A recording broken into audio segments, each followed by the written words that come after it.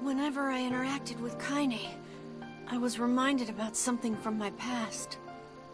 Maybe my mind has been confusing her with my sister this whole time. Anyway...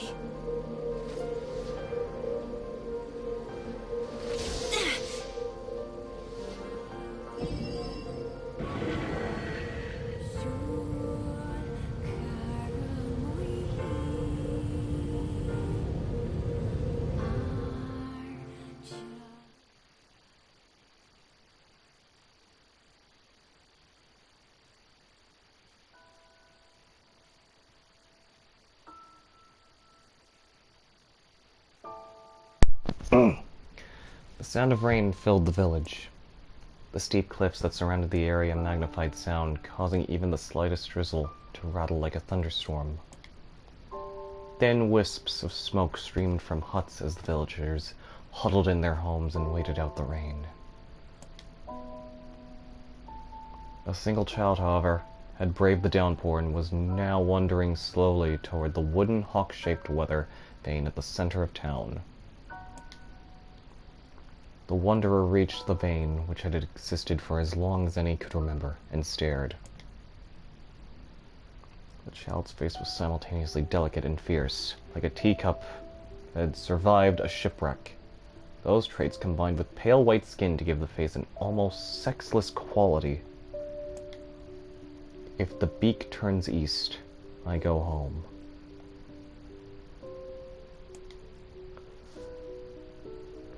If it stays west, then I... The child blinked. Rain slowly dripped down the young one's short hair and began its long descent to the ground.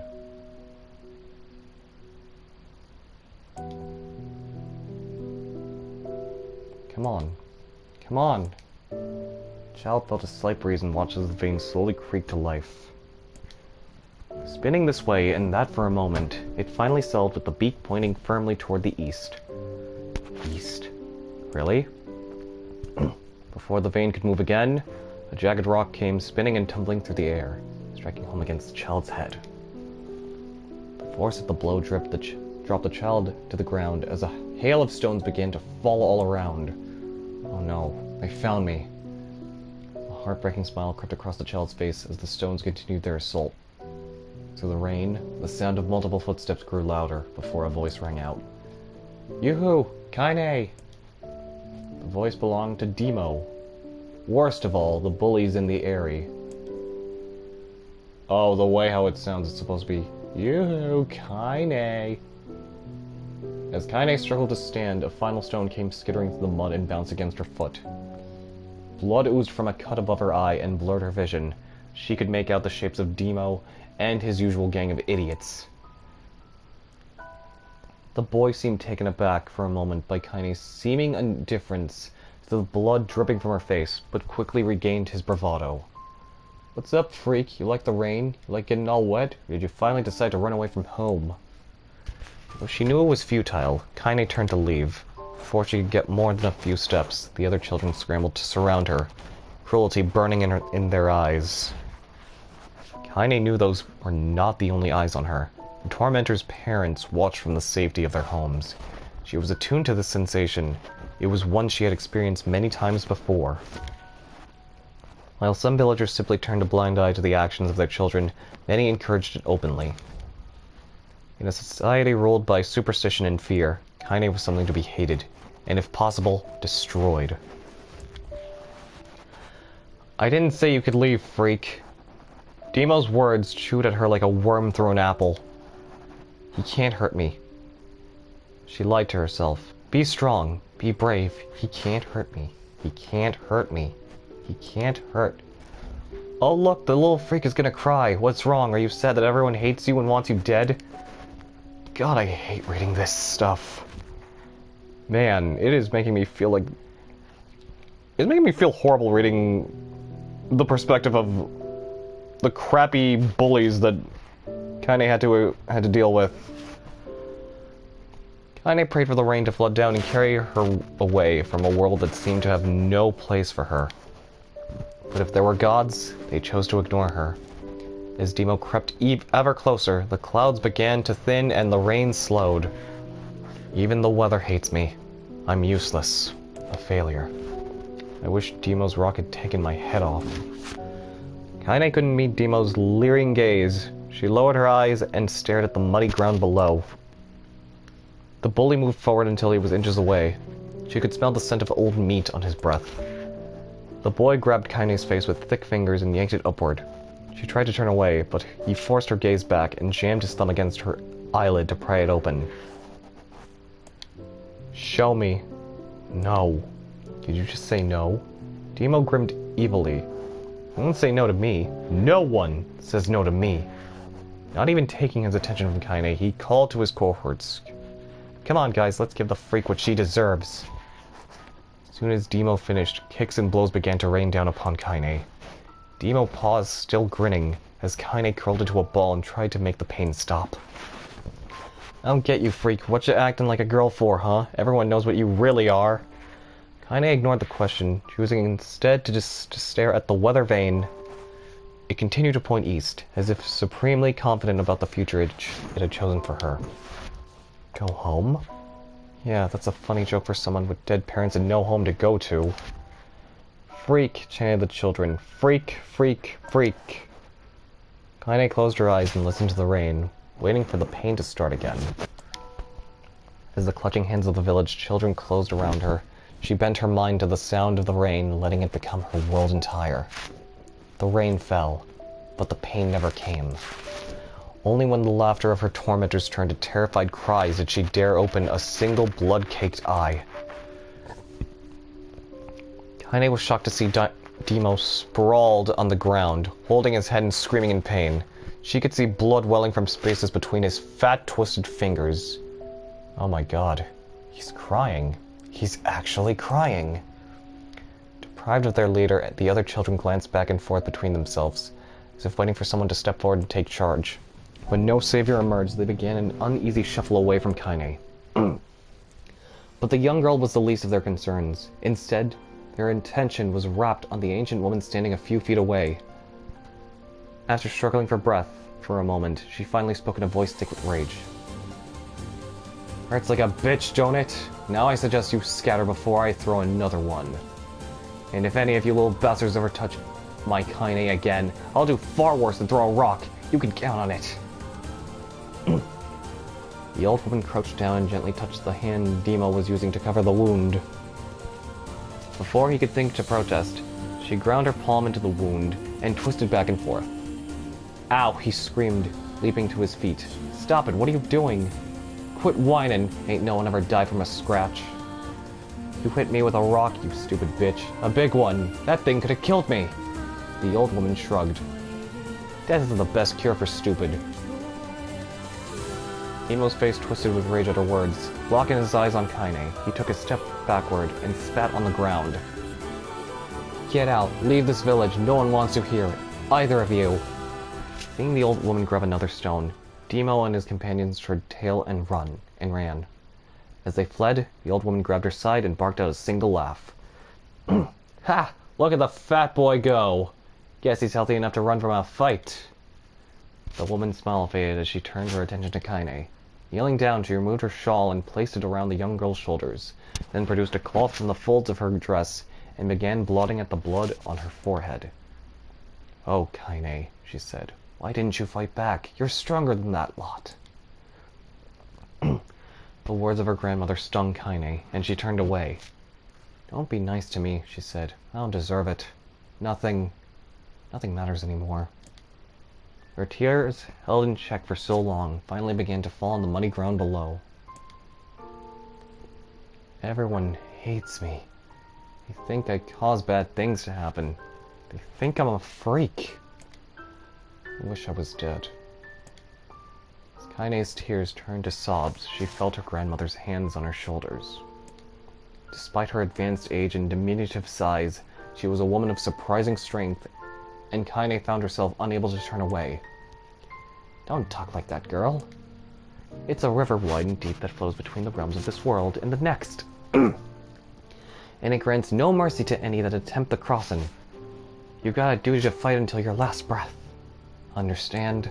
The old woman tightened her grip and tried to still the tremor in her voice. You know the pain of losing someone close to you, Kaine.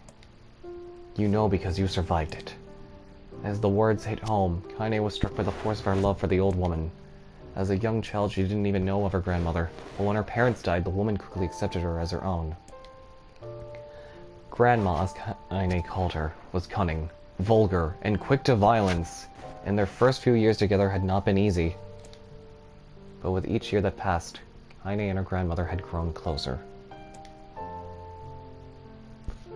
However, it was only now, sitting in the mud with tears, blood kicking her face, that Kaine truly understood the depths of her affection. Here was a woman who had seen hard times, who had seen death, who had fought through all these things and somehow emerged on the other side. If anyone could understand Kaine's pain and loneliness, it was her. Do I make you sick, Grandma? Course not. Don't be an ass. Kaine drew her grandmother's moth-eaten shawl around her body and shuddered. But my body, it's not normal. If I was normal, then Mom and Dad wouldn't... Hush, interrupted Grandma. I'll not hear another word of this nonsense. You're my granddaughter, and I love you. And if folks have a problem with that, they can just go to hell. With that, the old woman reached out and placed a wreath of dried flowers in Kaine's hair. The skill it took to bend the flowers without breaking the stems or losing a single petal was remarkable, and the beauty of it made Kaine want to cry all over again. Oh my gosh, these are lunar tears! Grandma, you made this for me? Lunar tears were legendary flowers. Most people could live their entire lives without ever seeing one, and yet her grandmother had somehow collected a dozen or more.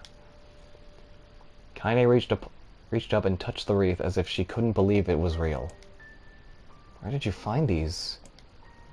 Just stumbled on them while I was out doing the shopping. The old woman turned away as she spoke, leading Kaine to suspect that the search had been more difficult than she was letting on. The pains she took to construct the ornament, let alone track down the flowers used in its construction, made Kaine's heart hurt. She reached up and gently adjusted the wreath, admiring the way it fell between her fingers. Didn't quite turn out right, said her grandmother as she squinted at it. These old hands have trouble with delicate work, but it sure looks good on a pretty girl like you. Kaine blushed and turned away. You think I'm pretty? Of course you are. What a fool thing to say. Thank you, Grandma. Her grandmother smiled. We're gonna be fine, you and me, she said. As long as we got each other, we'll be just fine. Kaine took her grandmother's hand in hers, and the two of them struggled to their feet. As they began the long walk home, Kaine gripped the hand with all her might, as if trying to stop smoke from drifting away on the wind. The rain had stopped. Kaine stood beneath the weather vane, watching it spin in lazy circles, no longer caring about the direction it faced when it stopped. I am getting thirsty upon reading all this. I don't need to escape. I have a home now. Grandma loves me, and that's enough. Even if it's us against the world. Kaine let her gaze drift up past the vane and into the cloudy sky. The last faint hints of a rainbow were slowly fading. As she turned and headed for home, the light scattered into a million particles and vanished, seemingly taken away on the breeze.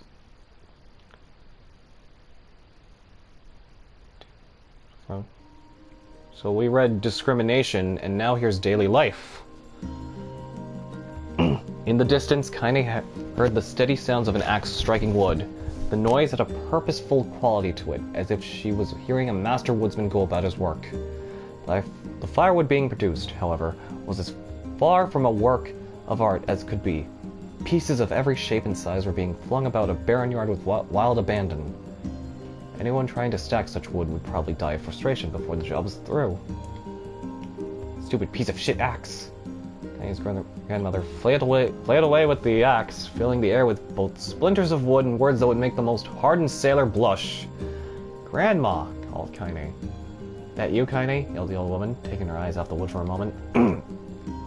Don't get too close or I might take your goddamn foot off by mistake.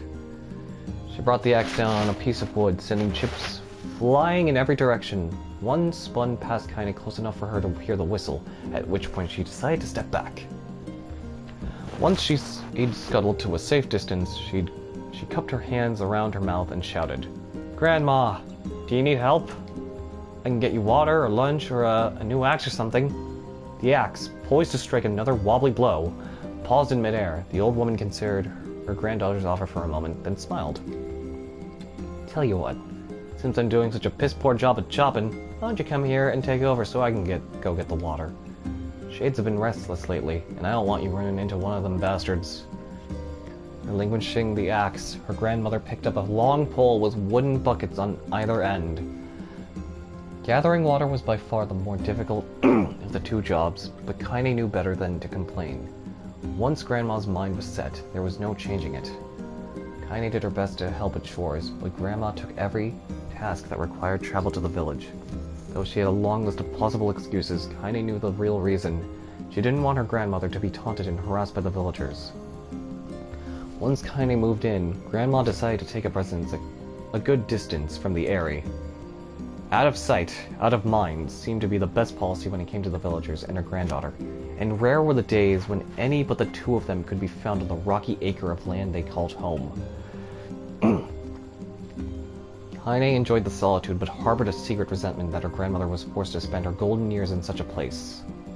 After watching her grandmother leave, Kaine turned her attention to the task at hand. She never chopped wood before in her life, and soon discovered why the old woman hated the chore. Swing after swing of the axe produced only a tiny crack in the wood, and when she finally managed to connect with a solid stroke, the tool embedded itself in the log and refused to budge. Frustrated, Kaine swung the axe around her head and threw it, log and all, across the yard. Damn it, crap. She suddenly understood the joy her grandmother felt in a good curse. Happier now, she picked up the axe, forced it from the wood, and resumed chopping.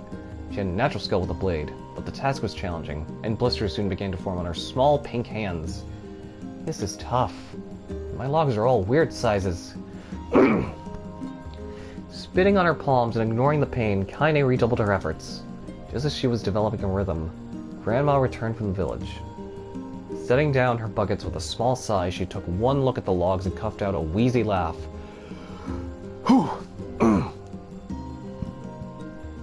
Pretty clumsy, girl.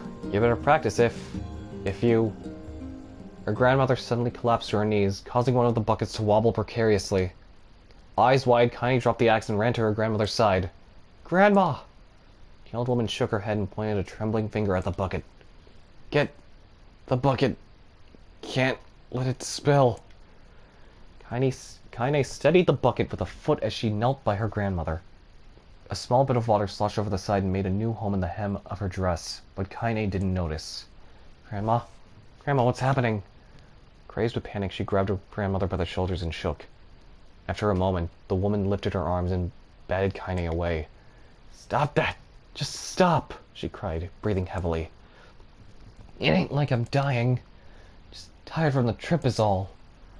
Kaine desperately wanted to believe her, but one look at the old woman's shaking hands and worn face told her more than words ever could. Her grandmother had lived a long, hard life, and it seemed the bill was finally coming due. The time when her grandmother watched over Kaine was ending. Sooner than either of them had feared, the positions would be reversed.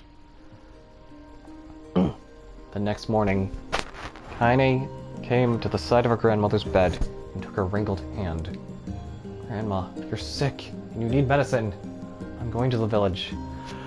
The old woman shook her head and tried to rise, but Kaine gently pushed her down.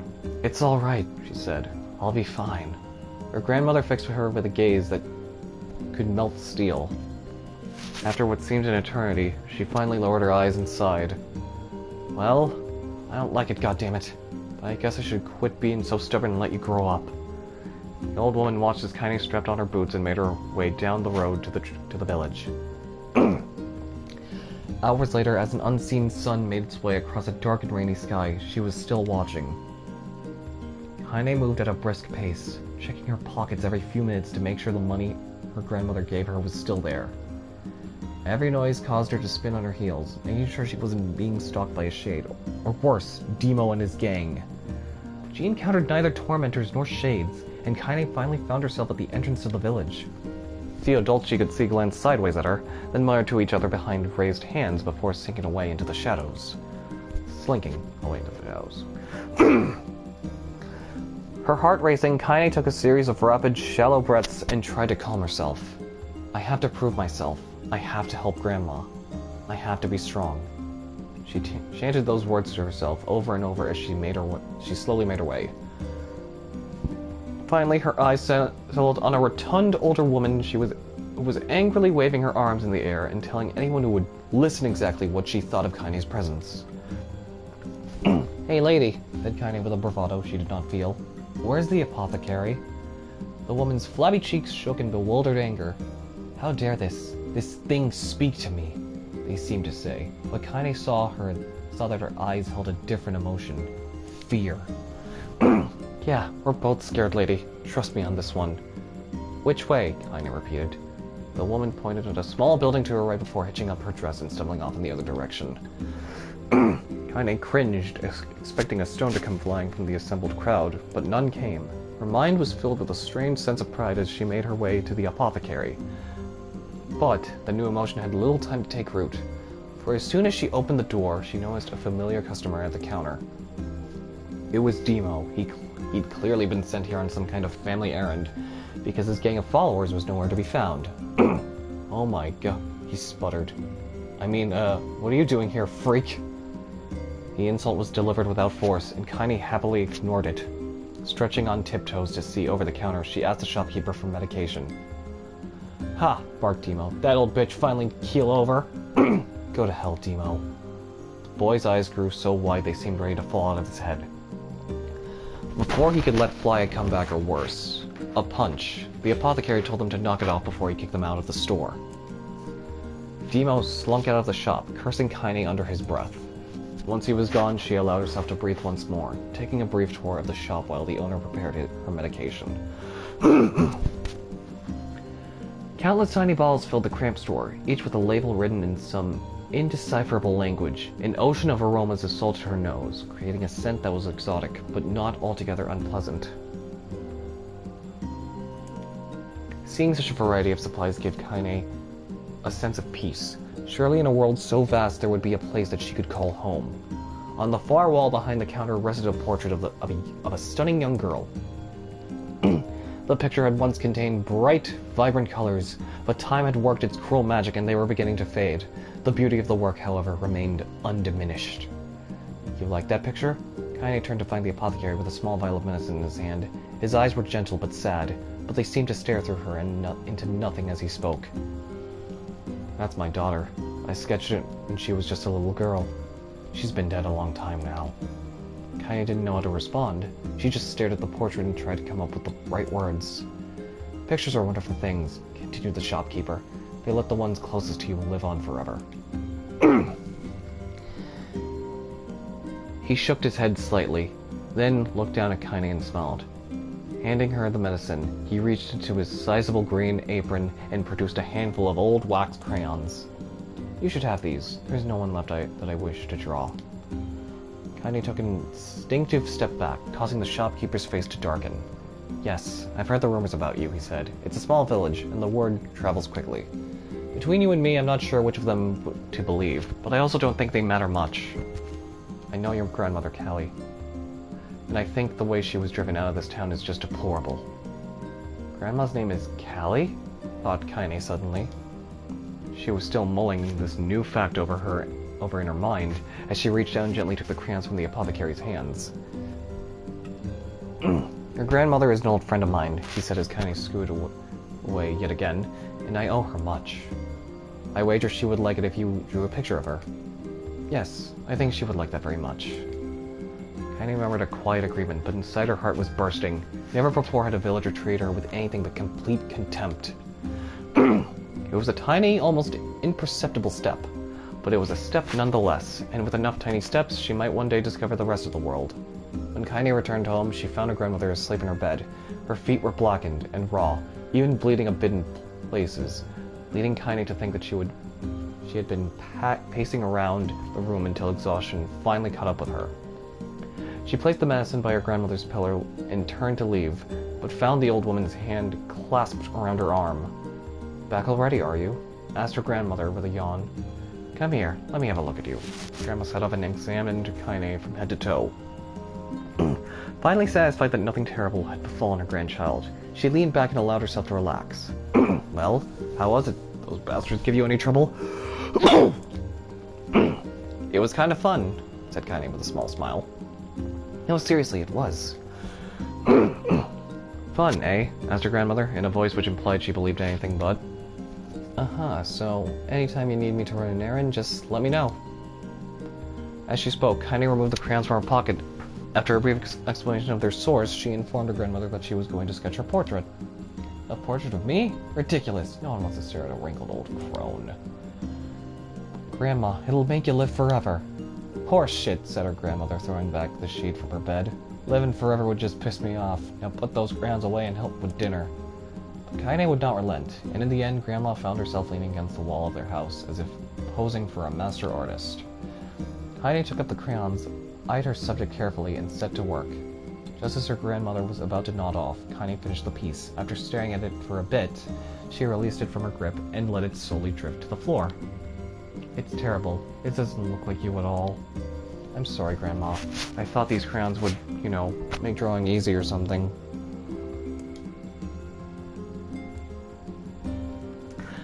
The old woman's eyes narrowed at her granddaughter's disappointment. "Let me be the judge of that," she said, ignoring the pain in her back and reaching for the paper. The sketch could have been a person's face. It also could have been a boulder, a lump of clay, or an incredibly misshapen loaf of bread, all rendered in a chaotic array of colors. The old woman stared at the picture for a long time, then slowly wheezed out a laugh. "Oh, Kaine," she said between laughter, "you truly are my blood. You're as clumsy as me, and I love it." "But..." "Hush. Won't hear any more bull about how ugly you think it is. It came from the heart, and I'll treasure it always." True to her word, the old woman gave the picture a place of honor above the kitchen table. In the day that followed, Kaine would often catch her staring at the portrait with a strange smile on her face. In action she interpreted as silent, mocking laughter. A week later, Kaine could stand it no more, and asked her grandmother to take the artwork down. "Posh," said the old woman. "I'll take this down when they roll me in my shroud." She pondered this for a bit, then turned to Kaine and dropped to one knee. "Listen to me, girl. Seeing this picture makes me happy in a way I've never felt before. And it makes me want to go on, so that someday you can feel the same happiness." There was a moment that buried itself in Kaine's memory, a perfect blend of pride and love and joy that came together to form a lifelong remembrance. She swore to never forget this moment, to never forget the old woman who had made her place in the world possible. Time moves on. People and memories move in and out of life like ghosts passing through a hall. But this moment will be different. Kaine swore, because I will remember it forever. Forever. Separation. Please tell me this is the third part. I mean, the last part for these set of dreams.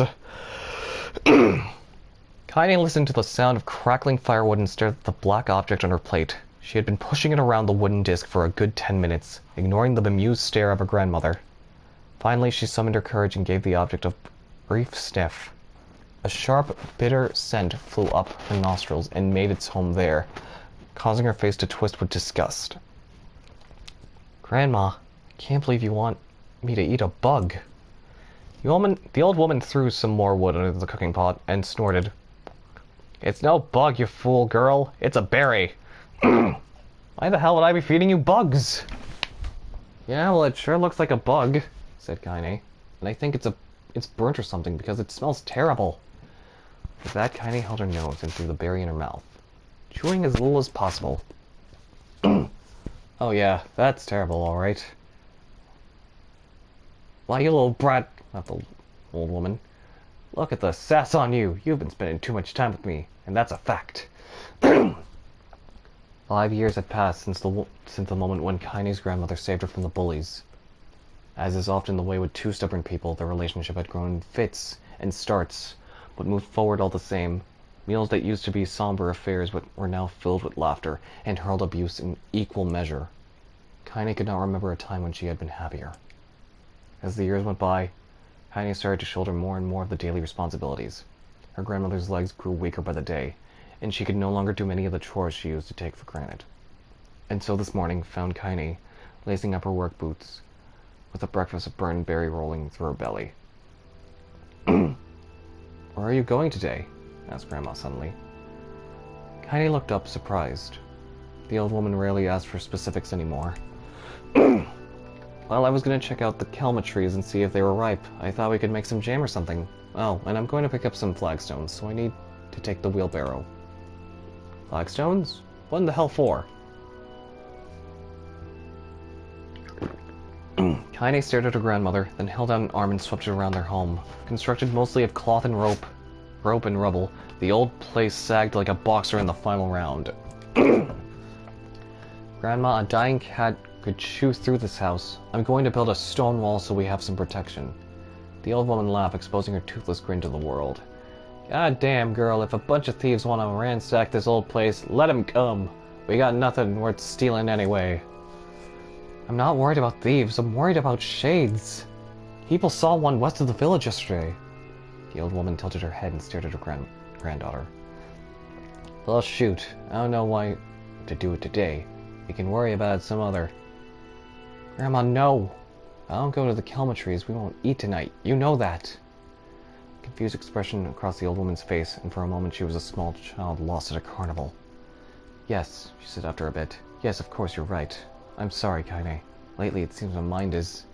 She didn't finish the thought, instead walking over to her nightstand and gently taking the wreath of lunar tears from the drawer.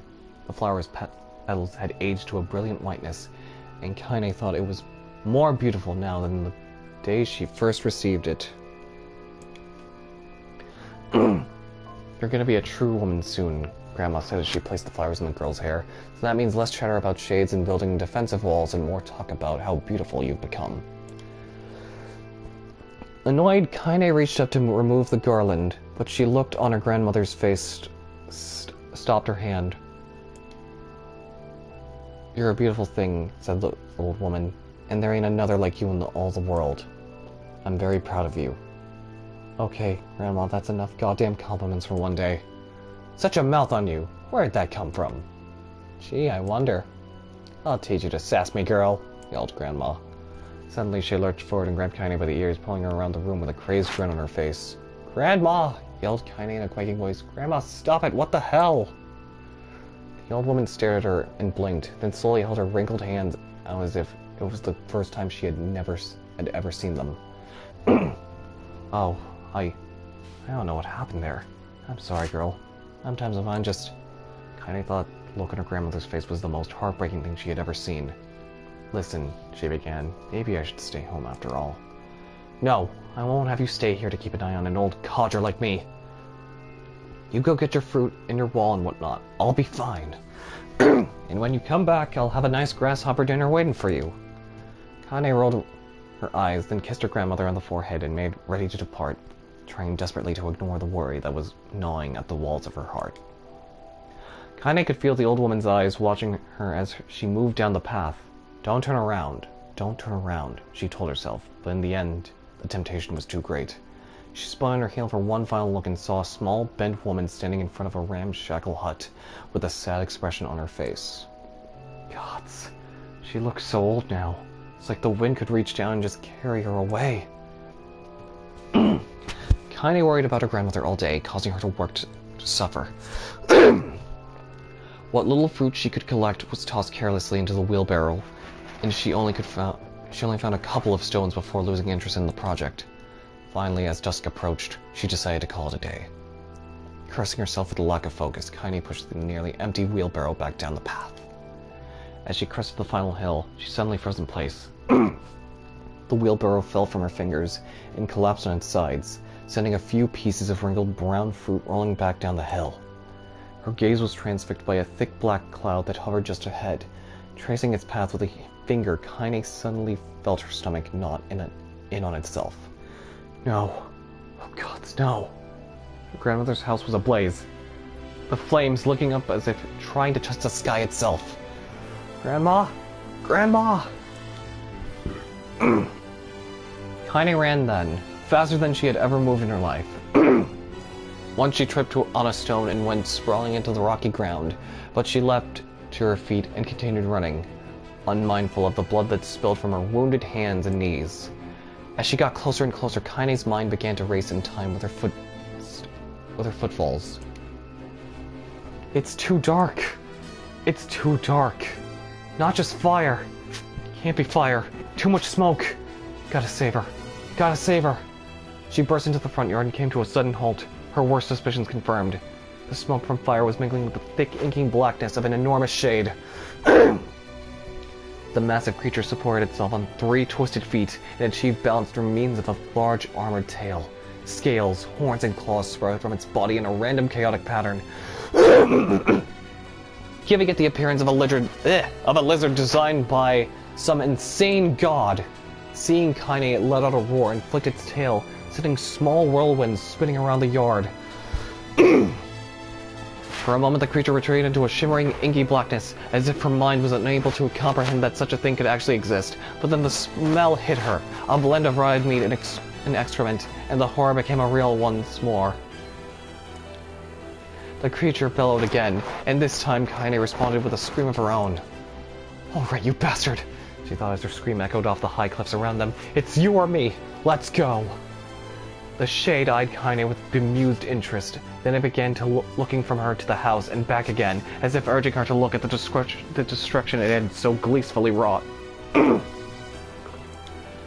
With dread building in her heart, Kaine glanced toward the house. Through the smoke and flames, she spied a small figure struggling to escape the ruins. "Grandma!" At the sound of her voice, the old woman began waving frantically. "She's alive!" thought Kaine. "Alive!" Kaine's legs sprang to life as she raced across the yard toward the flaming wreckage of this house. Before she could advance more than a few steps, the shade opened its mouth and let out a roar powerful enough to uproot trees and send them flying. The blast sent Kaine tumbling through the air before smashing her against the rocky earth. Stars danced in front of her eyes as she tried to remember how her legs worked. "Get up! Get up! Get up, get up, get up, get up, now!" As Kaine struggled to her feet, the shade stomped toward the house and pinned her grandmother to the ground with the tip of a claw. The old woman struggled to move the claw from her stomach, but she might well have been pushing a mountain. She coughed briefly, sending a small spray of blood into the air, then collapsed to the ground, her energy spent. Kaine lurched to her feet, only to fall back to earth with a gasp. Her ankles were on fire, one or both of them were surely broken. Ignoring the pain that screamed through her body, she began dragging herself across the ground, leaving a drunken trail of dust and blood in her wake. "Grandma, hold on. Just a little longer." Her grandmother's face was turning blue, her eyes rolling back until only the whites were exposed. Kaine pulled herself across the ground with maddening slowness, the distance seeming to increase with every second that passed.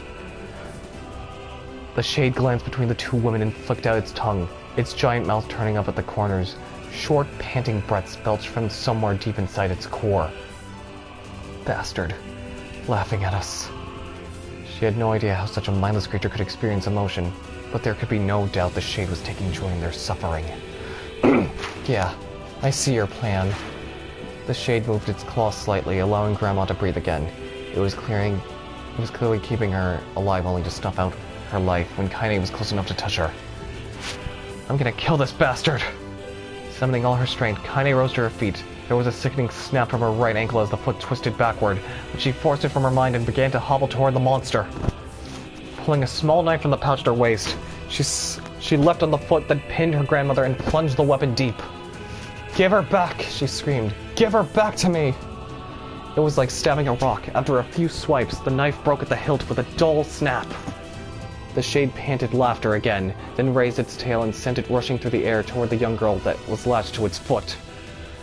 Kaine never had a chance. The tail struck her square in the chest and sent her crashing into the burning wreckage of the home. As she lay on the ground with blood pouring from multiple wounds, a small, weak voice spoke up. "Kaine?" Kaine's vision blurred, but she forced herself to focus on the sound. Finally, her eyes cleared enough for her to make out her grandmother's hands reaching out to her through the smoke. Grandma? Kaine, you gotta run. You can't best this one. Kaine grabbed the hands and held on with all her strength. Grandma, come on. We have to go. The old woman coughed loudly. One of her hands, slick with blood, slipped from Kaine's grasp and thumped to the ground below. Grandma, no. No. I said run, goddammit. You have to. Have to live. You have to get through. The thought would stay forever unfinished. Before she could say another word, the Shade's clawed foot descended, smashing through the remains of the roof and down upon the shattered figure of the old woman. Blood oozed from gaps in the creature's toes as the terrible, putrid smell assaulted Kaine's nose once again. She stared at the foot, dumbfounded, convinced that she was seeing could not possibly be real. When the creature finally lifted its appendage, all that remained underneath was a twisted, unrecognizable mass of rubble and red. Her grandmother was gone. Kaine blinked, trying to feel the hands which had been in hers just a moment before. For a fleeting instant, she could remember the warmth of that embrace, the trembling of the fingers, but then the sensation drifted away on the breeze and was gone. Memories flashed through Kaine's mind, one after the other, faster and faster, until they became a meaningless jangle of noise. Kaine screamed then, a thunderous sound that echoed off the cliffs, and seemed to roll away forever. The Shade eased forward, black ichor pouring from its mouth and dissolving into smoke on the ground below. The earth shook with every step as it crept toward its prey. Kaine's body slowly rose as if it controlled by a mad puppet master. Her arms and legs were bent at impossible angles. Her head lolled dangerously to the side, yet somehow she managed to stand. Staring at the Shade, her eyes began to glow with a deep red fire. The creature, so confident just moments before, took a slow, hesitant step backward, trying to discern if this broken human could possibly pose a threat. Kaine seized the moment, laughing like a madwoman. She leapt into the air and plunged the shattered hilt of her knife deep into the leg of the Shade. The Shade took Kaine off like a fly, sending her crashing to the earth once again. Her chest rose and fell slowly, as if a great weight were resting on it. Moist sounds of pain echoed through her mind. Something warm and thick oozed from her ears. Is that blood? I think it is. I think I'm bleeding to death. No. Can't die. Grandma told me to live. Deep inside Kaine's mind, something finally broke. The sound, the pain, the smoke and flames, all of it faded away until all that remained was a single incantation repeated over and over again. Kill it. Kill it. Kill it.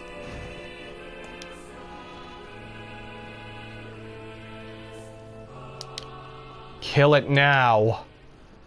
As the spark that was Kaine slowly began to flicker and die, she felt her desire to kill and her desire to live blend into one. The distance between heartbeats grew longer and longer and longer.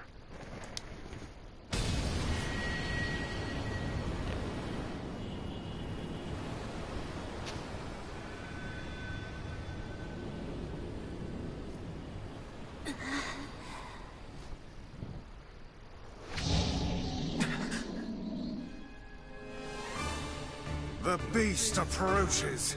Oh, I know.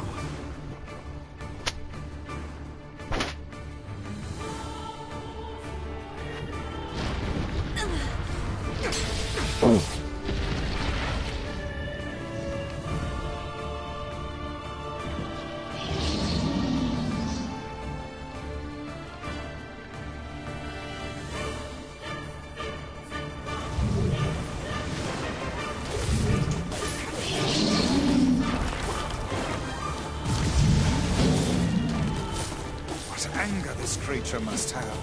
How did it even survive these past 5 years? I'm not gonna let this happen again. It dies today. My sword feels lighter. It's It's not the blade, but the skill of the user. Strike it down.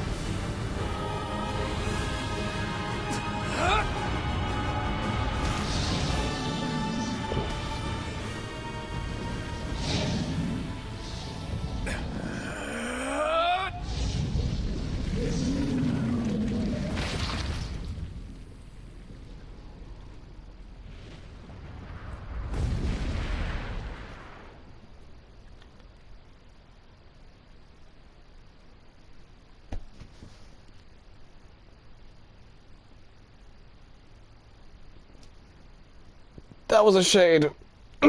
Also, hello, Lou. My voice is slowly dying. Oh boy.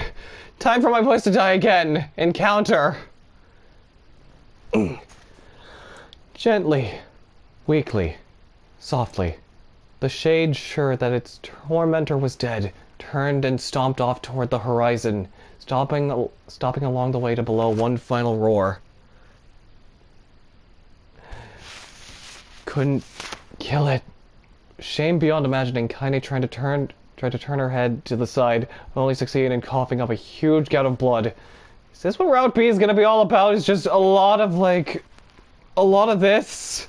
I know it's supposed to tell Kaine's story, but like, good lord, my voice is gonna die at this point. It was getting difficult to see, and only after a moment of fierce concentration did she realize that her left eye was gone. Laughing to herself, she turned her remaining eye to the ruins of her home and noticed a ragged stump of arm resting a few feet away. Yeah, that's mine, she thought with a mad giggle. This is gonna make a clapping real bitch. Oh, this is gonna make clapping a real bitch. Ha! Cried a sudden voice from the depths of her mind. Finally gonna die, are ya? Well, you had it coming. Go to hell, Demo, she thought at the unseen assailant. Go to hell before I pluck out your eyes and beat them to a dog. The voice of her childhood terror evaporated into smoke, only to be replaced by another, more recent voice. Hold still, said the apothecary, materializing from the ruins like a ghost. I want to draw you. That way you can live forever. No, stop. Don't want to live forever. Want to die right here. I see, he said quietly. Well, if that's what you want. The spectral shopkeeper flared in and out of existence for a moment, then produced a piece of paper and sketched quickly. After a few seconds, he turned the page to Kaine and smiled. Since you rejected my offer, I decided to draw someone else. It was a picture of her grandmother, real as life. Kaine opened her mouth to thank the man, but stopped as the picture began to blacken in the middle. Before she could say anything, dozens of multi-legged insects began to swarm across the image, tearing at it with sharpened pincers. Stop! No! Don't hurt that picture! Kaine reached out with her remaining arm and waved futilely at the air. To her surprise, the insects fell off the picture into the ground below, where they vanished into tiny black tendrils of smoke. Relieved, Kaine turned her good eye back to the picture, only to open her mouth in a silent scream. The sketch now showed her grandmother as she truly was, a smashed, unrecognizable lump of nothing. The apothecary smiled, then broke into a jolly dance. See that? He cried as he danced his jig. It's perfect now! She looks just like you! Ha-cha-cha-cha! I look like that? Oh god. Oh god. I'm gonna die. I'm gonna die. Drowning in despair, Kaine laid her head back in the mud and smoke of her ruined house and waited for the end to come. Yeah, I did not expect that to come out of the apothecary shopkeeper at all. Just before waited for the end to come. Just before she let everything go, an unfamiliar voice began whispering in her ear. Ain't you got a wish, sunshine? The voice was vulgar and fierce at the same time, as if insanity had somehow found a way to take form. Kaine wanted to scream as the voice crawled under her skin, but her lungs refused to work. Just like my voice at the moment. You know, a wish, like a prayer or something? Why don't you get on your knees and start praying to heaven? Please, invisible man in the sky. Save me. Save me. Ha ha ha ha. Kaine finally resorted to shouting at the voice with her mind. I don't make wishes. They don't come true for me. I'm a curse. A freak. I should be left to die. The other voice boomed in her ears. Oh god, you are the best! Kaine glanced down and saw a black shiny substance oozing from her legs. She tried to blush it away, but her remaining arm would no longer respond. The substance slowly crept around her feet, and then began moving up toward the rest of her body. Is this death? Is this what it's like? Or is my mind just losing itself? She could feel the slime oozing upward, feel the hot searing pain it left in its wake. Whatever else might be happening, she was still alive, and this was real. Come on, said the voice. Let it go. Kaine tried to ignore the voice and concentrate on the pain, but the newcomer would have none of it. Don't ignore me, Sunshine. You're ready to give up. Ready to die. So why not let me have it? Have what? Your body. Come on. Give it to me. Give it to me. I want to stand on the ground, feel the rain, taste the wind. The voice paused as if licking its lips. When it resumed, it was filling with mad, unabated joy. And I want to take your hands and use them to choke the goddamn life out of people. I want to tear out their throats and bathe in the blood, just like before. In response, Kaine shifted her head and vomited. The warmth of it crept down her front and minged with the pain of her encroaching black ooze. Are you a shade? Yeah, maybe. What of it? The slime reached her face, crept up past her nose, and slowly oozed into the socket of her missing eye. The moment it touched her brain, Kaine was struck with the most powerful sensation she'd ever felt in her life. It was ecstasy. She wanted to scream with delight, but all she could manage was a small, whispered moan. Feels good, don't it? Asked the voice with a chuckle. Yeah, what can I say? I know how to please the ladies. Now give me that body. Come on, give me the body and I'll give you more of this feeling. It's a fair trade. A black lump began to protrude from Kaine's side as she watched it grew longer and thicker, eventually taking the form of her missing arm.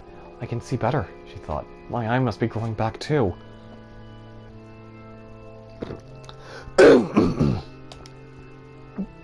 slime reached up to envelop the rest of her face, but she managed to brush it away. Stop, she whispered, marveling at how she had regained her voice. Stop. The black ooze hesitated, as if considered this request, then quickly shimmered down her body before disappearing in a cloud of smoke. Oh, what the hell, Sunshine? Screamed her voice. We had a deal. I thought you wanted to die. Grandma said. Can't die yet. A brief image of her grandmother, bloodied and broken, flashed before her eyes. She saw the shade that had killed her and heard its mocking laughter, then closed her eyes and forced the image from her mind. Her whole body was quaking with rage. When she opened her eyes again, they burned bright red. That thing took my grandmother. I have to kill it before I die. Kaine glanced down and saw a mysterious pattern. The pattern of the shades burned itself into her left arm. Well, I'll be damned, said the voice cheerfully. Look at that, Sunshine. I think you and me are gonna be good friends now. Kaine stared intently at her arm. The more emotional she felt, the more the letters she seemed ready to puncture her skin and begin infecting the rest of her body. The arm clearly had a will of its own now. Stop. Gotta stop. Holding her left arm in her right, Kaine took a deep breath and tried to calm herself. Come on, don't fight it, pleaded the voice. Hate's my favorite dish, and I'm hungry. Let it go. Feel the anger. Burn with the fire of revenge. Thirst for blood, then go out there and... Shut up, and get the hell out of my body! Your body? Oh, that's rich, Sunshine. Real rich. Look, why don't you just up and die so I can have this body all to myself? What do you say? I bet those buddies of yours in the area would love to see you dead. Kaine grabbed a nearby shard of glass and tried to saw off the shade infecting portion of her side. Before she could, her darkened left arm grabbed her right wrist, crushing it.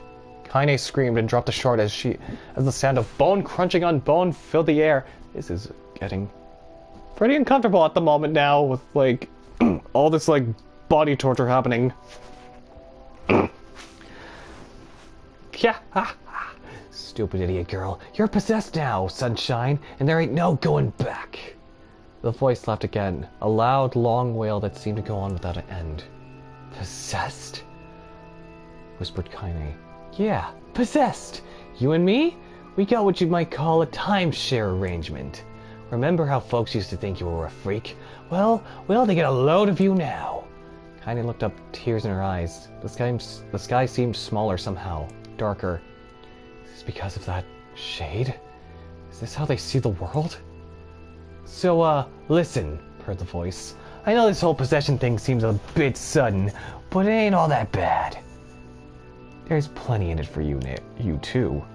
I'm a very powerful creature, Sunshine, and now that power belongs to you. You got enemies? People you want to kill? I can make it happen. That little fat kid who kept picking on you? That big old shade that squashed your granny? We'll wrap them up in their own assholes. No more abuse for you, Sunshine. No more pain. Wait. Kaine, you're a shade? Why would you help me kill another shade? What, you think I'm some kind of racist? Some killing snob? I don't give a good goddamn who you murder, honey pants. I just want to drink from the well. Kaine considered this as she struggled to her feet, the power of the shade coursing through her. The smoke from her house was drifting away with the wind, and she enjoyed the way the cool evening breeze felt in her new left arm. After a long pause, the voice spoke up again. So, how about it, you and me? We could have some good times together. Look, I'll even take care of the bloody part if you don't want. Fuck off, asshole, muttered Kaine. I'll handle the killing. Screamed the voice. Look at you go! Oh, Sunshine, we're gonna have so much fun. So listen, my name's Tyran. If you ever need me, I'll just be hanging out in this piece of meat you call a heart. Now get to it. The more you kill, the more your heart turns rotten and sour. And I like rotten and sour.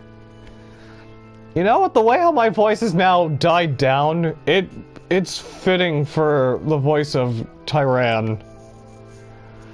Kaine found herself nodding at the voice. Yeah, she said. Yeah, I think this can work. I'm gonna find that shade. I'm gonna strangle it with its own guts. And when I'm done, I'm gonna do the same to you, Tyran. Count on it. Said they had to make you match the energy. Yep. Ha! Laughed Tyran. I've shit bigger than you, so good luck with that. Oh, and hey, one more thing. Right now, you and me are sharing this body. If you ever run out of hate, if you ever, go soft, then I'm gonna take over everything. So keep on killing, Sunshine, and watch your back. The voice grew fainter and gradually faded away, fading to somewhere deep inside Kaine herself. Kaine waited until she was sure the voice was gone, then wavered her new left arm around a few times. It feels perfectly normal, she thought. It feels like mine. Desperately, she began poking and prodding at the new limb, determined to find something wrong with it. She didn't want it to feel normal. That would mean the creature inside her had already won. I am not a shade.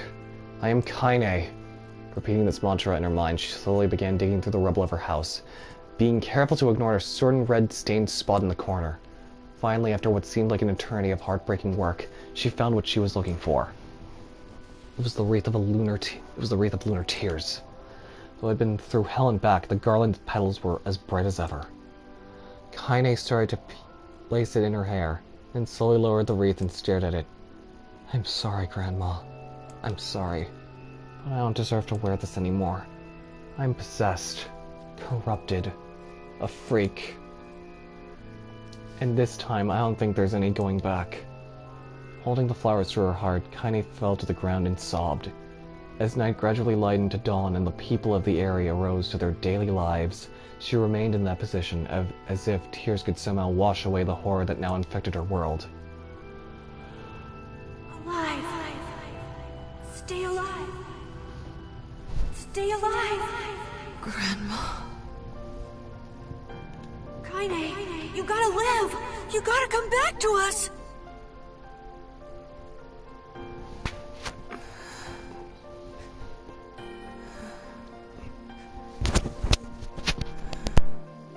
Oh, hey.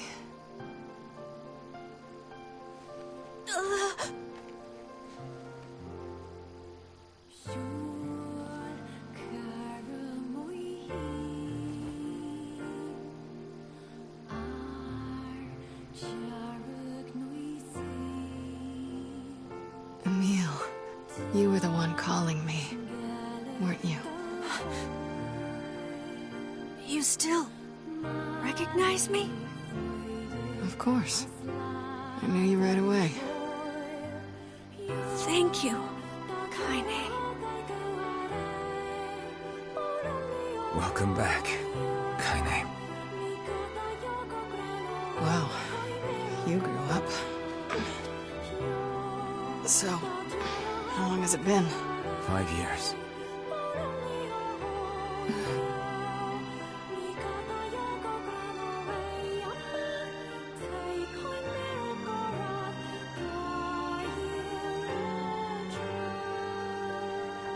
Shit. That's a long time. Any luck with Yona? We are still no closer to finding her. We need a way to locate the Shadow Lord. By the way, this is for you. Is that a lunar tear? It's not as good as your grandmother's, but I tried. No, it's great. Thank you.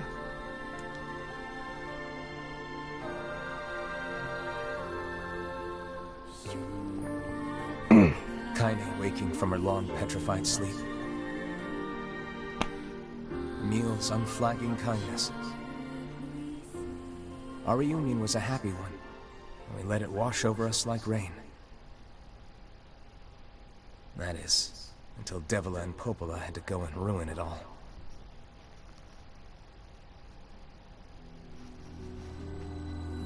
Are you kidding me? You can't be serious! Please, try to understand. People are tired and scared, and... I'm sorry. I'm sorry you have to bear the brunt of that. This is crap, and you know it! It's okay. We can sleep outside. No one's sleeping outside. You and Kaine saved this village, and now they want to run you out? People are afraid of us. And really, I understand. I mean, look at me. As long as you're still with us, I can deal with it. Right, Kaine? I'm used to sleeping outside. But... We'll see you later. Sorry about this.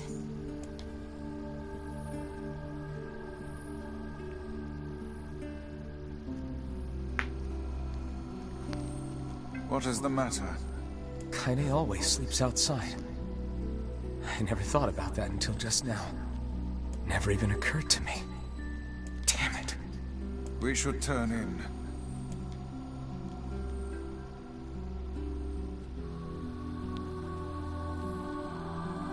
I didn't get much sleep that night. For the first time in my life, I hated Devila. For the first time in my life, I doubted Popola.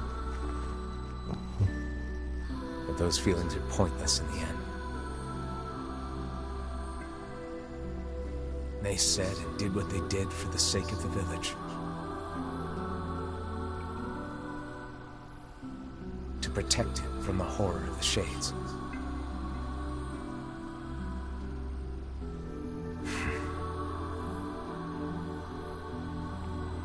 Really, how can I blame Devila and Popola? In the end, I'm just as bad. Because I never once stopped to think about Kaine and Emil's situation myself.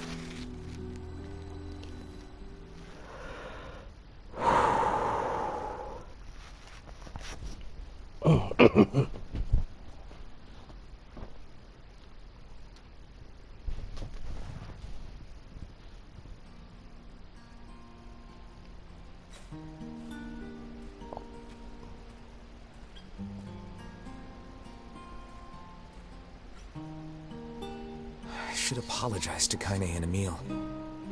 But what good would that even do? I got a fire going. Wait, is that...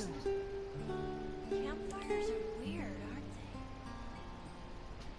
I'm so happy to get to talk to you again, Kaine.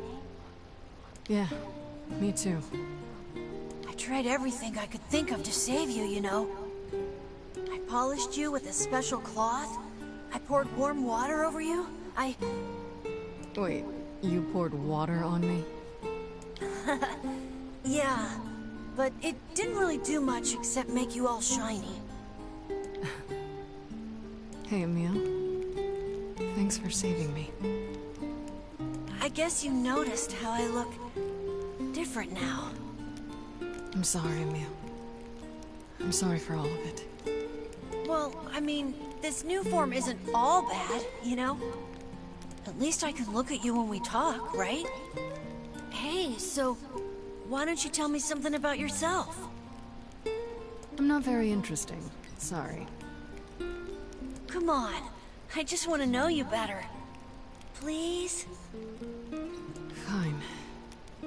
This all happened when I was a kid, before the whole shade possession thing. My body is... different. And when the villagers found out about it, they started treating me like a freak.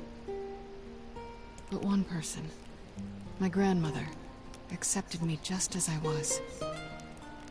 No matter how bad things got, she gave me the strength to keep going. She's really special to you, huh? Yeah. Oh, hey! That gives me an idea. Since we cured your petrification, we should start looking for a way to cure your possession in my body. I know we can do it if we all work together. Heck, it'll probably be super easy. Let me guess. More warm water? Okay, can we just forget I told you about that?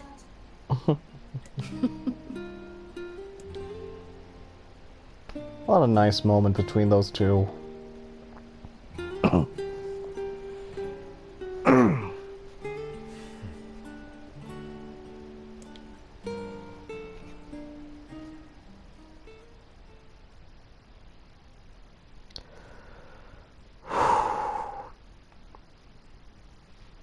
Where will this segue us into now? Sleep well? Sure.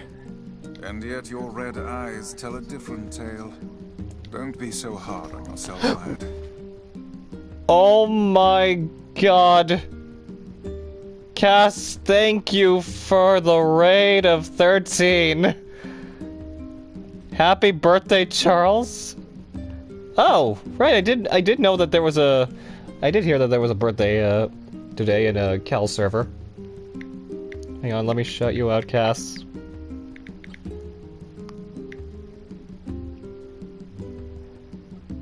How is Dark Souls? By the way. Also, Zenyuwu, thank you for the follow. And thank you for the follow as well, Chaz. Hey, that happens to be Charles right there. Welcome. Oh, sorry if I sound a little bit raspy at the moment because my voice is kind of dead at the moment from a lot of reading in this particular route of Nier. Dark Souls went great, I beat Gwyn and had no troubles on any other boss. That is awesome to hear. Didn't kill the Gaping Dragon. Oof. Anyways, welcome to Nier Replicant. We're on Route B, and my voice is nearly dead from a lot of reading of a certain character's backstory. I need to go see Devila and Popola. Very well. Anyway, oh, I think this is what's new around here. Let's see what we can get here. Anything around here? Nope. So this is what's available for us in Route B. What might that be? It's Mom's diary. I have not heard you speak much about your mother. She got the Black Scrawl and died when I was little. My apologies for bringing it up. It's all right. I can barely remember her face anymore. This is the only thing I have left of her. Reading it helps remind me of when we were still a family. I see. But the final entries get a little strange. In what way? And also, happy birthday to you, Charles, if I didn't say that, by the way. Well, here. Take a look.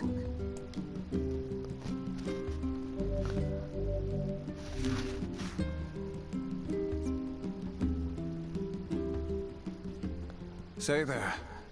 Can you not hear me? What? Oh! Oh, hey! Look who it is! Why are you standing about like a slack-jawed ninny? Sorry. Felt like I was dreaming or something. Sleeping on one's feet is quite the talent indeed. Come now. There's the door. Right. Let's go. It's Papa Nier! This is the protagonist that we play as in the original version of the game of Gestalt. See, beyond this point, you will be unable to save until the battle is over. Got it. So this is what's kind of new to this version of this game. We get to play as good old Papa Nier. The world of a recycled vessel created to avoid the destruction of all. So is this supposed to be a gauntlet?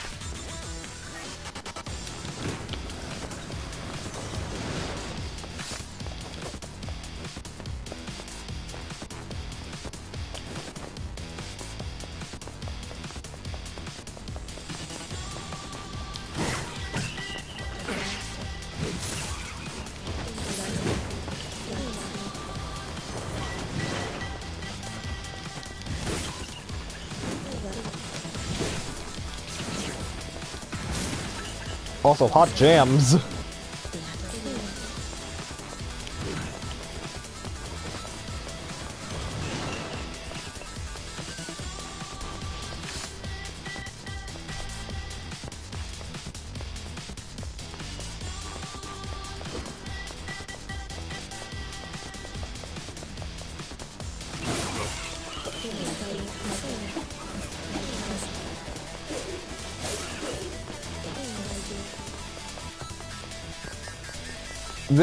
This kind of song I'm listening to right now, it feels like I'm in a Tekken game. Or like Street Fighter Cross Tekken, almost, but this is a remix of Emil's theme.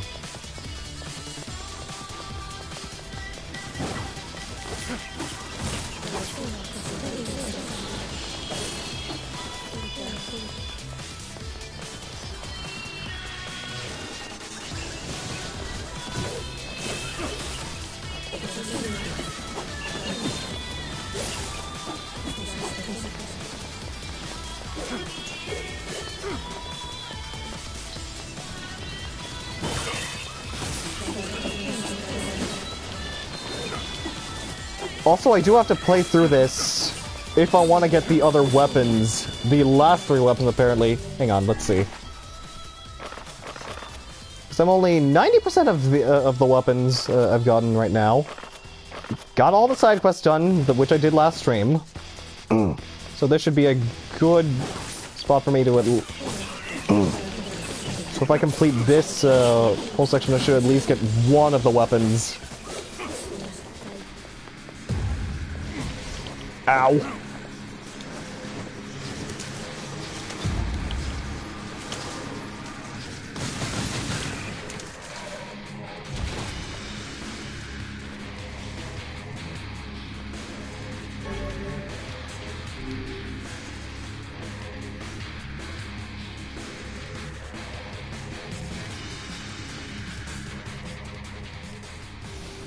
The Black Scrawl, a lost destiny, a white book, false truth. Oh hey, it's Emil's mansion. Oh god, what is this filter? Everything's looking trippy.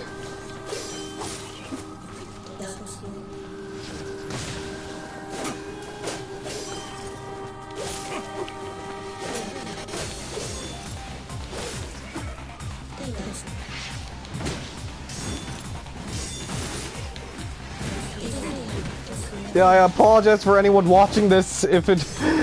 for, like... if they have, like, any sort of sensitive vision and such. Because, good God.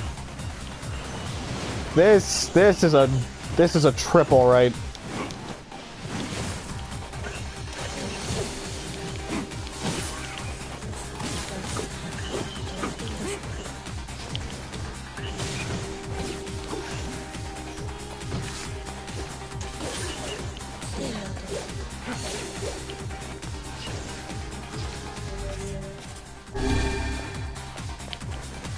Like, I can't even see where they are. Unless I lock onto them.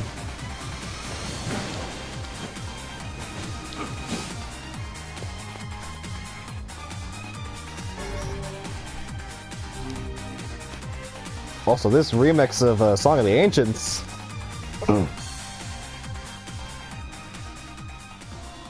Soldiers of Salt coming forth. Air Legion and those with from the darkness. Oh my God! And even okay, now it's darker. Oh my goodness.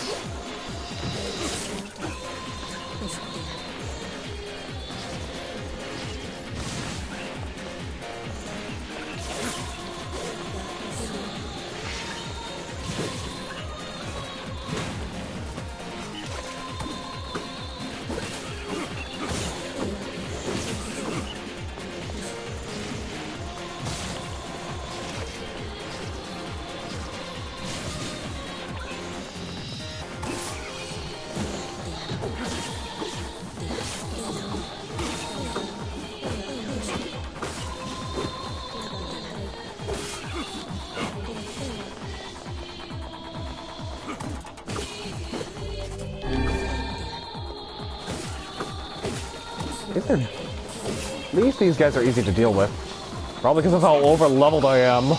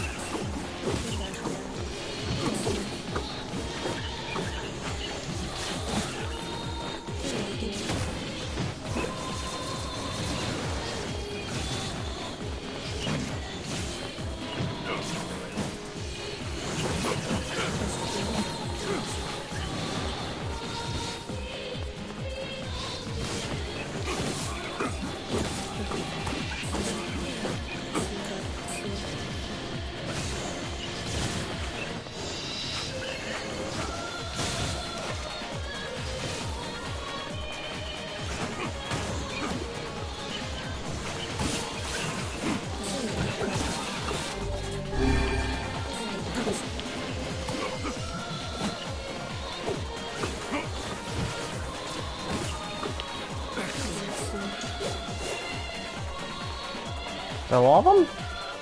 Huh, some of them just slowly disappeared. Oh hey, we got Fool's Embrace.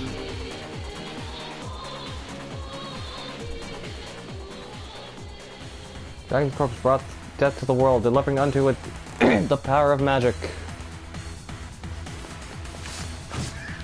Now this song feels like a Killer Instinct song.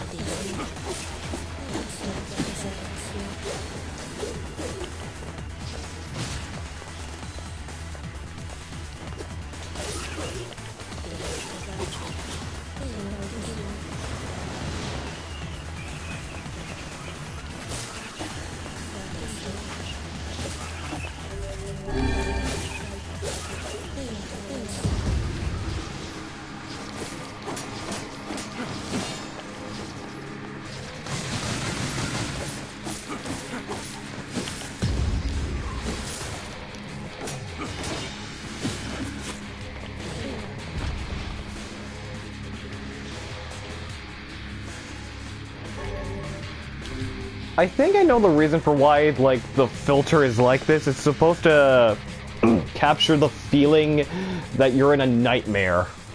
Which is what this is, what this actually kind of is. It's like, oh, now we're side-scrolling. Except we're kind of not. It's just that the camera's at a fixed angle.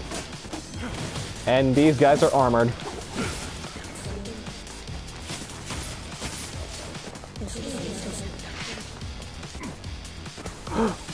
Damn it! I fell into the sand.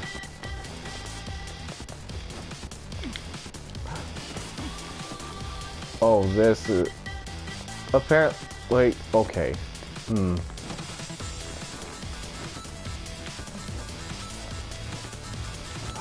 Careful, careful.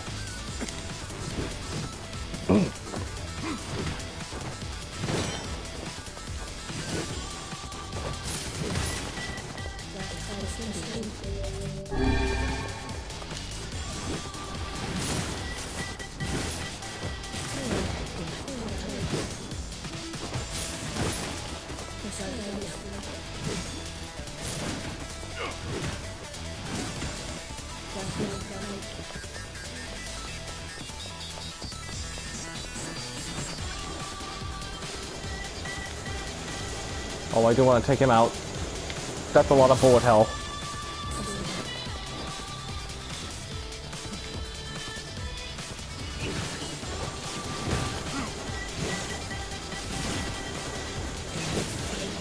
So I knew that this was, like, this was announced prior to the game's release, but I didn't want to watch the trailer for it because I wanted to actually get myself surprised. And I did know that this character in particular was a part of it. Like, anything like that was related to this game before it released, I was trying to, like, not watch any of it. I wanted to be surprised.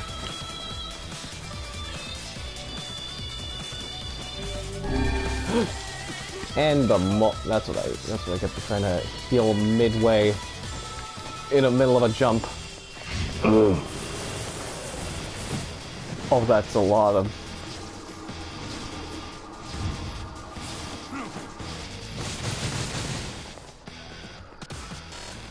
Dark Lance is just too good. The Kabuki outfit. Huh.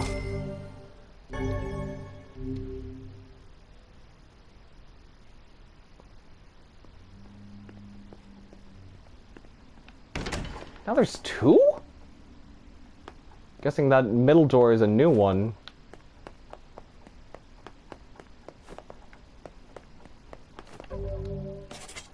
Hang on, I actually want to see this. Where to find it? Is it another? No.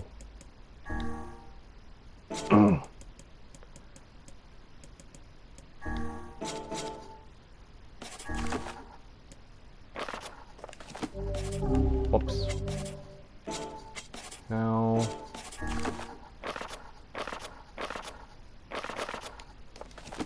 Anyways, at least we got this. This is important too. This is one of the last few weapons we need to get. Well, we just need 2 more now.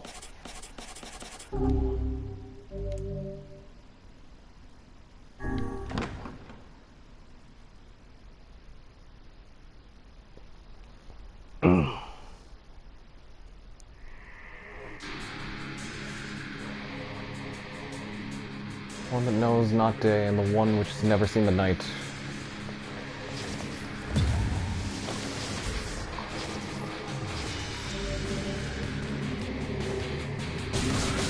Oh no, it's gonna do this to me.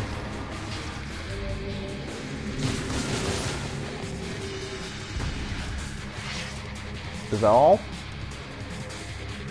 Okay, that was, at least that one was simple to take care of, because we were in a room where it gives me restrictions, and if you, very vague restrictions, but I know which some of them are. Oh, now we're in the junk heap.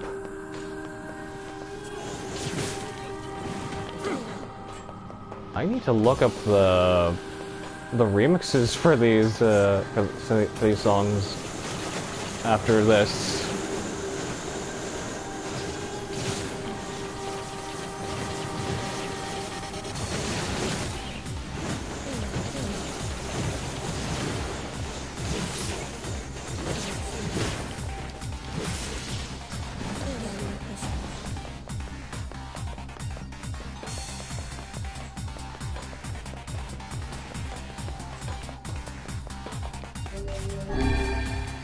Which way though?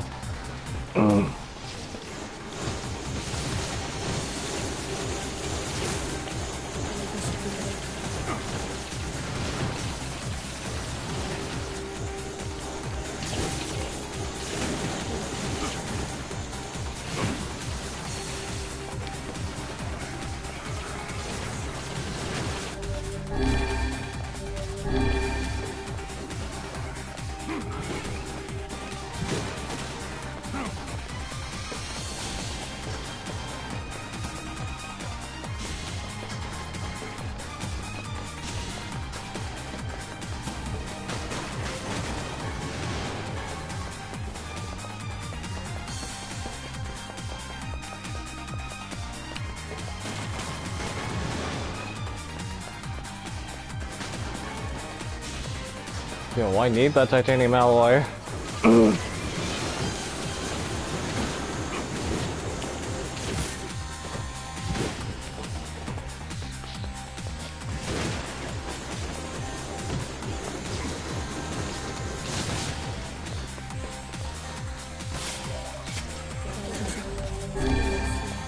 Now it feels a lot more fitting to be using this now that I'm playing as Papa Nier.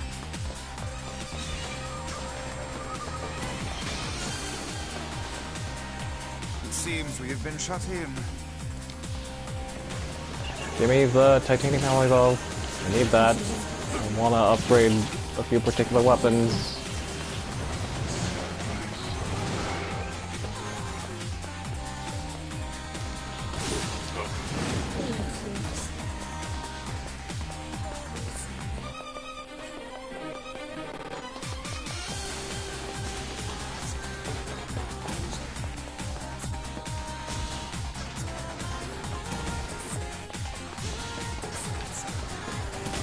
Heck yeah, Song of the Ancients, Rave Edition. It seems I know that, Weiss.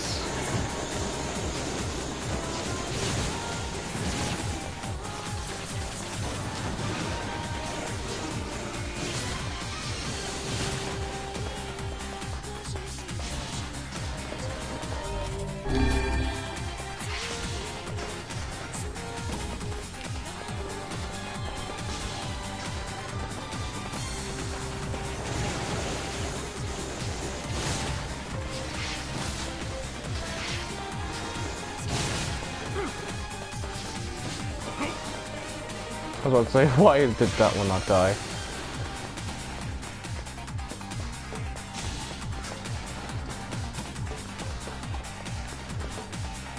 It seems we have...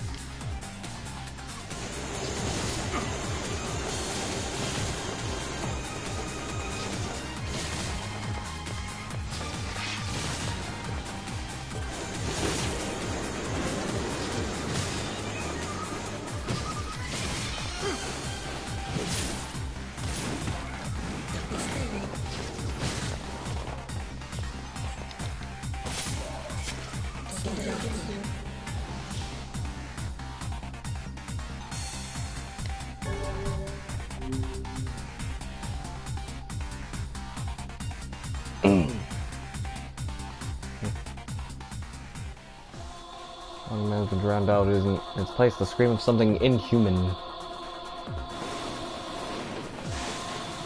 Oh, we're fighting robots now.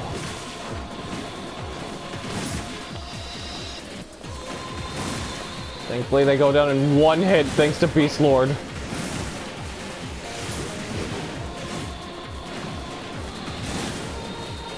I maxed out the hell out of this weapon before beating the first route.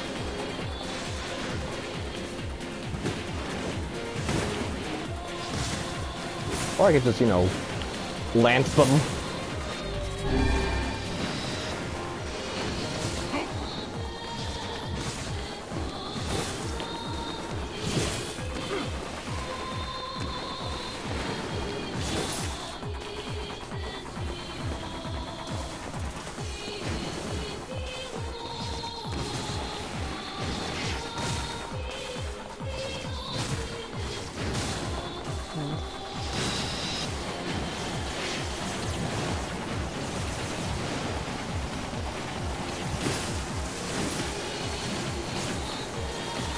Oh, that's a lot of flying ones.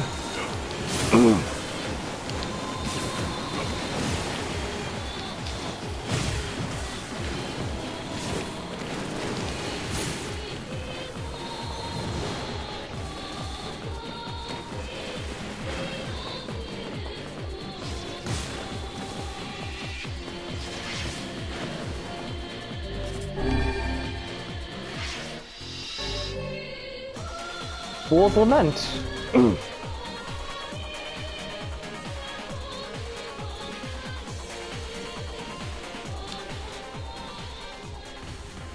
Guy falls with the dragon. The world ends this day. Is this? Oh, this was what the world once was. We're in a basketball court.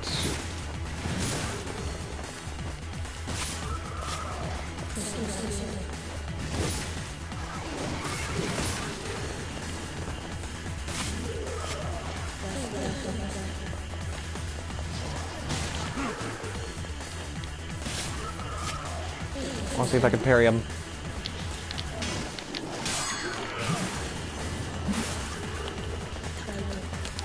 God, it feels so rewarding when you parry them.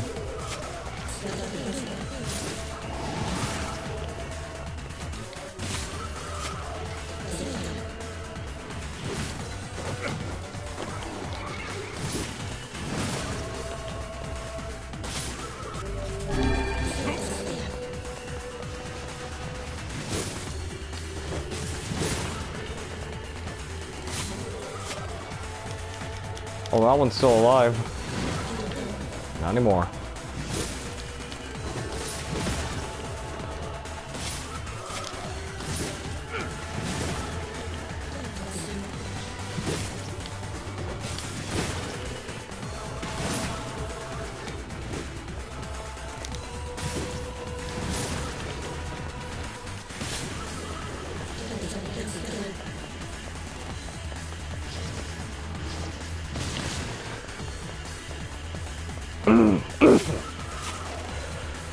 Ooh.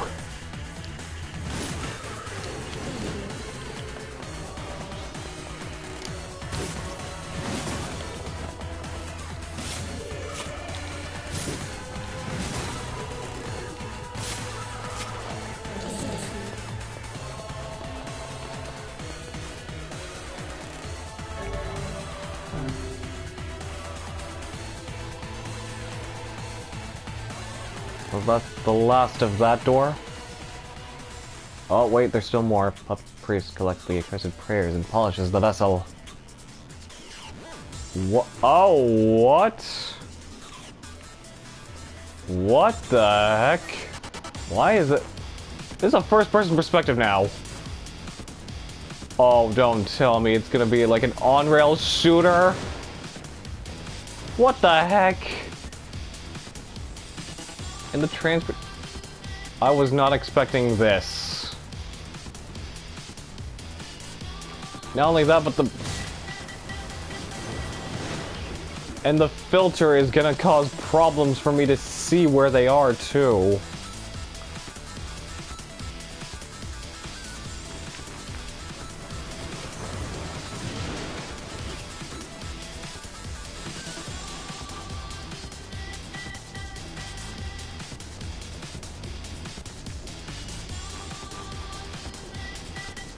Well, what we are riding on is your basic form of transportation in the land of Facade.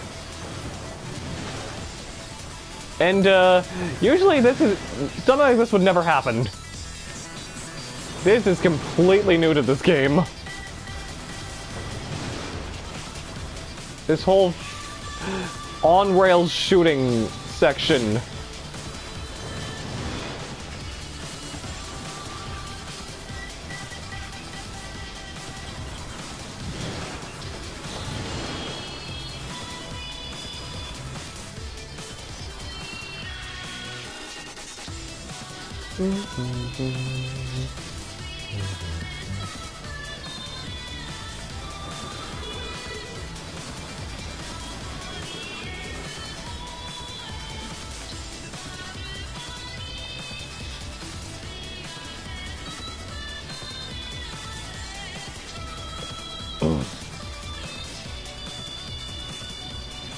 Oh, there's a lot of them there.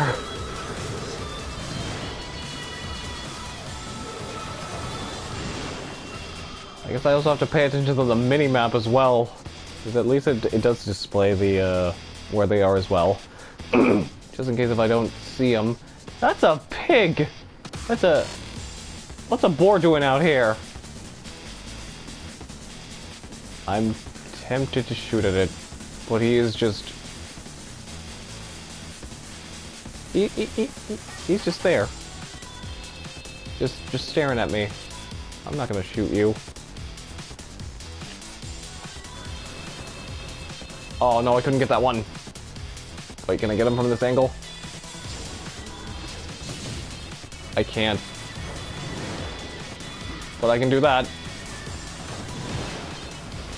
Can't believe Picky was just nothing more than a distraction. How dare you? How dare you? Don't you dare stare at me like that.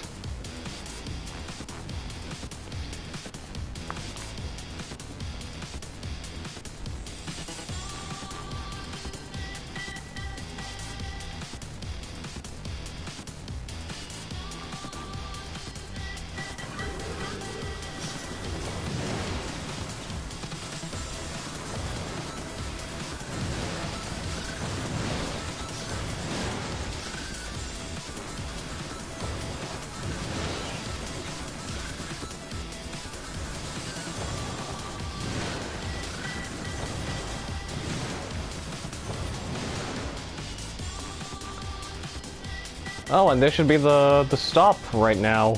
This is where we started.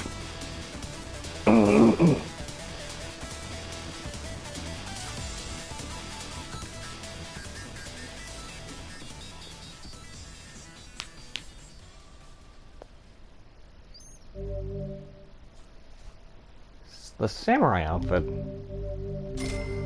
I really do. Okay.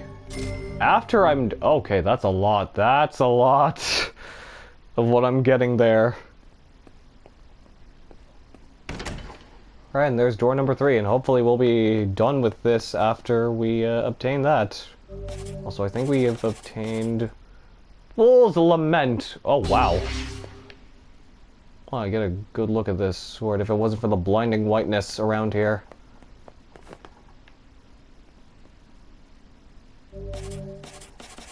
Alright, back to good old Beast Lord. Alright, how many more challenges await me but in this door? Terribly sinister beyond this door. Maybe difficult. Bless your souls at least level 33. Okay, let's see. Ha! Huh. I mean, I'm just one level short of it. But hey, I can take him on.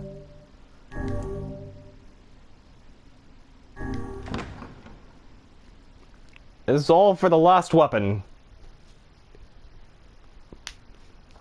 I mean, how bad can this be? As long as memory exists, so long as mankind has a hope, a bloody battle will be waged over the... I did not finish it. Is this Seafront? This looks like Seafront. Yeah, we are on the... Wow, we're on the other side of Seafront right now.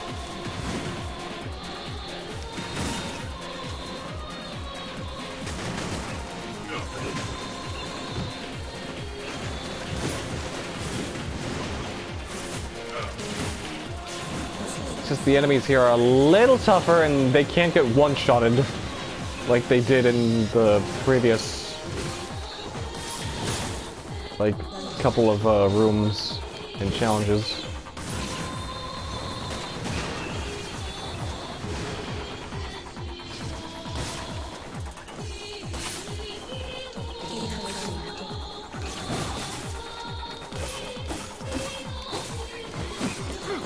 Also, let me bring out Virtuous Dignity for this, since it's kind of almost maxed out.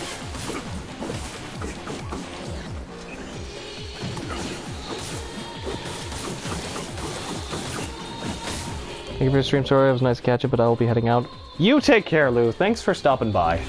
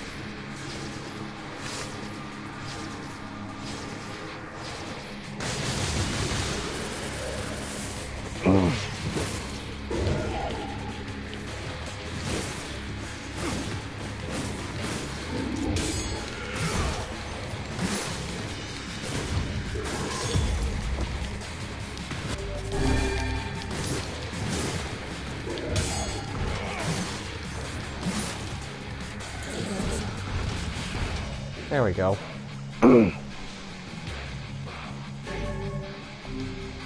Oh, I get health cells out of this instead of herbs. Foolish human, foolish vessel. Really? You want me to fight 3 boars?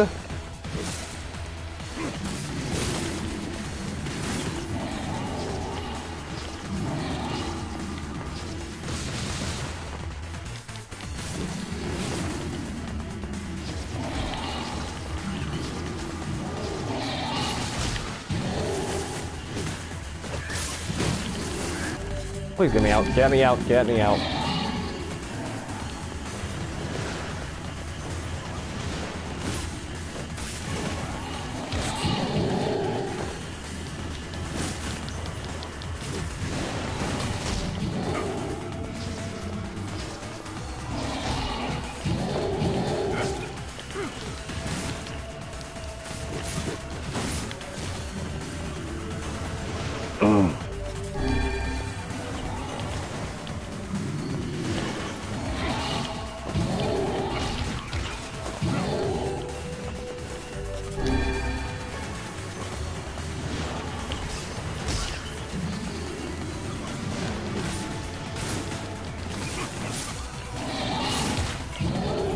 Oh god.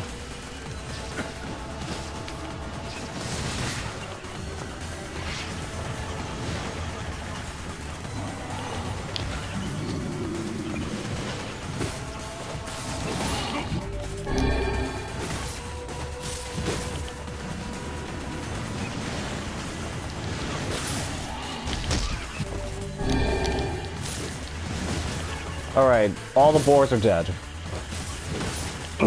Now just take care of the shades.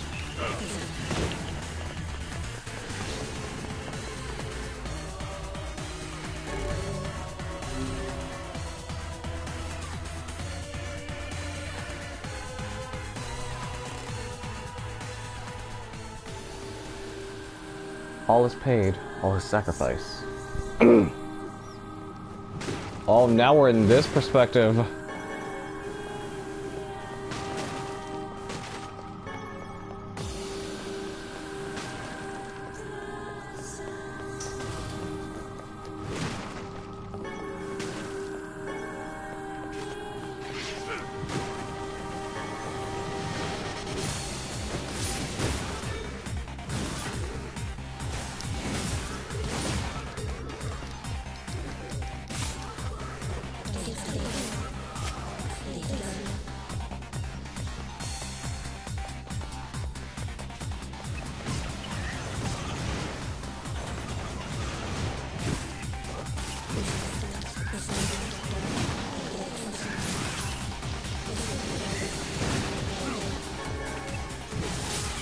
Titanium alloy here? Oh.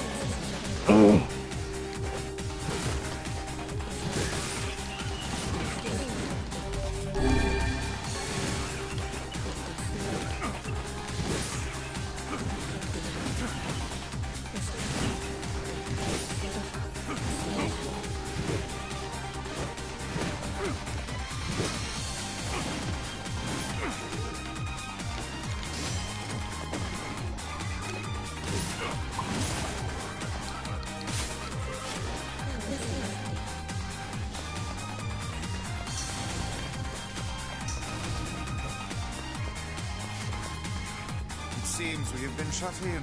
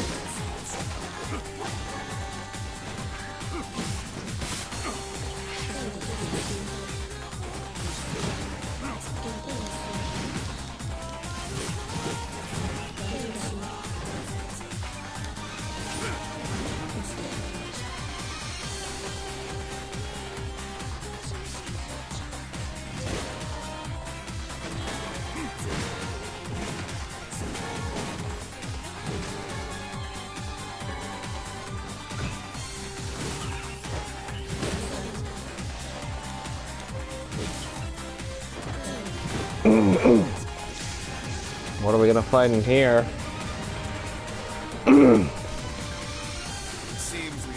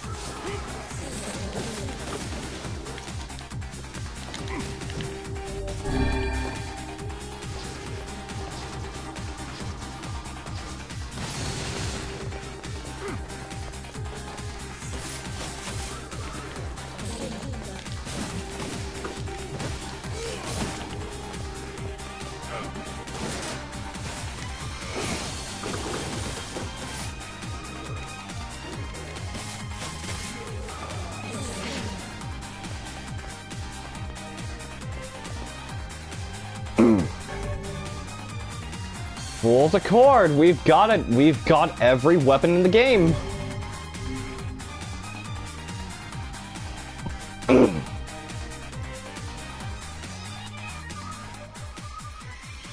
not bring back the light, the vessel, the future. Do not bring it back.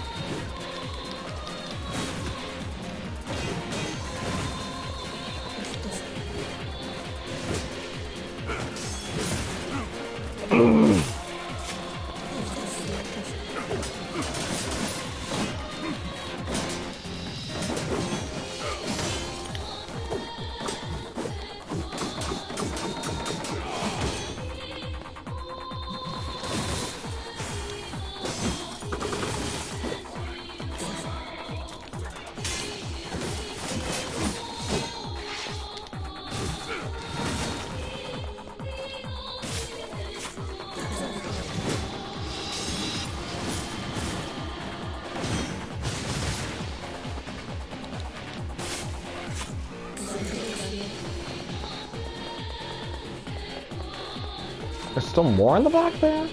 Oh.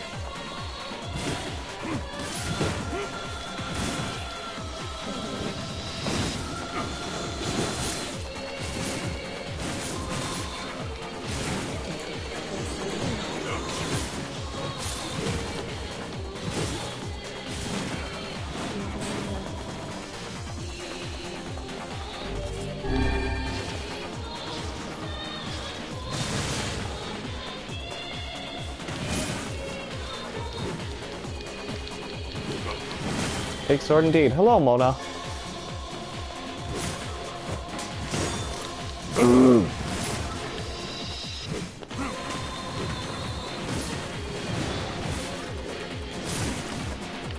Oh, Lord.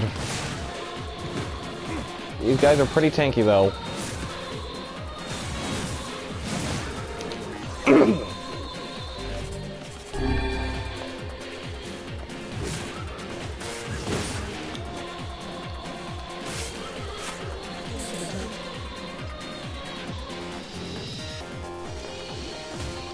Oh, Lord. Also, I did not mean to use that other recovery potion.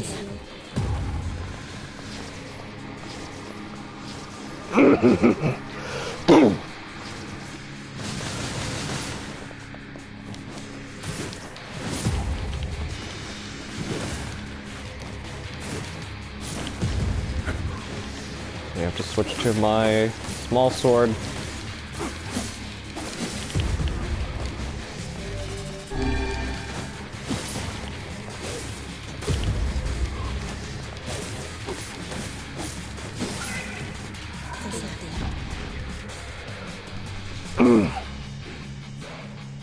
Think I get a new outfit out of this? Nope, just 3 recovery potions.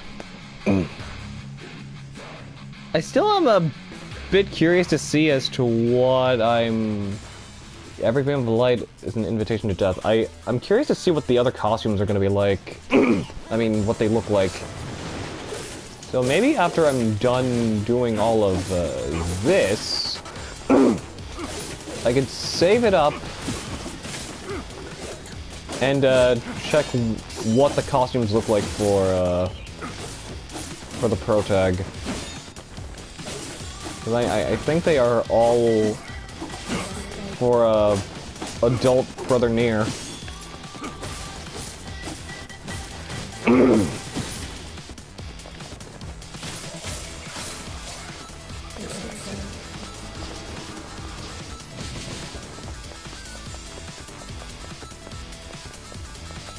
I'm supposed to cross over? I'm supposed to go in. Nope. Probably supposed to cross over. No, there's platforms below here.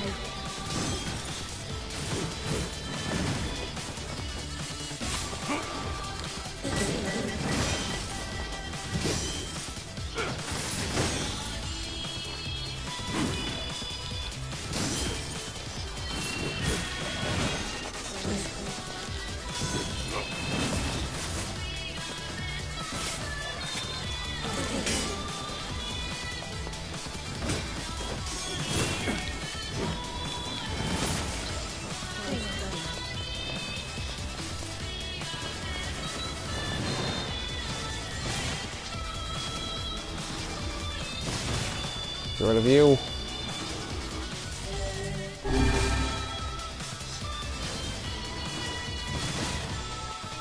There we go.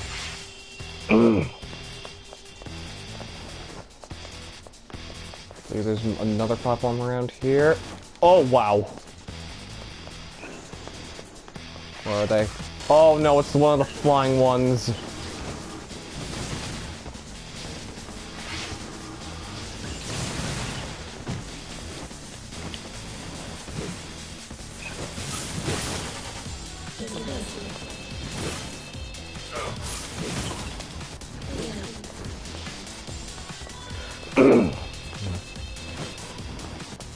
Right, next platform should be around... Oh, down there.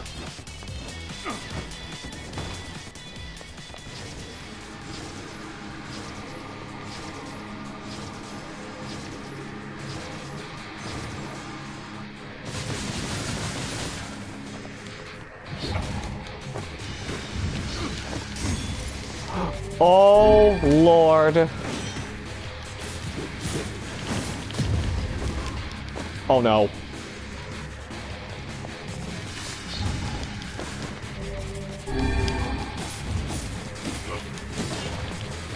Now I really gotta be careful with this guy.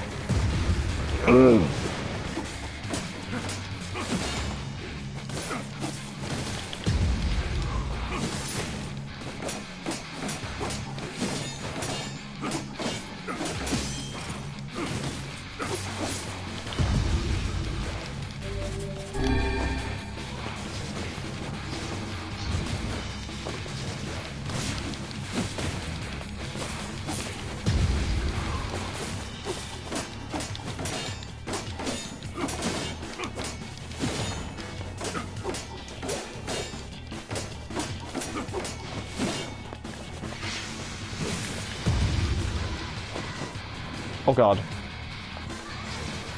Oh, it's this song, but... Oh lord.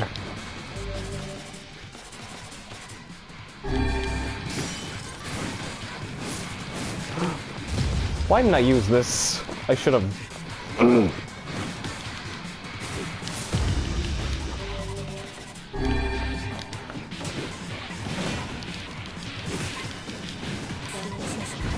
There we go. Oh, there's another one? Okay, this one's the hammer one. They're not as like protective as that one.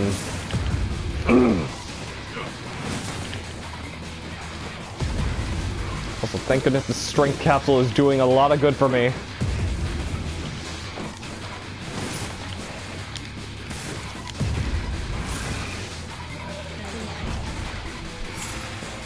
And another one, and it's one of those guys.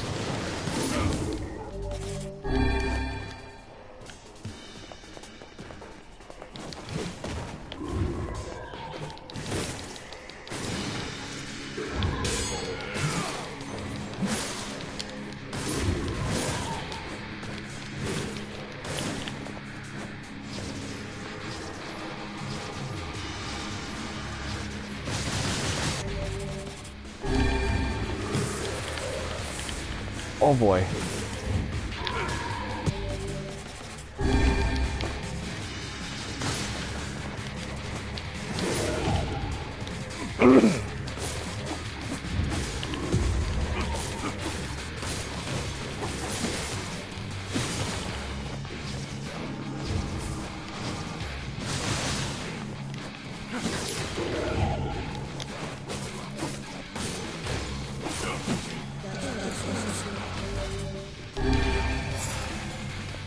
Oh, there's still more?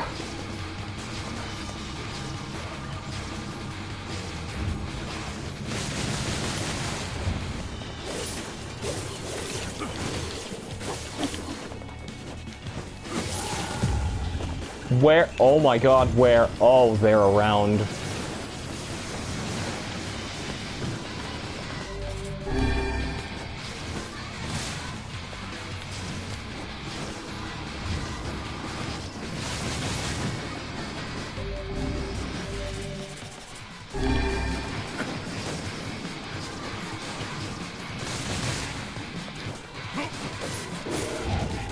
Oh god.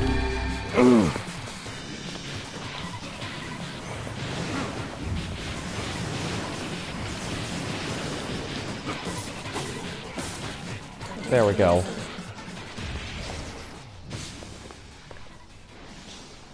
Are we done? Is that it? A dreaming vessel in a recycled world. Until the time of its awakening comes.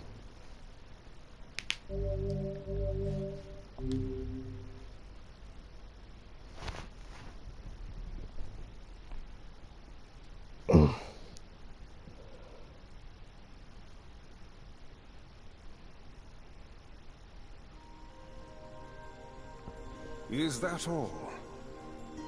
Dear Diary. Is that the final entry of the diary? It seems that way. Interesting. You figure anything out? I fear not. Yeah, I'm not surprised.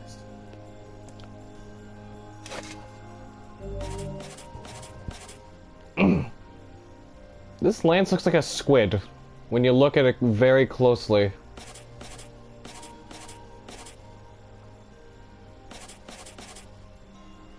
Sunrise, Devil's Queen, Spear of the Usurper. I kinda wanna use the Dragoon Lance. But oh man, it was so good to see Papa Nier again.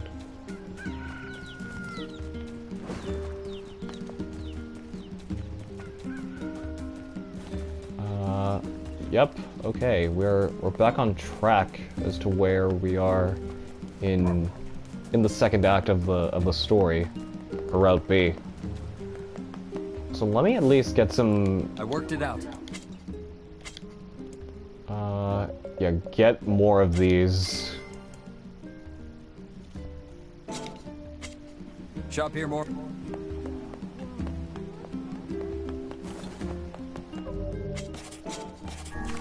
But hurrah, we won't have to worry about side quests in this route because I did them all in the previous one. And every weapon is unlocked.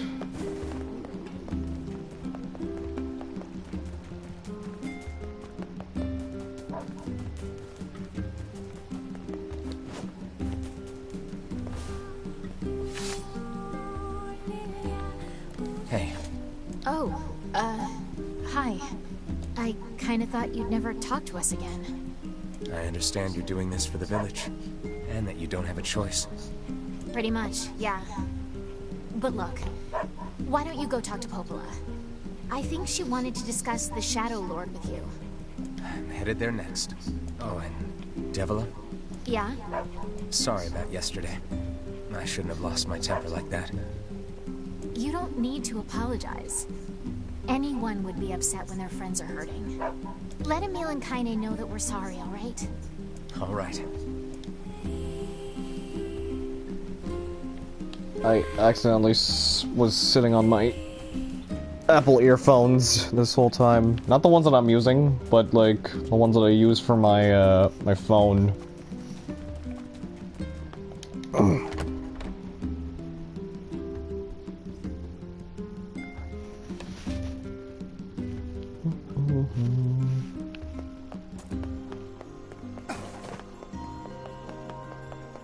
Is the trophy room still the same? Wait a minute, what the?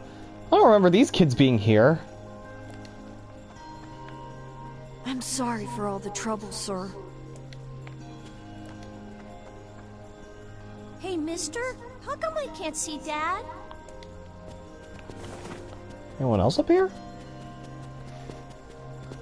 Those kids were never there in the previous route. Also, let's check the trophy room. What is the purpose of this place? Beats me. Maybe it's Popola's hobby corner. So it's still in accordance to the bosses we have yet to fight in this route as grown-up Nier.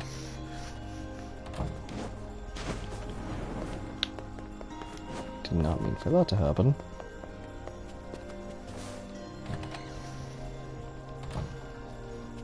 Popola?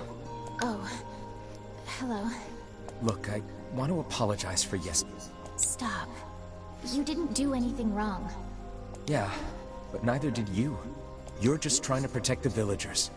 And I'd jump down your throat for it. It's very kind of you to say so. Regardless, please don't let it trouble you. Ahem. I believe there was something you wished to discuss with us. Oh, right. Yes, about that. You know about the Lost Shrine, right? The temple where I was first discovered. That's it.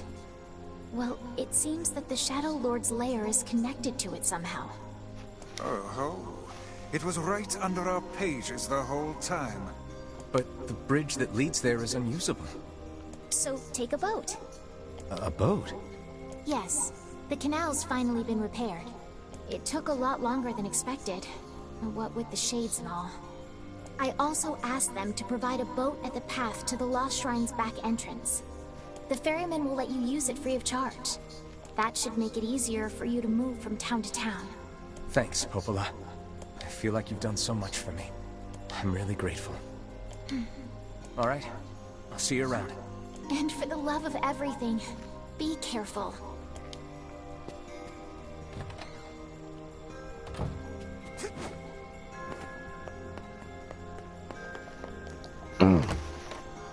Right, time to make a save around here and then check the costumes that I unlocked through those series of fights that I had as Papaneer.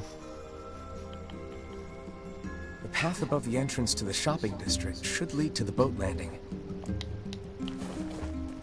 How excellent to know the canal is finished. Hopefully this puts our days of running all over behind us. The faster we can move, the faster we can save Yona. Let's use it as often as we need.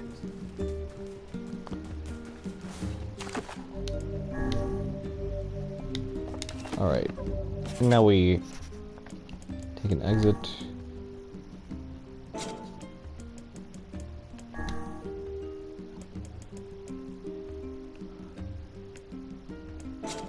Like, okay, that's still there. But not the whole, changing costumes, through here. Anyways, let me check at least one of them. Because one of them was a kabuki, and then the other was a samurai.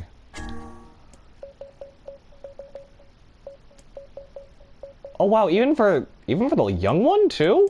Huh. Okay. Okay then.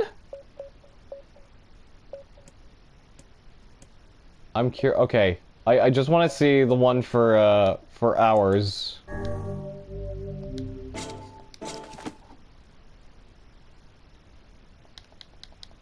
And then like after that then I'll switch back to the regular costume because I kind of want to keep the costumes like the same for everyone as I'm playing through this. So what does the kabuki one look like?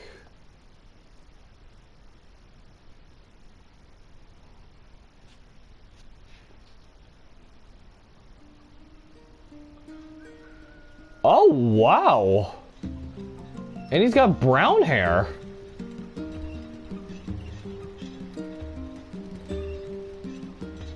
Interesting.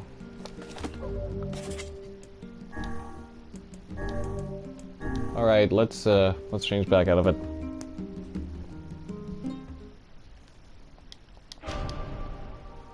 Since I have an alternate save for before I completed the first route, at least I'll be able to go back and see how everyone looks like in their own respective costumes like this.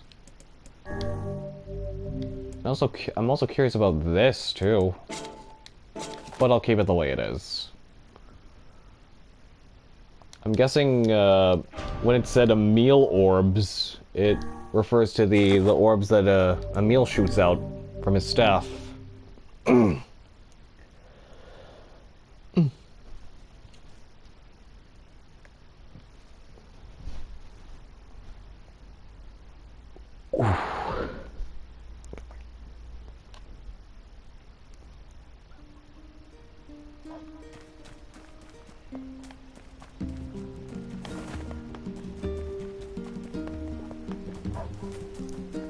Also, at least this will give me a good time.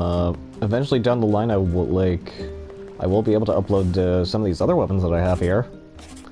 Because out of all the other ones I didn't expect to see in this again, like from Automata, the Dragoon Lance was one I didn't expect to see again.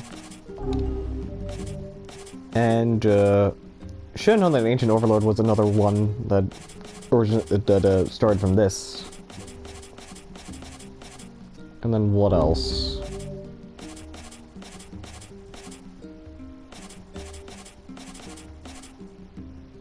Thing of the Twins, Iron Will. Iron Will's a very heavy sword.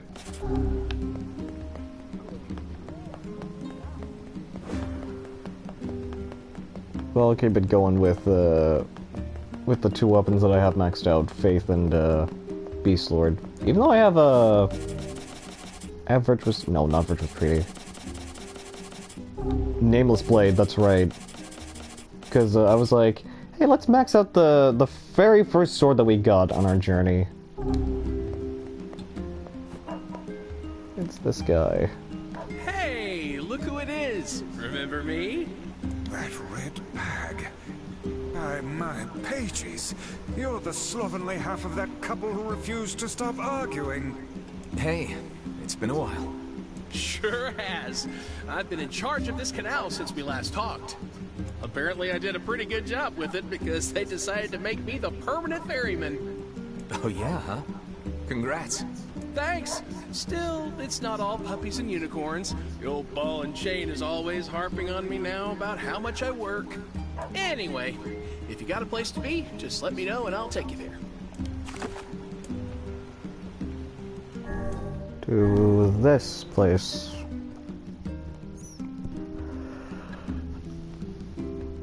The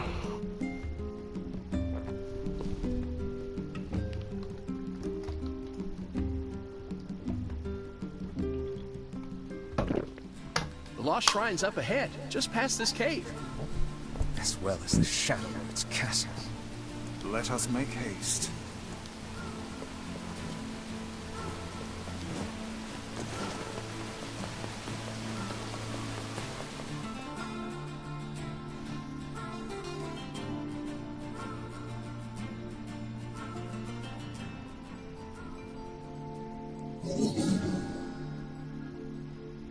Hansel.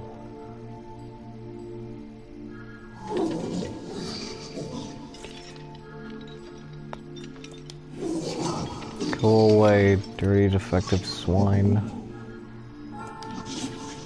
I'm not like you. I'm different.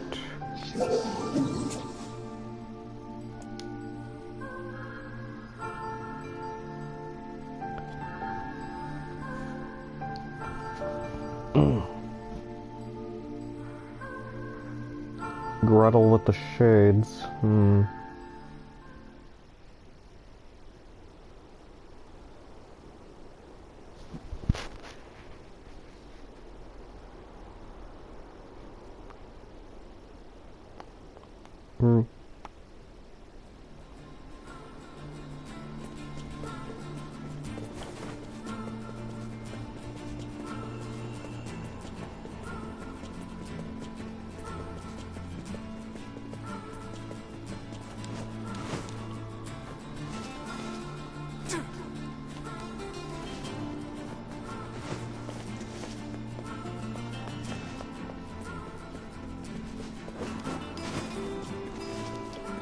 Okay.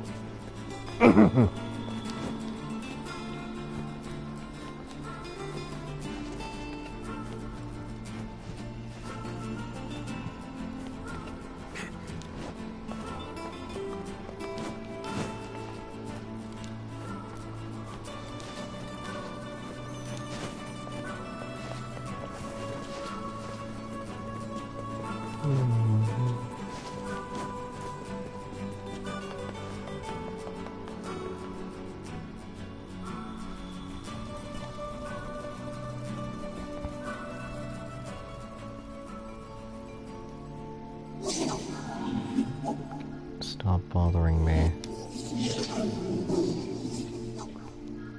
Ice has been taken away. Ansel's dead.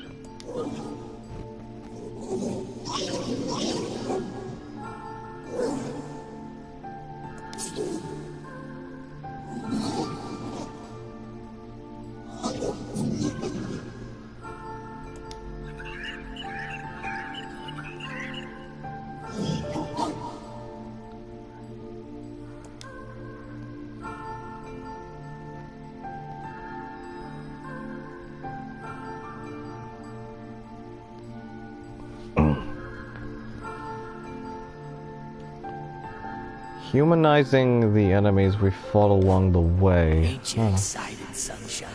We finally get to bathe in blood. Don't talk to me. I want to kill so bad I can barely stand it.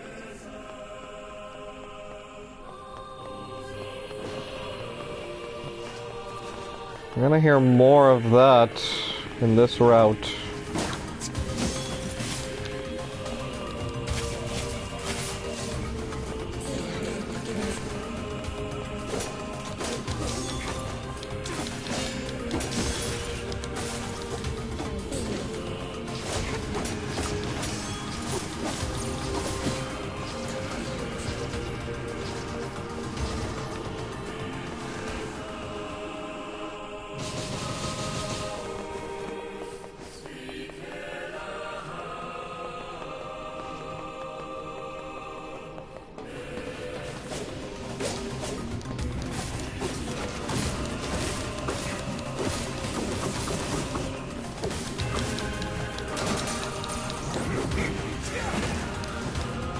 Damn it.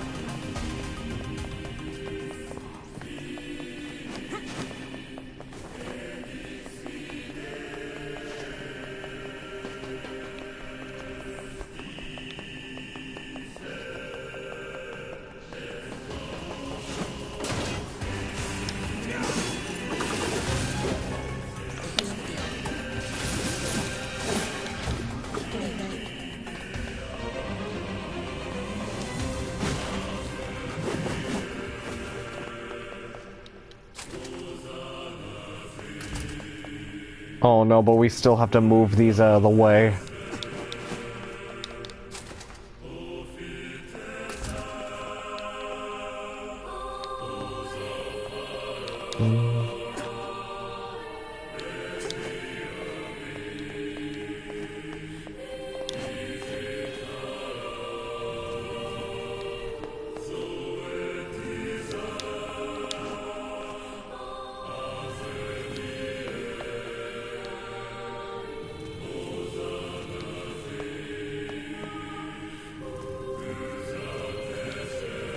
Alright, and then we get this out of the way too.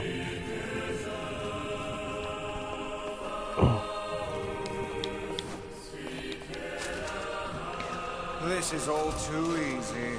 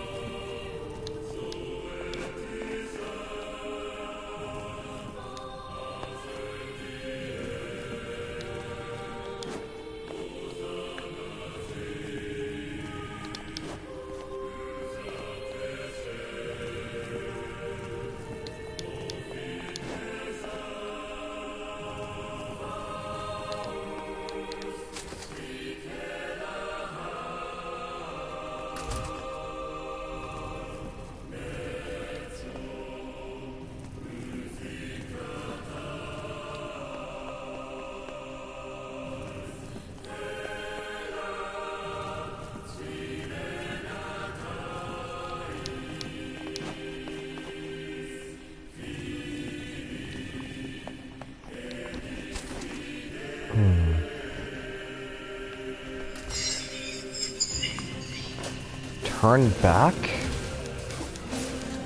What's with these guys? Certainly not your garden variety, Shades. Their bodies aren't fully functional. Say, I've heard of this. A cursed area where incomplete shades gather.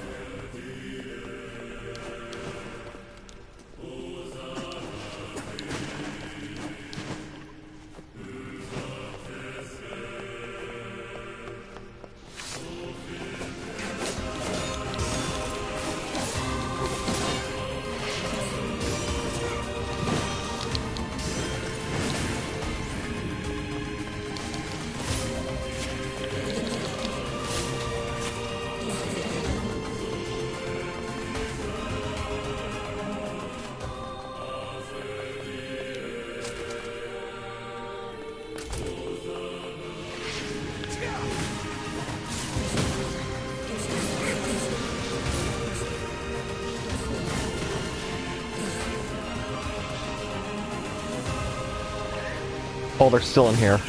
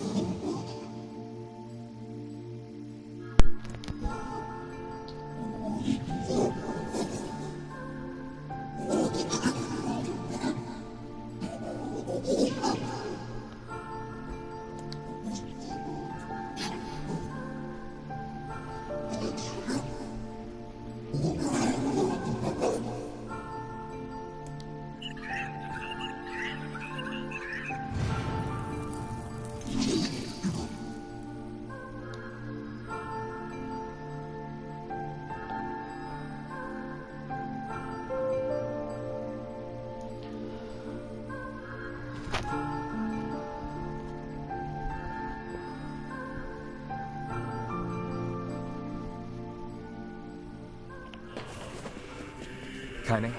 Emil? Look, from now on, I'm going to sleep outside with you. Why? I can't accept that you aren't allowed in the village. It's stupid. So you're staging a protest? Fun. Don't waste your time. But it just feels wrong. Well, that's really nice of you, but you still don't have to stay out here with us. Emil, You've got a super important mission. You can't sleep out in the rain. What if you catch a cold? Besides, I like camping with Kaine. Sometimes we sit around the fire and tell stories, or roast... Emil, that's enough. I got a fucking image to maintain.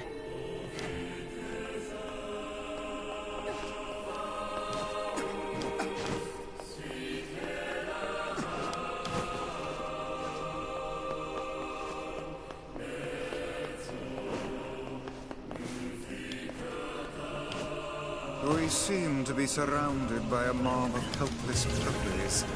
Just kick them aside.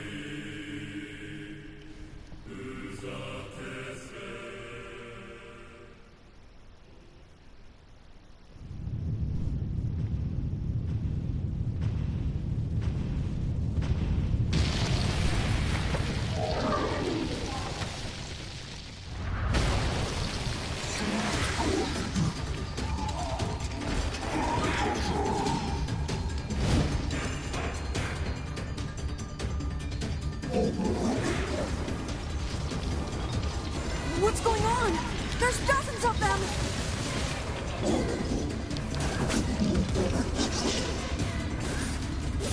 These are creatures of the darkness. Lure them to the light. Pathetic to the end, I see. Aim for that statue. It's the leader.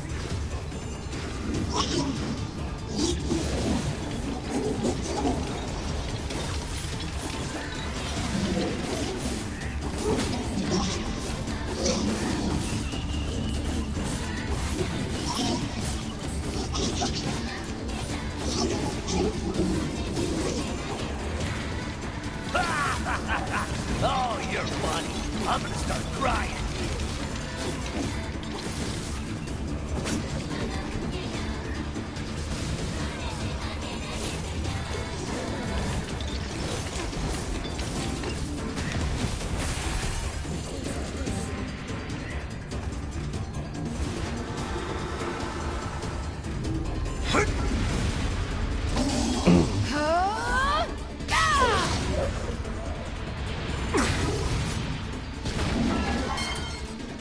Have you felled the beast?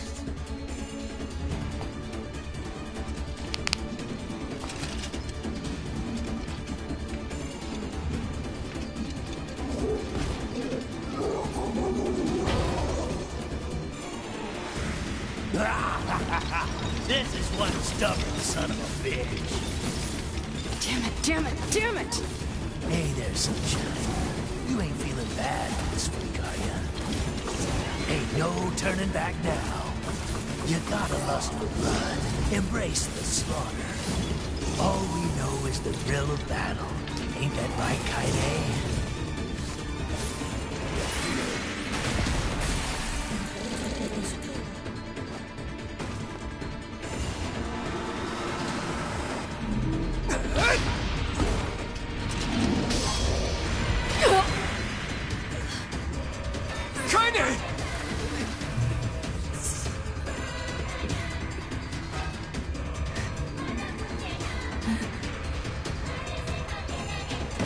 Oh, you're kidding me!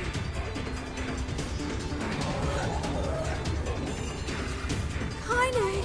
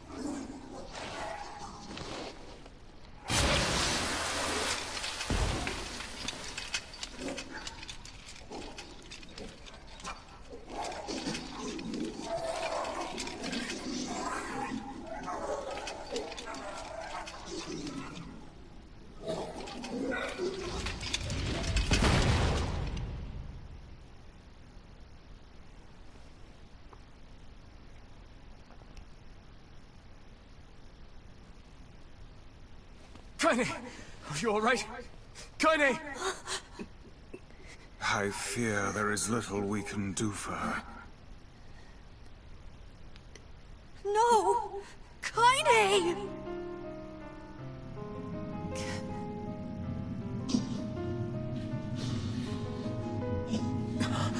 What is happening?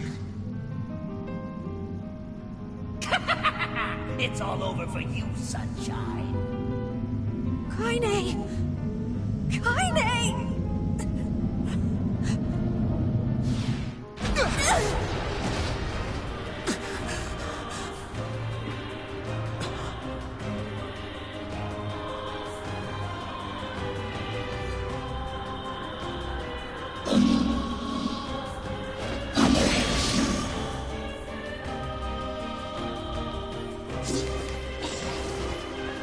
It's Kaine's shade! We've no other choice. We must strike it down. Kaine! Come back!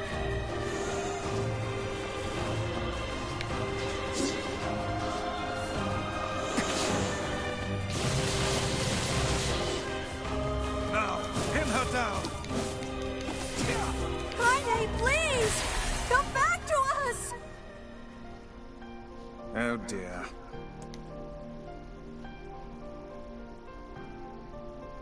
Kaine! Kaine! Kaine! I couldn't hold it back. I can't be with... We're always going to be together, Kaine. If you transform again, we'll just stop it again. As many times as it takes. I don't care how tough it is. We're gonna get you back. I like sleeping outside because I'm with you, Kaine. I'm able to ignore my appearance and keep going because of you. I'm weak, and I'm sad, and I'm lonely. But you make me strong. You're my friend, and I need you. So don't you dare leave me!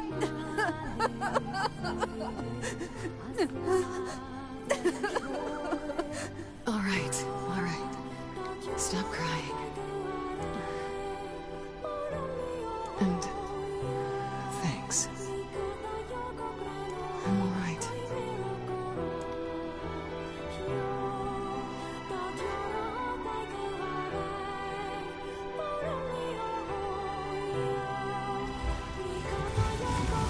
Over there.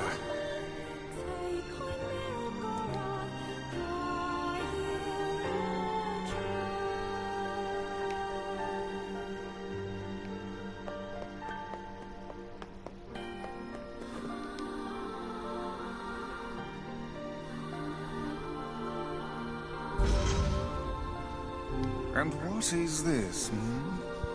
It's me. It's got some kind of writing on it, but I don't know what it says. How remarkably useless of you. Well, let's go ask Popola.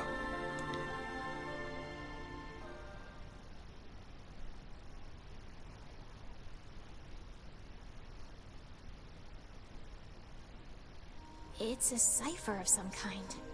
Can you determine its meaning? I think this is the key to unlocking the Shadow Lord's castle.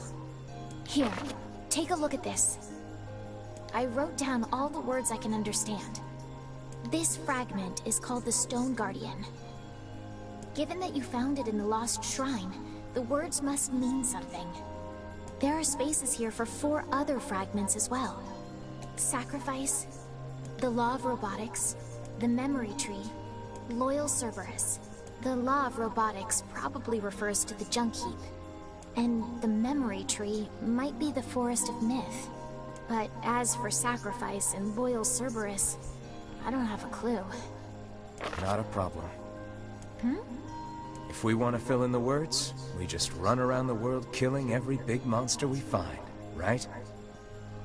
Oh, splendid.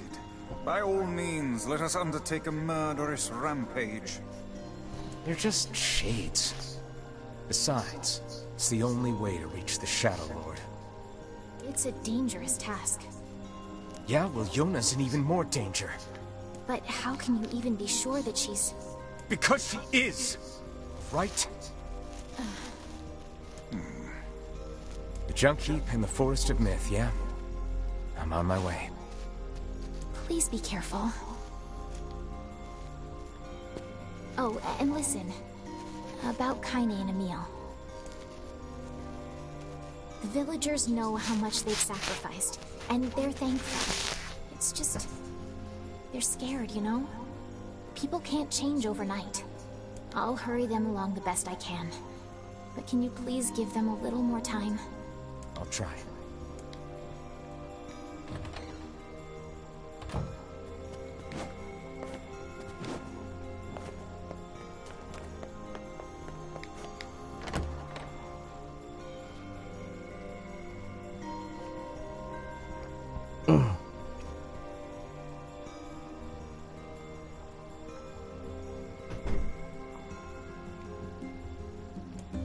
The junk heap. Popola said we might be able to find a key fragment in the junk heap. Perhaps we can find a clue at Two Brothers' weaponry.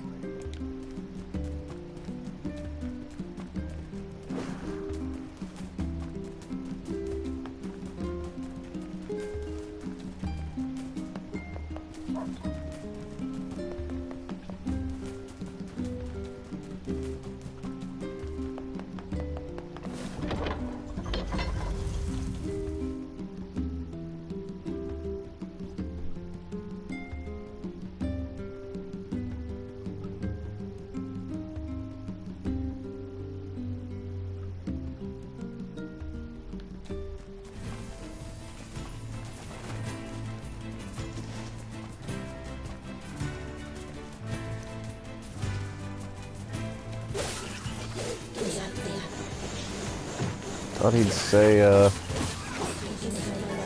he doesn't.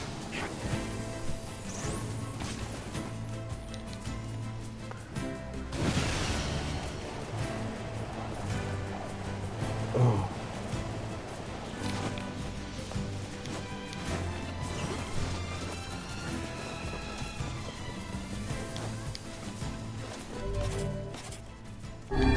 Herb.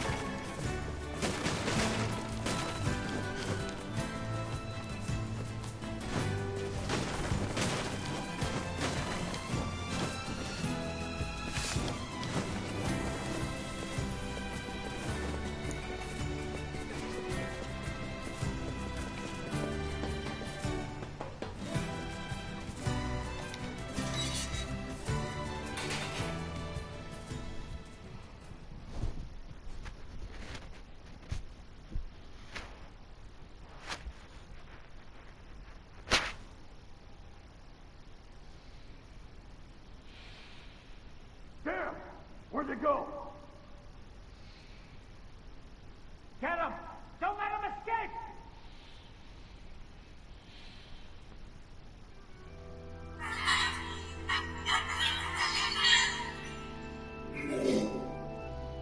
I see something over there!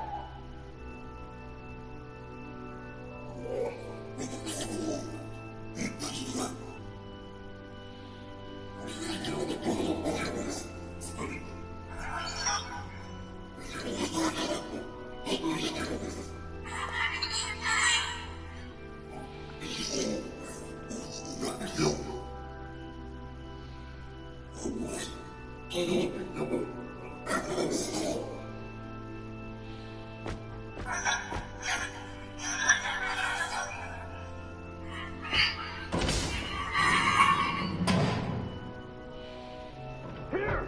They're in here!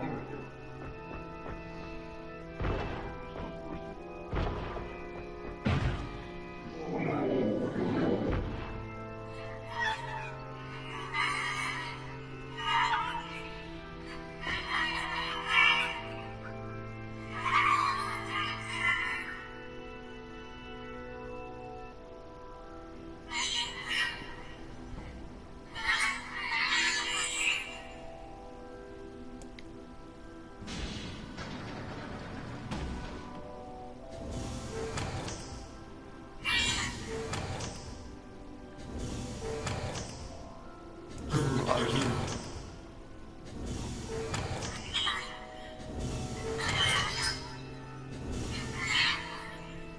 Khalil. Military defense robot, Key 33. You are an intruder. You must be eliminated.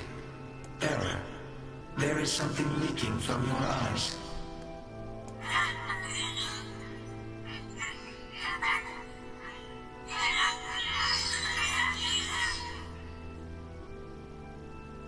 What is crying?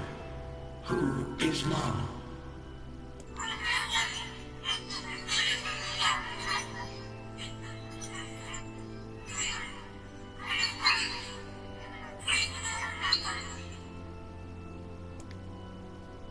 My creator is also dead. He perished hundreds of years ago.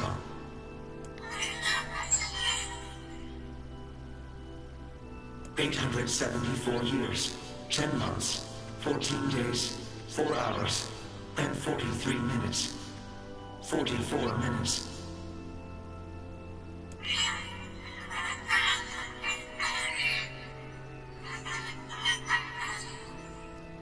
I am incapable of being lonely, or missing others, or crying.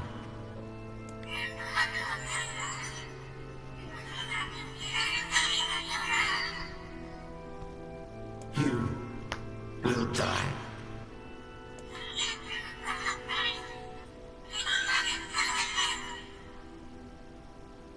Why will they kill you?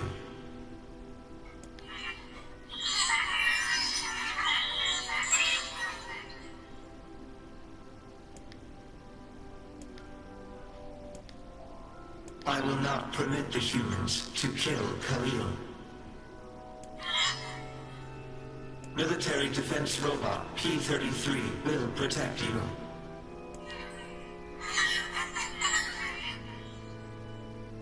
P-33 is charged with defending others.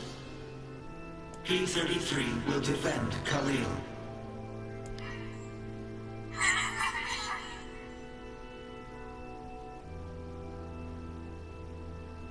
Beepy.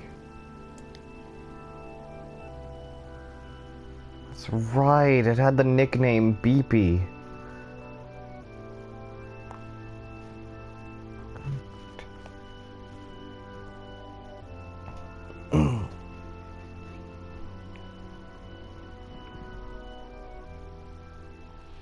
Man, there's gotta be tons of machinery here. Yeah, but I don't know how much we can actually use. Oh, wow. Check this out. It looks brand new. Hey, be careful, all right? This place is dangerous. I'll be fine. Oh, no! Huh? Look out! Huh?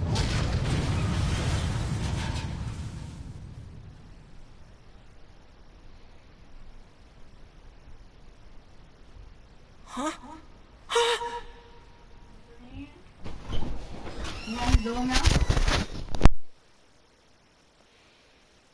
Jacob! Oh God, this can't be happening! Jacob! Jacob!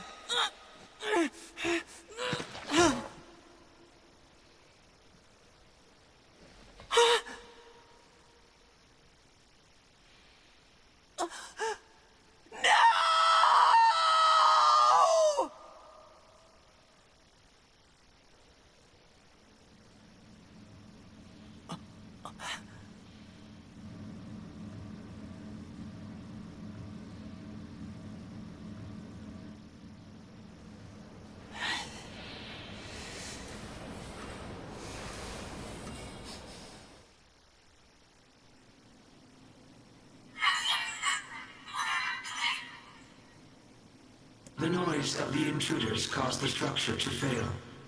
They should have proceeded with more caution. One intruder has perished.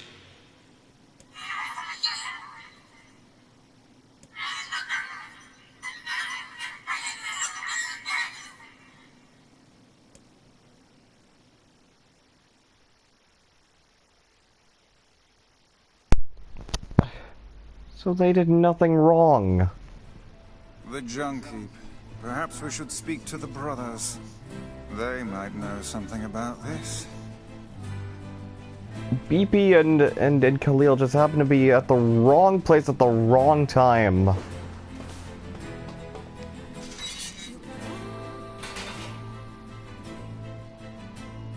Oh, hey there. It's been a while. You're the little one, aren't you? You've grown up. How fares your brother? My brother's been dead for 4 years. Oh, I see. Please forgive the question. It's okay. I need to ask you something. What is it? You heard any rumors about shades around here? Not the little ones. I'm looking for one that's unusually big and powerful. No, I haven't heard about anything like that. But I haven't really been listening. All I want is to destroy robots. Just rip them up. Okay. Never mind then. See you later. Wait! Yes? I recently got my hands on a weapon. A very powerful weapon. And one that I already have with me already. I thought you might get some use out of it. Don't we already have this weapon? These things happen the second time around. This sword has seen better days. They actually acknowledged it! Yeah, it's pretty beat up. I mean, there's potential, but it's fairly powerless right now. Can you repair it? I can repair anything with the proper materials. If you'll fix it, I'll get the parts. I'm so glad I decided not to throw this out. I'm gonna need some memory alloy. Only the real big enemies on the second basement level have them, so watch yourself. Also, here's the passcode to get down there. Use it on the elevator. You got it. I'm gonna need some memory alloy. Only the real big enemy... You got it. By the... What can I help you with? Alright, I want to see if I can upgrade the iron pipe. Like, what does that need?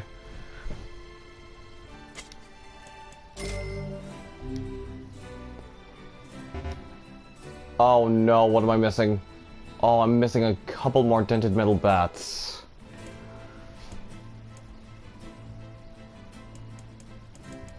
Oh, and the Fool's weapons require Damascus steel, which I only found one of.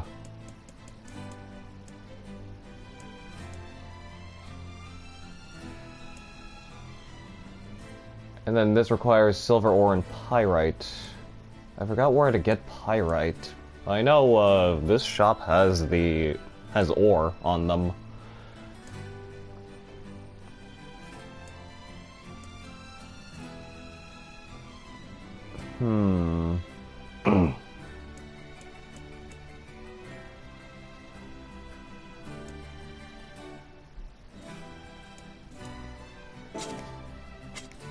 Come.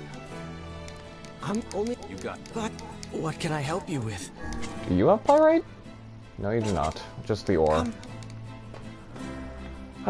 Also, this should give me a good time to at least go use the bathroom. So I'll be right back, everyone. Stay tuned.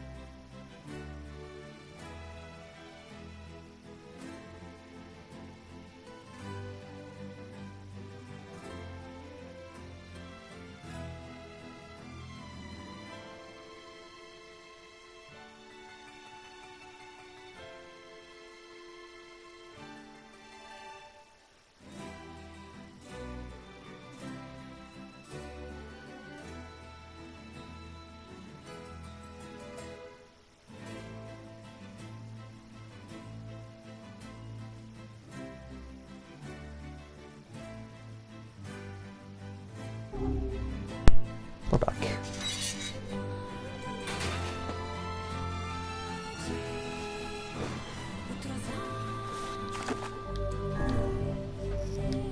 I wonder how the other letters are gonna look like how ending A looks there. At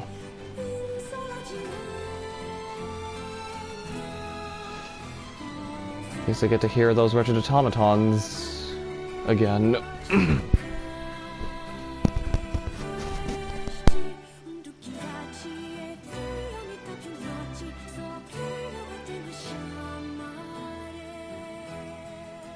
It's a shame about the older lad.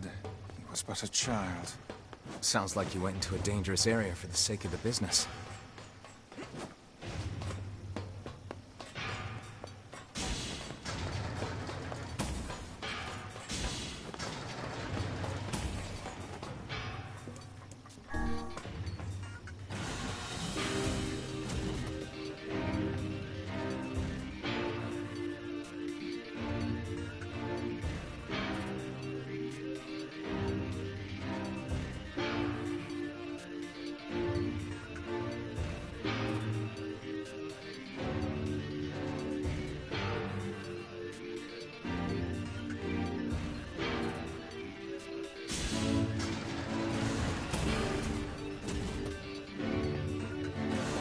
The elder brother postponed his joy for the sake of his sibling.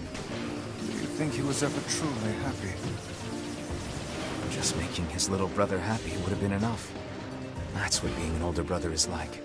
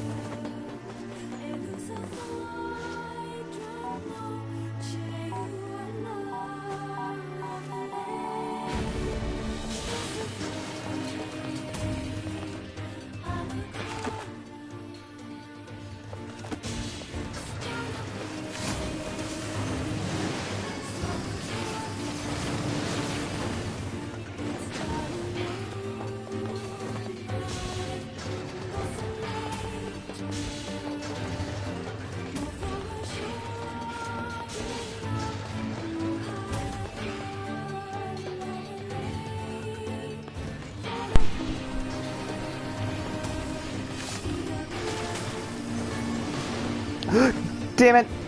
By the way, if you fall down into one of these holes, like, on the way, like, you start back all the way here.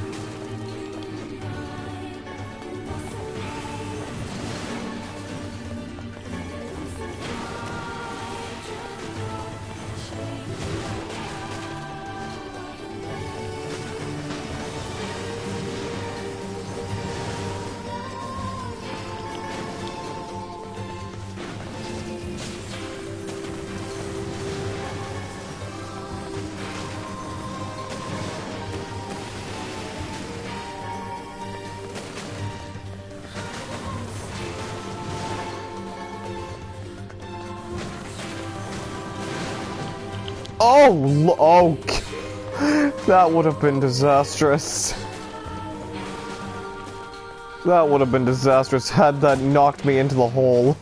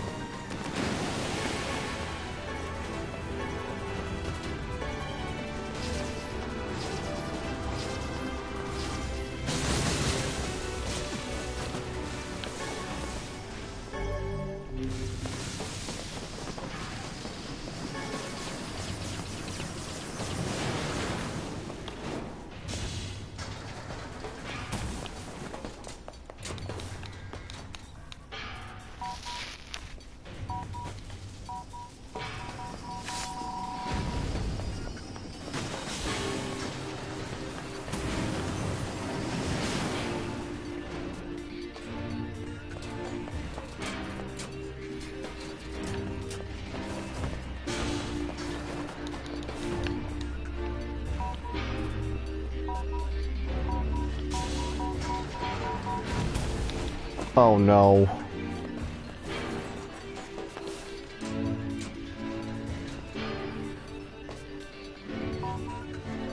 Okay, at least the... Because, back in Route A, sometimes that door would close on you. Like, even if you were at a distance from it. For no apparent reason at all. I feel like that should be fixed. Should be a patch fix down the line.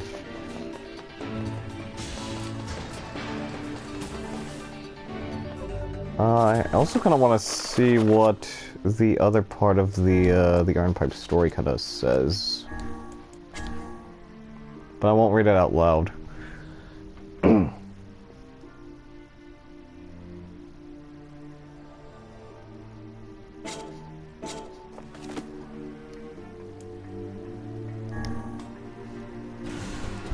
Alright, let's head back to Gideon.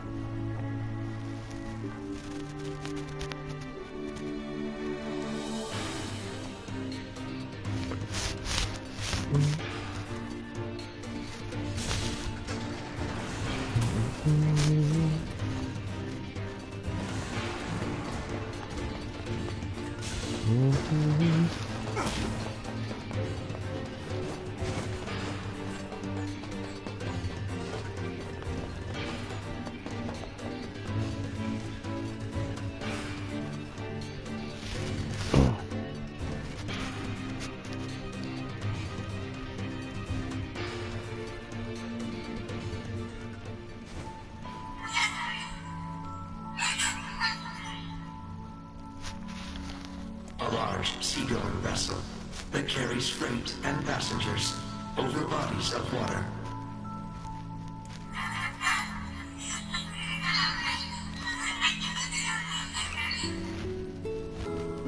You have taught me much, Khalil.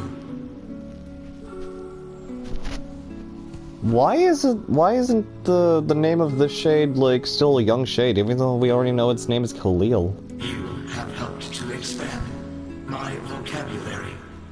You have instructed me in the ways of the outside world.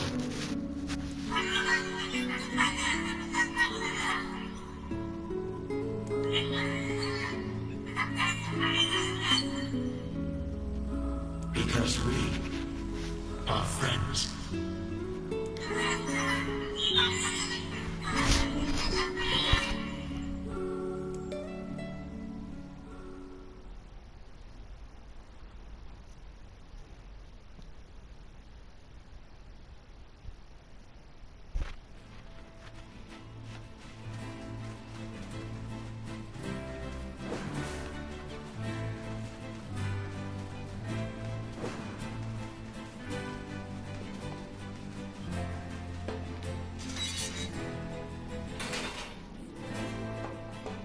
That's some pretty impressive stuff you found.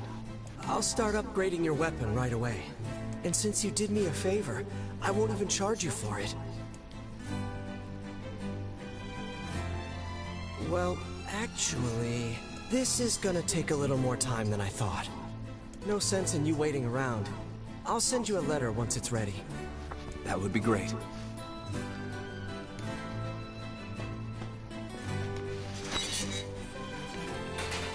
It appears we have some free time on our hands. Popola said we might be able to find something in the Forest of Myth. You will forgive me if I seem less than enthusiastic about such a trick.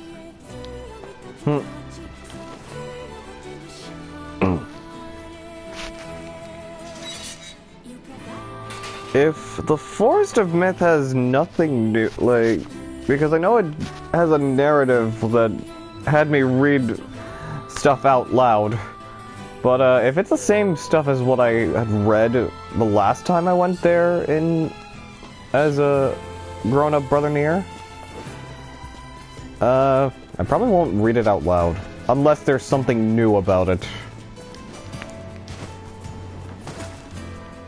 Because I did highlight every single VOD that led up to ending A. And I just finished highlighting every single one of the Nier VODs just last night too.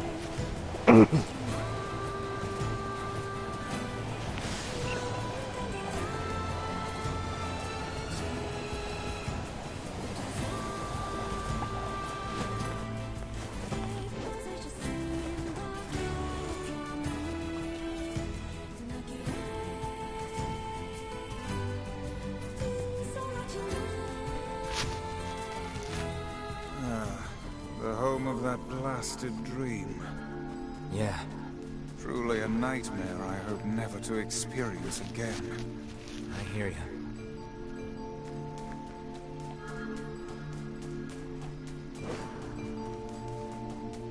Oh yeah, let me save while I'm here. That's been a while.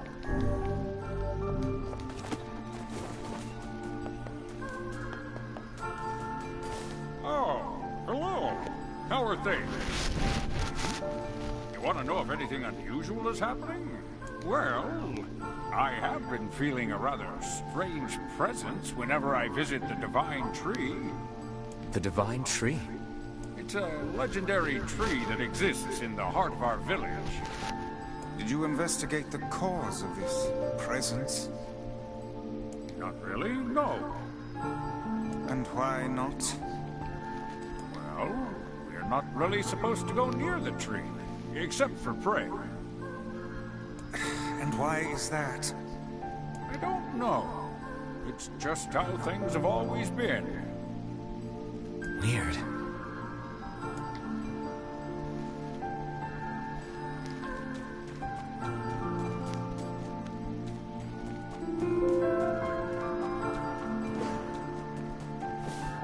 We are the grass, the trees, the woods.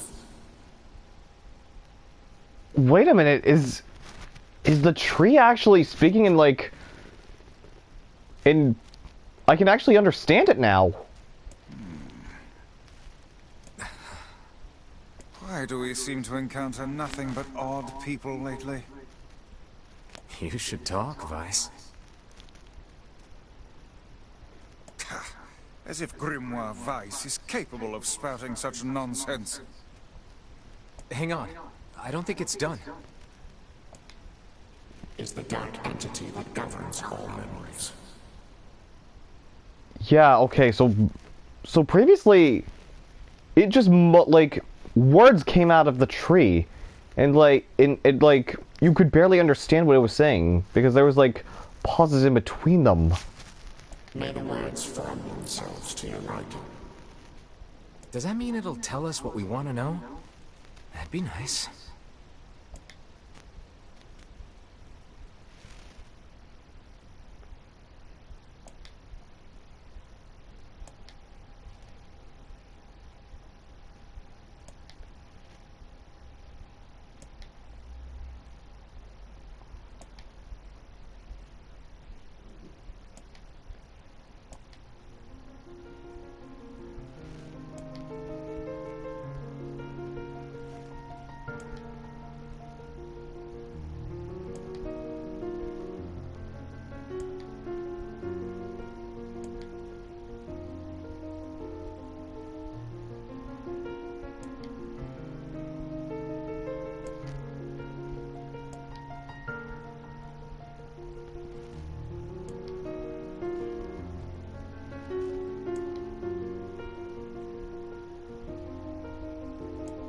Yep, this is the same as what I read last time.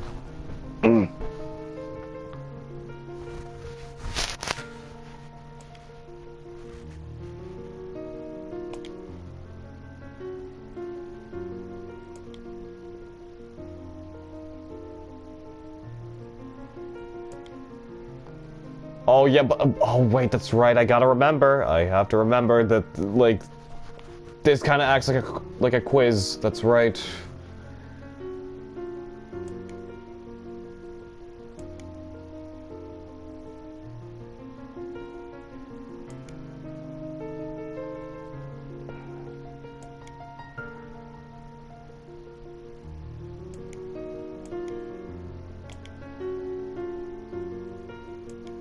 Envy.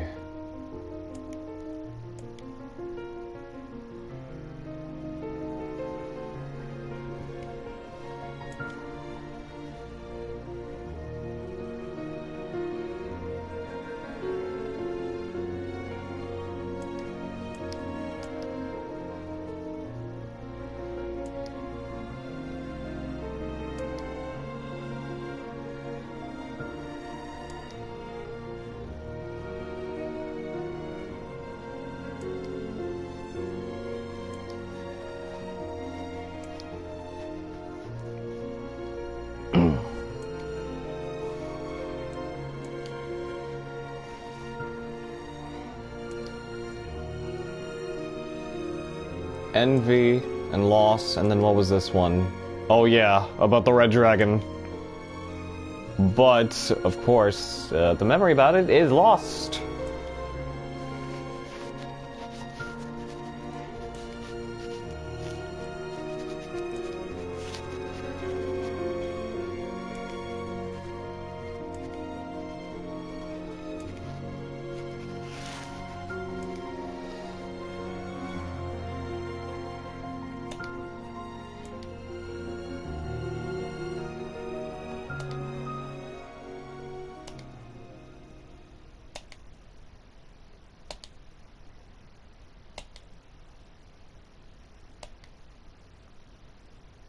Build prisoners of their own dreams.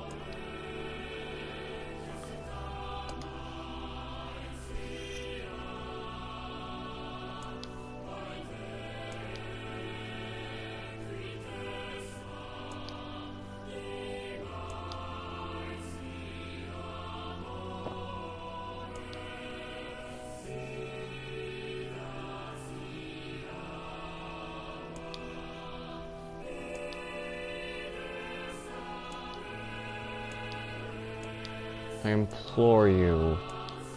What was the color of the lost envy? You let it slip through your fingers. Oh, damn it, it was green. Come on, we have to go back to that stupid land of words again? Damn it, okay. Time to skip through all this then.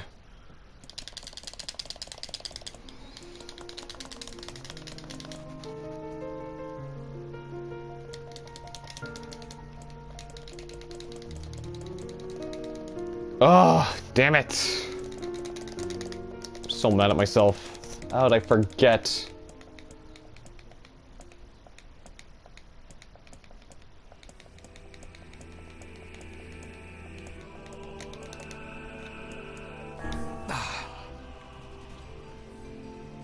You let it... Come on. Did I really forget?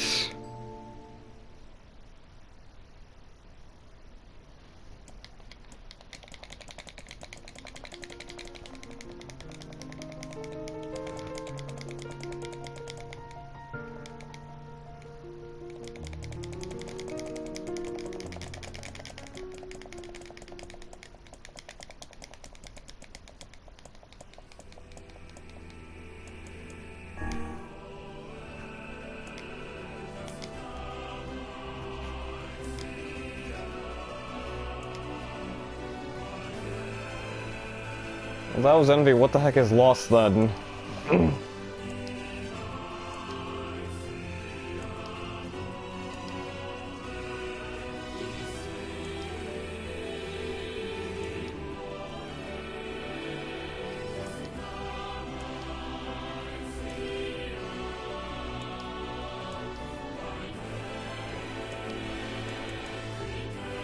got 163 friends. That I remember.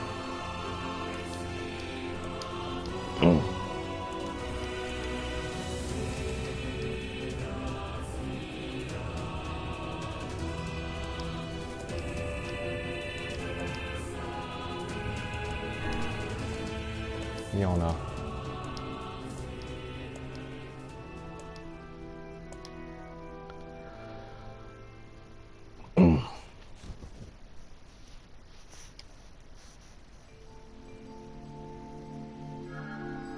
What in the... I never realized shades were capable of rational thought. I don't care if they can tap dance and play the fiddle. I just want to kill him without all this hassle. With the tree defeated, we no longer have to worry about being buried in its world of letters. Unless, of course, time itself begins to rewind.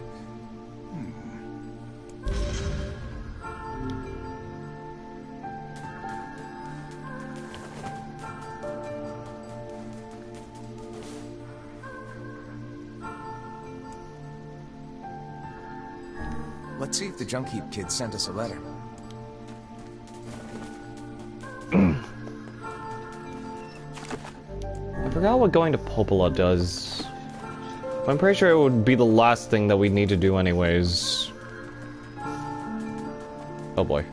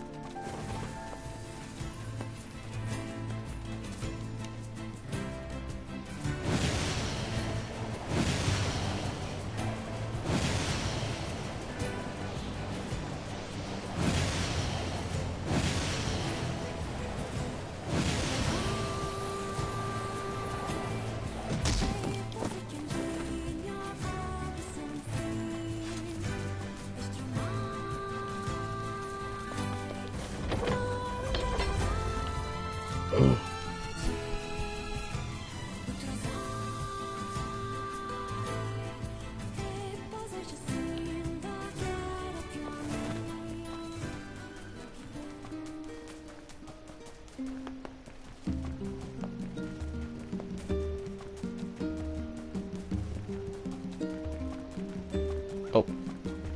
Yeah. You have a letter, it would seem.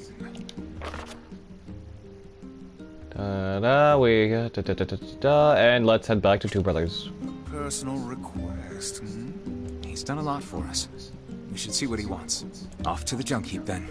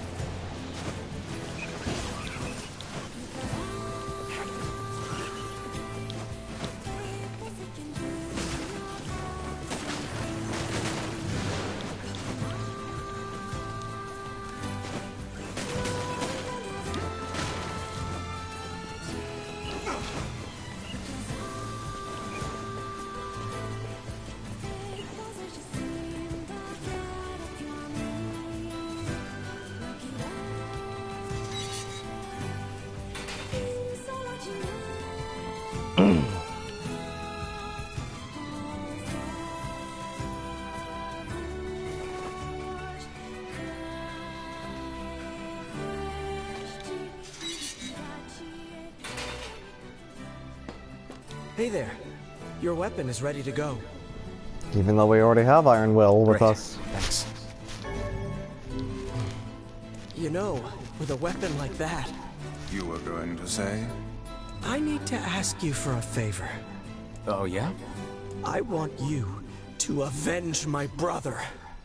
That is a rather ponderous favor. It's my mission. It's the whole reason I've been creating these weapons for the past 4 years. I don't care about money. I only care about making a weapon strong enough to kill those bastards. Which bastards? The ones in the mountain. That little Shade and his robot. A Shade has joined forces with a robot. There's a Shade in there? Yes. And what have we decided, hmm? We're gonna kill it. You've got to kill him. By the way, what can I help you with?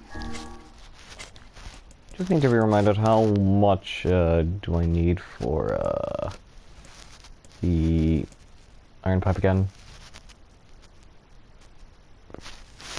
Trying to remember where to get dented metal butts, but I'm assuming from Shades and the Northern Plains as like a rare drop though. That's the thing. Oh, I can't even. Ugh, dang it! I don't even have a. Come back. You've got killed by... What can I help you with? Curious about Ancient Overlord, though.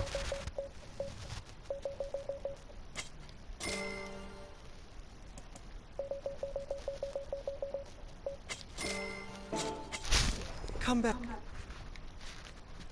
You've got to kill him. By... What can I help you with?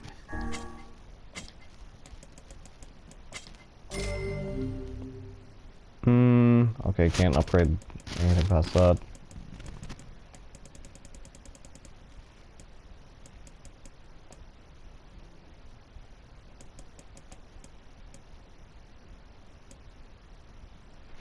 I'm actually curious though, I'll upgrade Labyrinth Shout. Damn it! Fluorite is very rare to come across.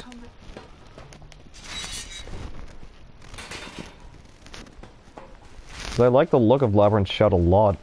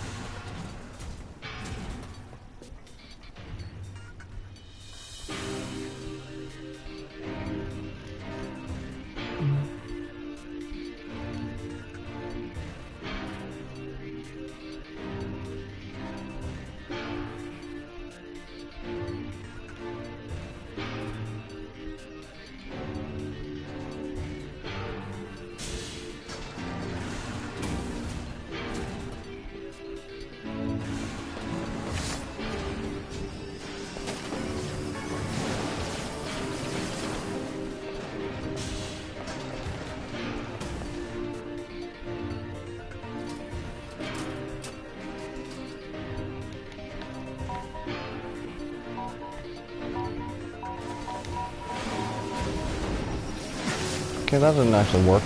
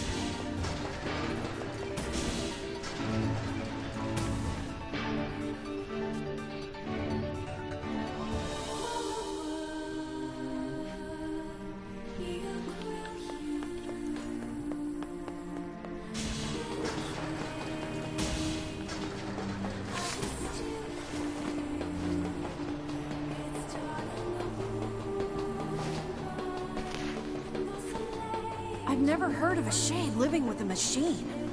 What's that about? Don't know, don't care. All that matters is that we kill them both.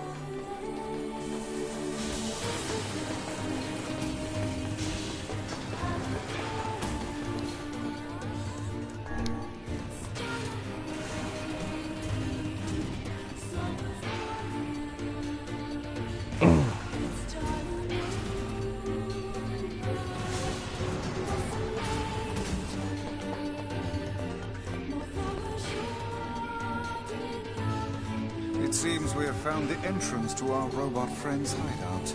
Right. Let's head down. Are you mad? We've no idea what lies below. Beats going the long way around. Come on. Also, could you stay in one place, Emil?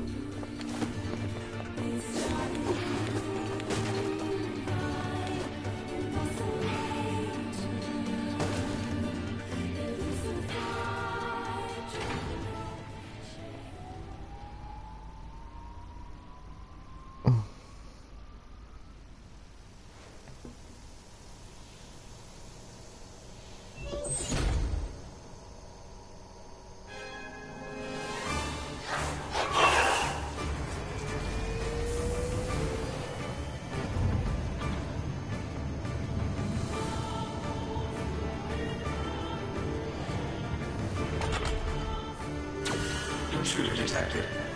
Scanning. Scanning. Exterminating.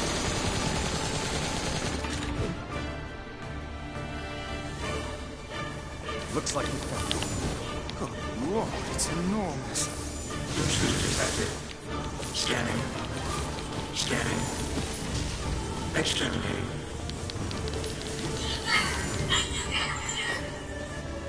Look at the Shade! Now that thing is commanding the robot somehow. Aim for the legs! Knock it down! Take out the Shade!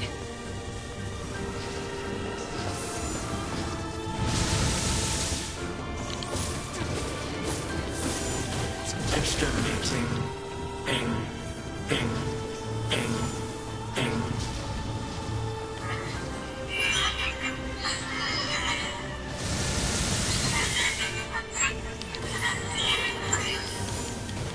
Must defend my mission.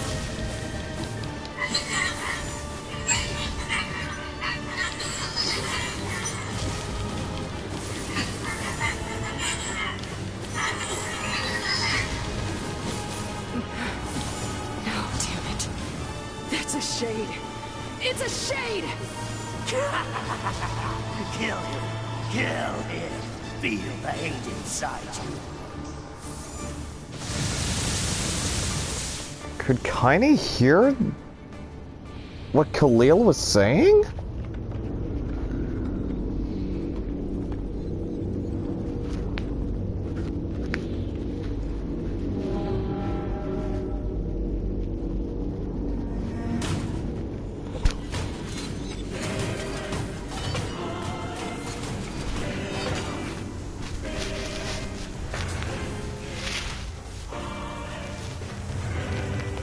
Exterminating.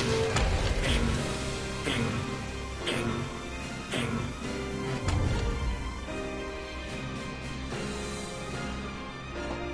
This thing can transform?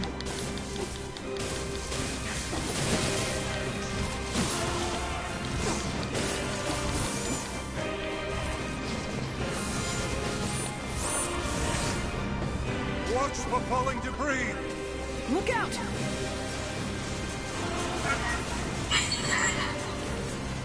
Escape.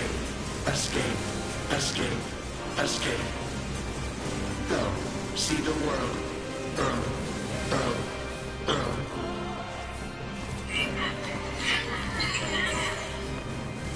Must protect. Must fight.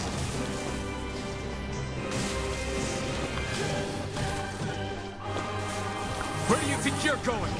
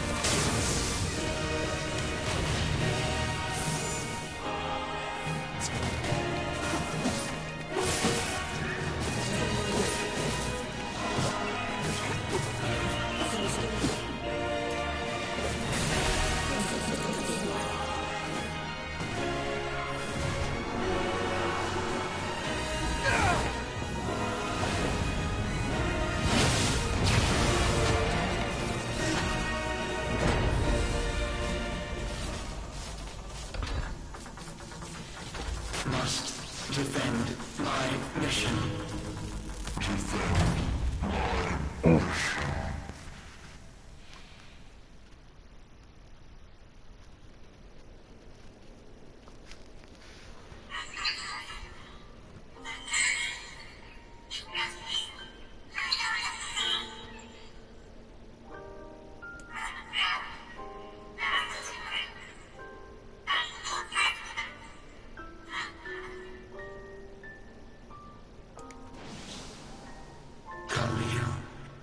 Together. BB. Alone. BB. Cry.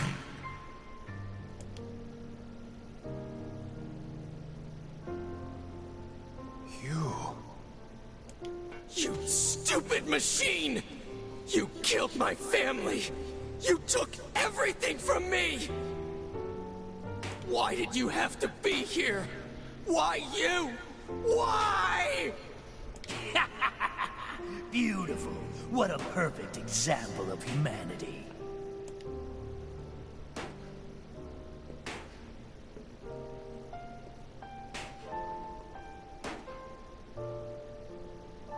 You took everything from me. You killed my brother. You killed my mother. If it weren't for you, they'd still be alive! Hey, come on. That's enough. I did it! Now that this goddamn thing is dead, I can forage wherever I want. Just wait, you goddamn freak! Now I can make all kinds of powerful weapons! Just leave it to me! Leave it all to me!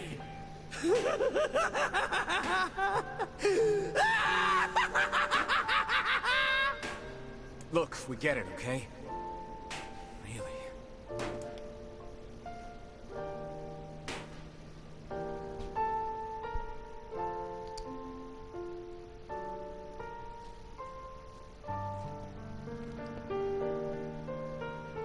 Hatred and madness will never heal a wounded heart. Maybe it's just all he's capable of right now. Revenge is a fool's errand. Yeah, I know.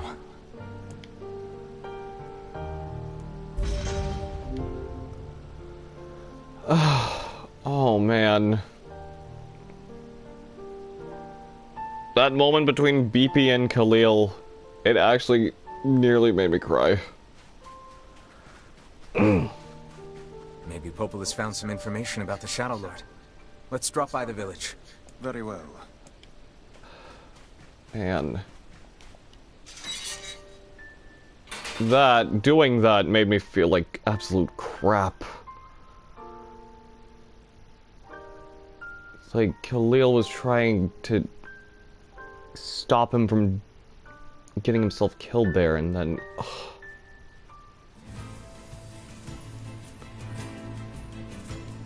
You know, I've been thinking, why was a shade hanging out with a machine? It appeared the creature was actually issuing orders to that mechanical minion. Do you think the shade had a reason for what it did? Actually... Look, it doesn't matter what a shade is or isn't thinking. All that matters is that we kill every last one of them. Right. Sure. The idea of a shade trying to protect a robot is goddamn absurd. Still, you guys should be careful. What do you mean? If the shade inside me ever takes over, I'm probably going to attack you. That's not gonna happen. You are no shade. The lad is correct. You are many things, hussy, but a shade is not one of them. Shades, for example, do not come equipped with such foul and scurrilous mouths.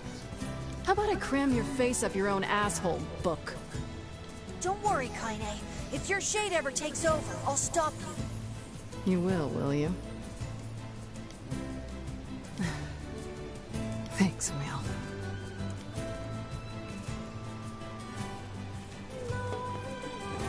So Kaine was able to hear what Khalil was saying.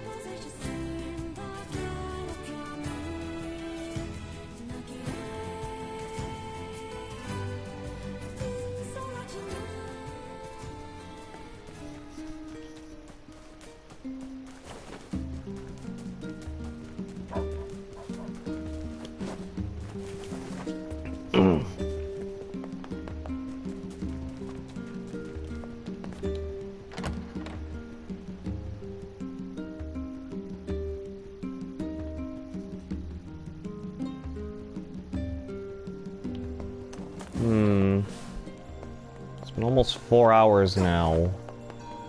But if we continue to pace ourselves like this, we should be able to at least get through and get an ending B. Because I kind of actually want to make this a one-and-done stream for this round in particular. Learned anything new about the Shadow Lord's Key, Popola? You know, I was just going to talk to you about that. You remember the Eyrie, right? That depressing shell of a village? Not so much anymore, it sounds like. I just got this letter from the village chief. Have a look.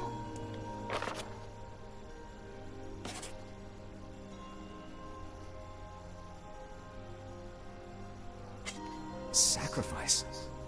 Isn't that the name of one of the key fragments? That's right. I've been trading notes with leaders from every town in the land. You're amazing, Popola. This entire affair strikes me as a bit too convenient. I'm afraid Grimoire Weiss is correct. What do you mean? The Eyrie has been shut off from the world for years. And now they've not only opened trade routes, but they freely exchange information about the Shadow Lord. I agree. It seems rather unnatural. And dangerous. You're overthinking it. Besides, I don't care if it's dangerous. I won't get Yona back by just sitting around and waiting. If there are shades there, I'll just kill him and be done with it. Oh dear. Well, if that's the way you feel, I guess I won't stop you. Try speaking with the chief when you get there.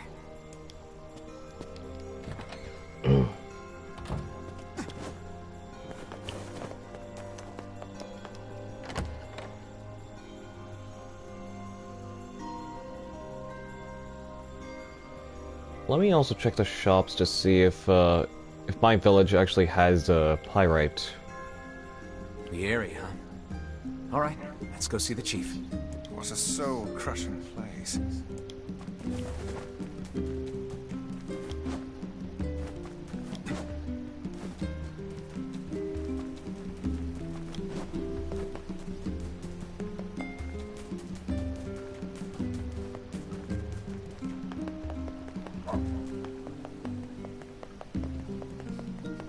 I believe You saved his... No, that's just ingredients for cultivation. That's the weapon shop. Curse! Maybe you? Just basic materials. Maybe either Seafront or Facade has pyrite.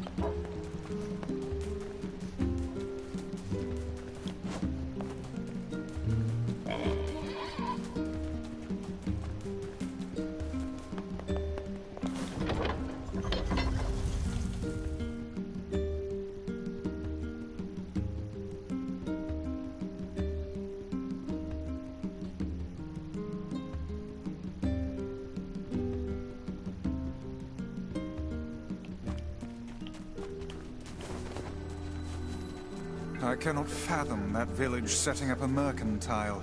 They must have truly opened their minds. Yeah, I have my doubts. Aren't you glad to be going back home, Kaine? Home? That place is a shithole. Don't be so nervous, Kaine. We'll protect you. I got me taken care of. Worry about protecting yourself. Ooh, the village. It's home to so many terrible little memories, isn't it, Kaine? Shut up, shut up, shut up!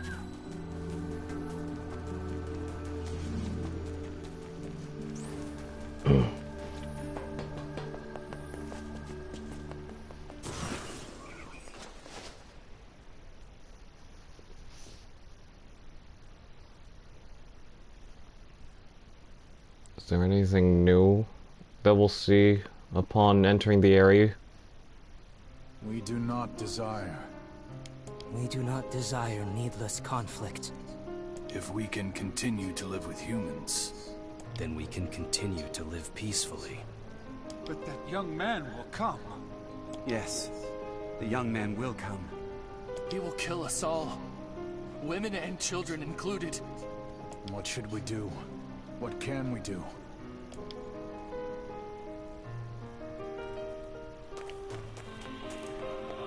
Will going here trigger anything? For, Tyran? Nothing. But now that I'm looking at that, this used to be what used to be Kaine and her grandmother's home, and that right there must be the paint, like the illustration of her grandmother with the crown of lunar tears.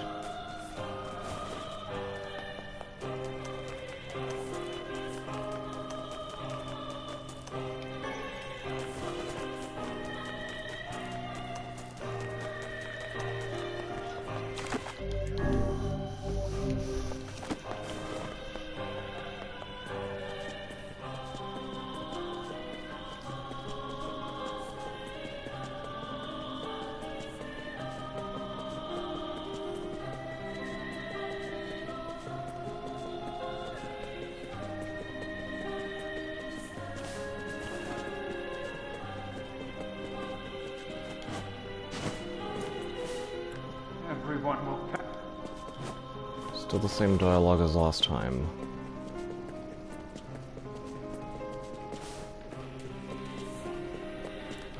I'd almost forgotten what the breeze felt like. Oh wait, that's right, I have to head all the way up there? Yeah.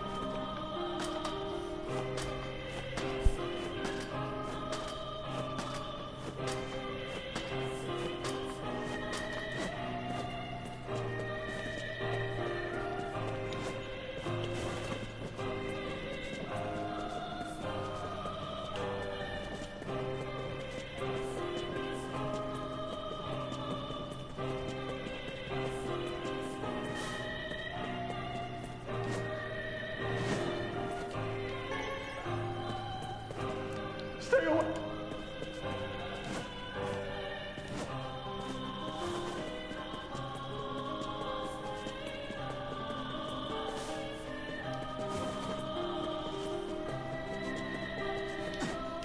There it is.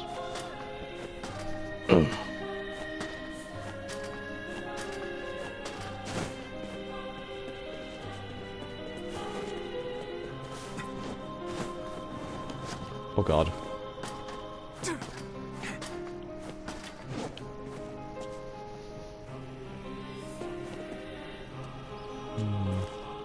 Hello? We're here from Popola's village. It's all over. We came to ask about the letter you sent. Our days are numbered. Our village is doomed. As cheerful as ever, it seems. You're the one who wrote the letter, right? I don't know about any letter. What the hell is going on here? It may be faster for us to take our inquiries elsewhere. Let us ask around. Someone must know something.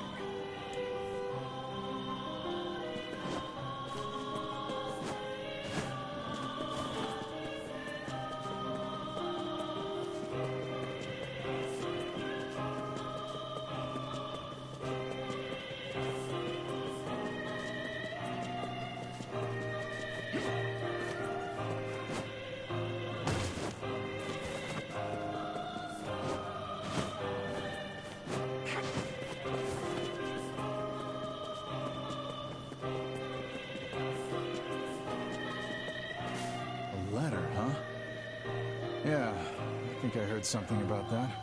So, you know about the letter? Maybe I don't. I'm not sure. Which is it, man? Oh, and if I may ask, are you friends of Kaine? You could say that. Ah, I've heard the rumors. Here to hunt shades, are you? Indeed. Our aim is to defeat every last one. Every last one? Everyone? Everyone. Everyone. Boys! Beware, this man is a shade. It's a trap! I figured as much. You guys sure are taking your goddamn time. 1,000 apologies.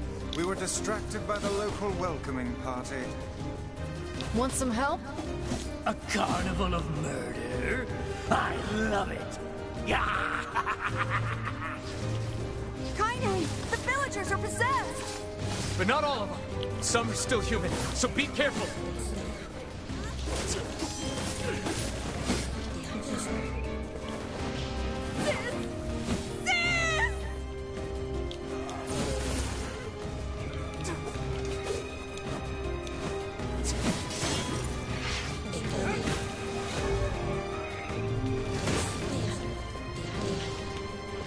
All over this village's history.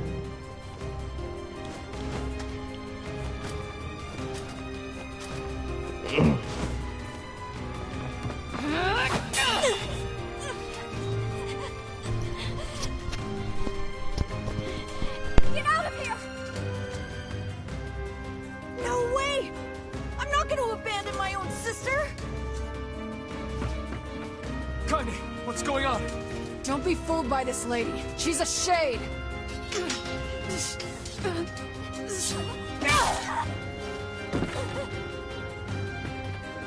No! No!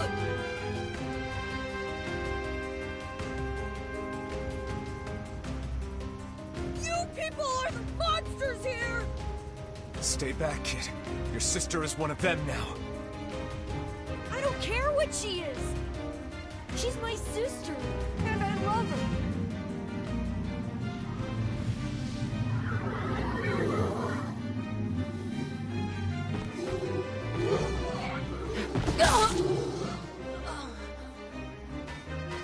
Kaine!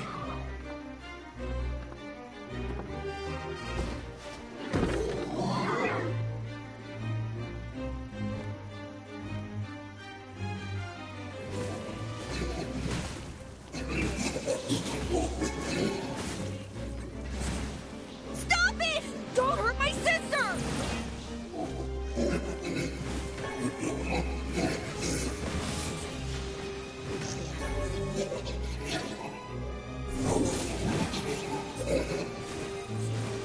What madness. These people are behaving as if we are the villains.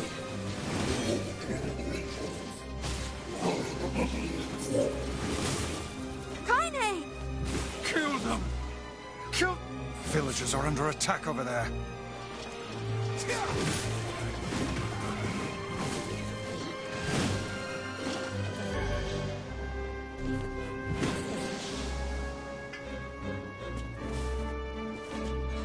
Damn it, Kaine!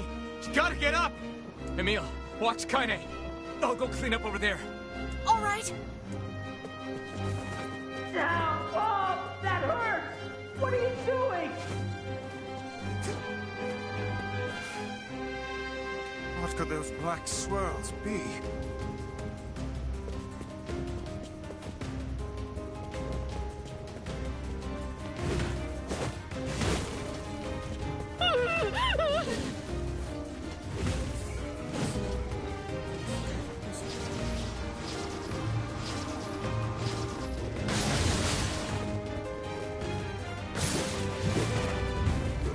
He's a shade! My husband's a shade!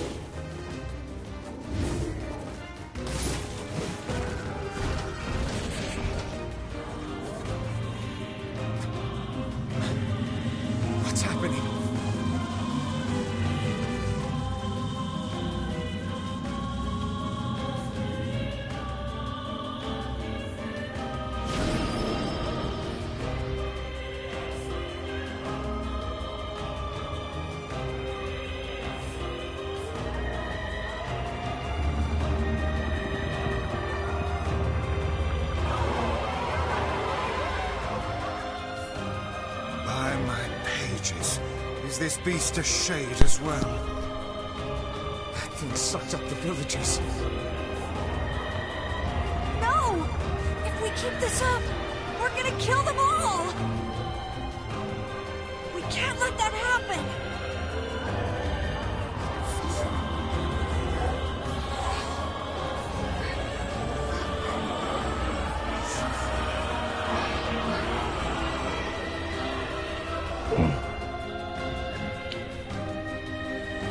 I feel something from within the creature.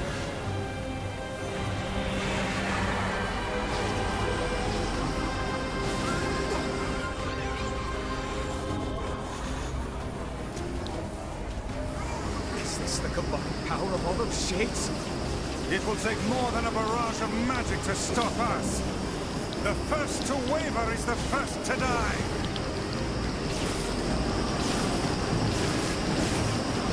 I sense magic coming from the center of that eye.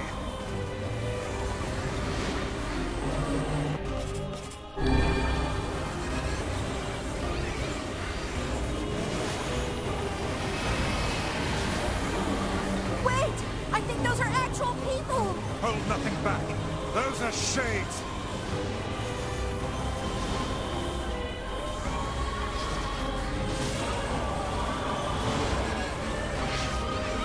The surrounding tentacles appear to deflect magic. Now, focus your magic on the beast's center. Such speed!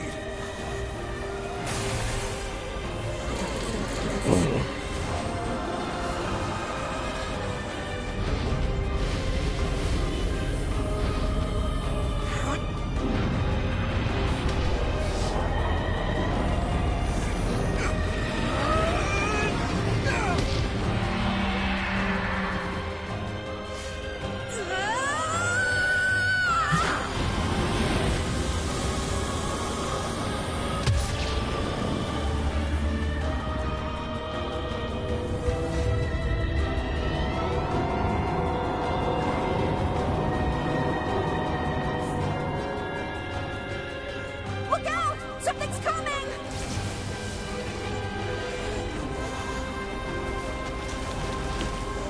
Its weak point is located around the back.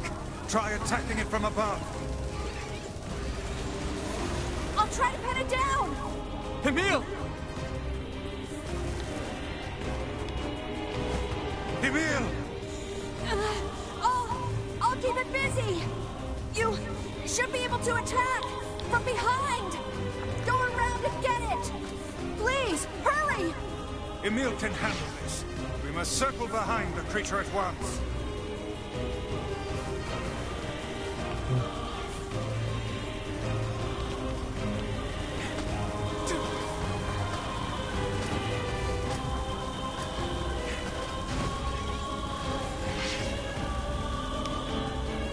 You must strike it in the eye.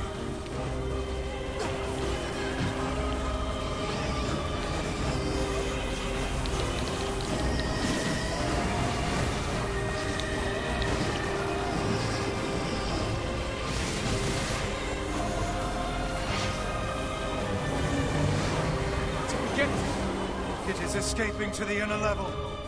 I'm coming! Gotta catch my breath. Careful. Won't help anyone if we lose you here.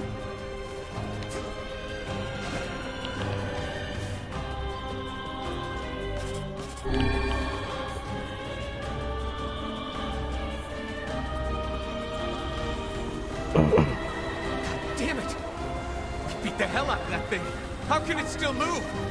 Its combined powers are beyond even my greatest suspicion.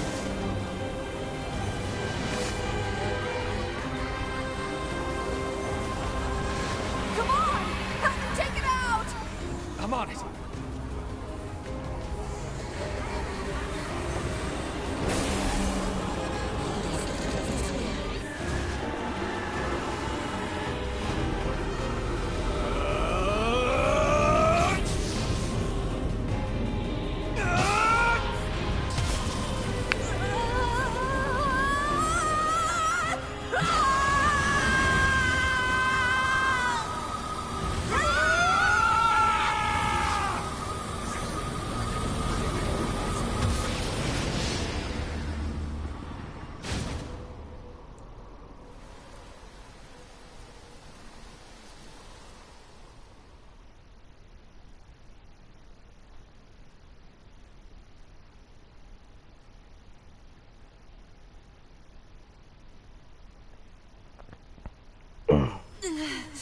Emil!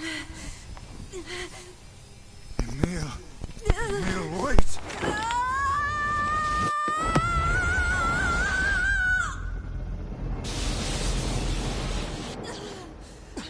Emil! He's gone. His instincts have taken hold. The ultimate weapon is being deployed.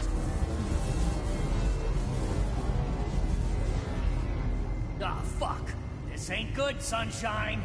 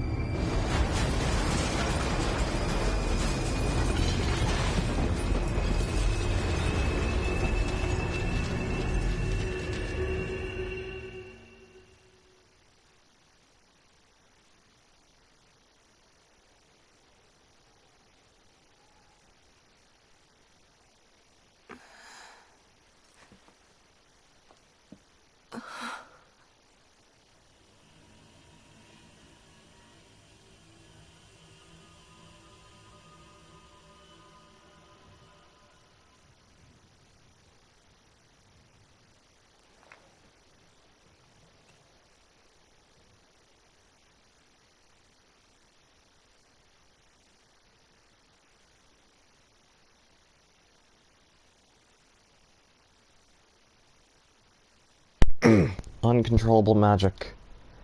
I have to protect the people I love. That was my only thought as I unleashed a magic powerful enough to destroy not only the Shade, but everyone else as well. All of them. So many innocent lives. Destroy, eviscerate, crush, kill. These are the dark impulses that overwrite all other thoughts. As a being that was created to be a magical weapon, these are my instincts.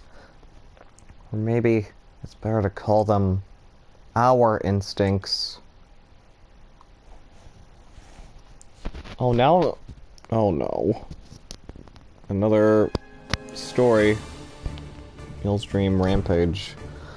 A klaxon sounds from deep within the bowels of the laboratory. Thick metal shutters drop down, sealing off the room with a series of dull metal thuds, I mean. Without the experiment, number 6 is out of control. Everyone will get out of here now. Get out of here. The researcher's words are abruptly cut off as a massive hand materializes out of the gloom and lifts him high into the air. The researcher begins to scream. He screams and screams, the sound echoing off the walls of the laboratory until a hand squeezes down, coating the room in a deep crimson hue. The rest of his colleagues stand in silence, mouths open, unable to process what they have just seen. Then, a female scientist takes a step back and lets fly with a heartbreaking wail. This is a terrible mistake, for the sound of our cry suddenly brings forth a monster in all of its terrible glory. Its body is a bloated corpse, its head a grinning skull, and it is massive, many times the size of a human. The head lolls from side to side as it tromps about the room on all fours, bringing to mind the wild maneuverings of some wretched starving beast. This creature, this thing, is experimental weapon number 6, also known as Halua. No. Oh no, please stop! Oh God, save me! Save me! I don't want to die! One by one, the maddened cries of the researchers are silenced.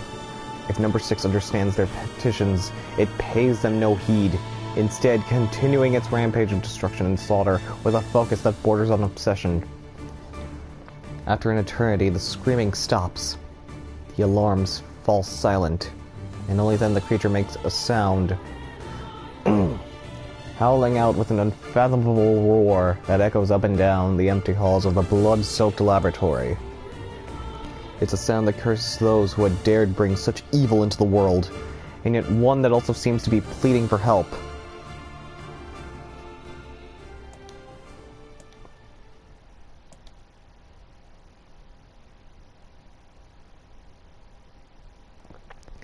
Two sets of footsteps echo in an otherwise silent corridor in the first level of the laboratory.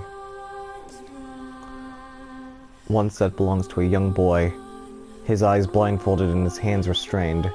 The other belongs to a severe man in a long white coat. The man drags the boy along by means of a long chain attached to a set of shackles on his wrists. Rubble is scattered here and there across the floor of the corridor, making the journey an exceedingly difficult one for a boy who cannot see. Excuse me. Could you please walk a bit slower, sir? I'm not used to being blindfolded and... Rather than stopping, the man only increases his pace, causing the boy to stumble in an attempt to keep up. This last humiliation proves too much, and the boy finds himself unable to arrest his fall. Without the ability to brace himself, he topples to the floor, smashing his head on a pile of debris and causing a trickle of blood to worn its way down his pale, frightened face. Agonized by the pain, the boy inadvertently opens his eyes, causing the falling drops of blood to emit a strange crackling sound before transforming into tiny white rocks. "Close your damn eyes!" roars the man. "Yes, sir," stammers the boy as he slams his lids shut.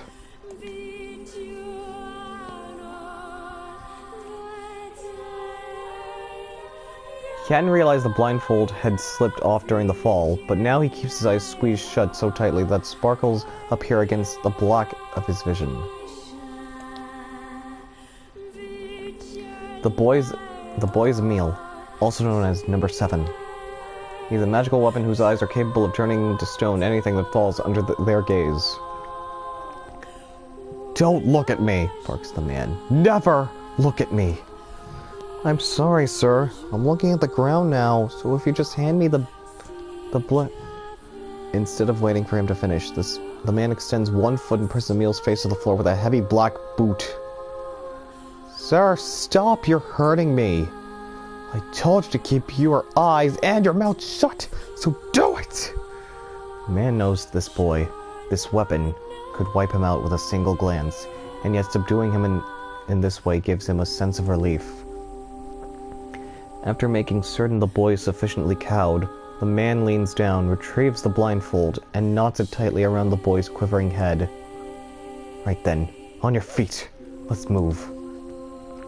Emil staggers to his feet, trying to ignore the red liquid oozing down his face. The blood doesn't matter. The pain doesn't matter. All that matters is finishing the job they had set out for him to do. The second level of the laboratory is in even worse shape than the first. The environs are littered with rubble and rock, making the thought of a decent foothold laughable. When the man's eyes linger on a section of rubble stained a deep red, he has a sudden image of warm, gooey brownies slathered in a strawberry sauce.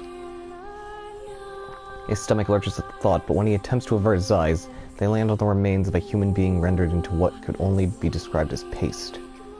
The man blinks. His mind goes strangely blank before attempting to determine exactly how many humans had to be sacrificed to create the scattered piles of flesh around him. After a moment, his thoughts simply cease altogether, as if his mind realizes that trying to put such a thing into form is folly.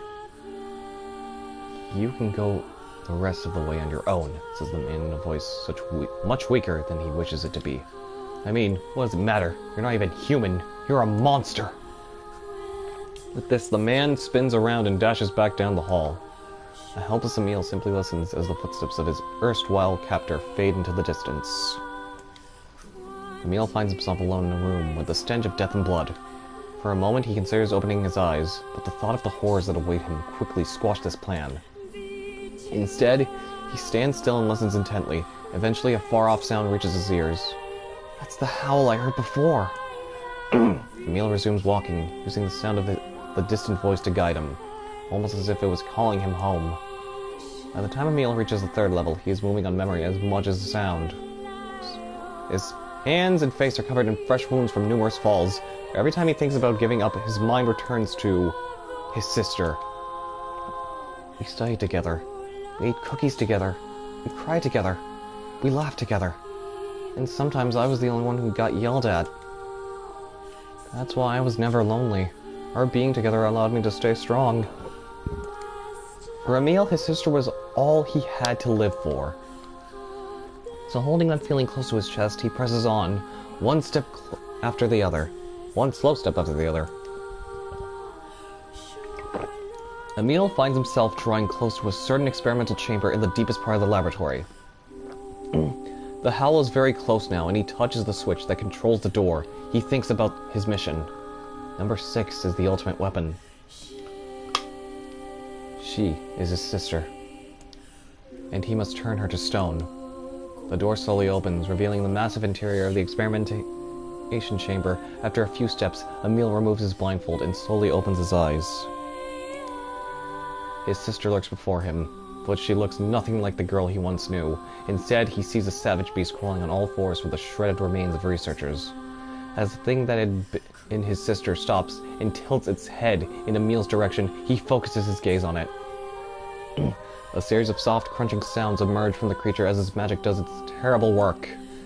First the fingers, then the hands, arms, legs, head. What little color the beast once possessed fades to a dull, ashen gray, and yet somehow it summons what strength remains and pulls itself toward Emil, one slow, lumbering effort at a time. Wailing, the massive monstrosity closes in. Is she worried about me? Or is she coming to kill me? Emil feels prepared to accept either outcome. After all, this was his older sister, the person he loved more than anyone else in the world. Halua, The moment Emil speaks, number 6 comes to a sudden halt. Silence descends on the chamber as the siblings stare at each other. I'm sorry, Halua, but everyone says you're too powerful. They say it's too dangerous unless I steal you away. I'm so sorry. As Emil watches her body begin to turn to stone once more, number 6 simply waits in utter perfect silence. I'm sorry. I'm sorry. I'm sorry. I'm sorry.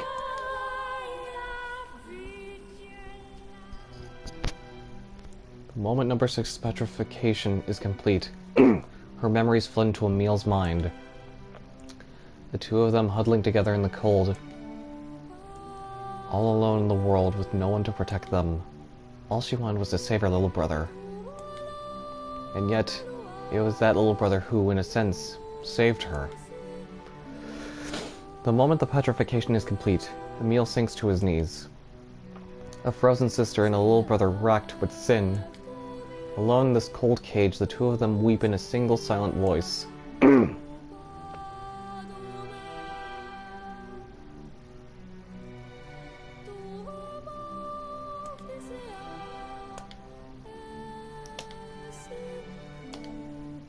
was our combined power that destroyed the Aerie. Whole existences, entire lives, even their memories. We took it all. We took everything! My sweet, gentle sister turned into a monster. And the same thing will happen to me, now that I have her power. If my instincts as a weapon win out and destroy me in the process, if that power ends up hurting someone I love,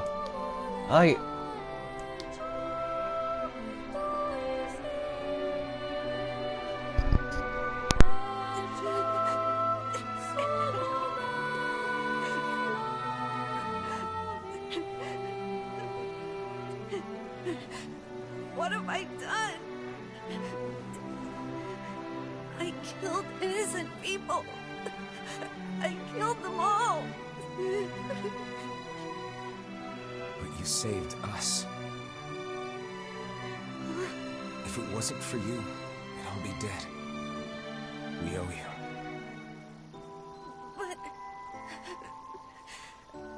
But I... It's all right.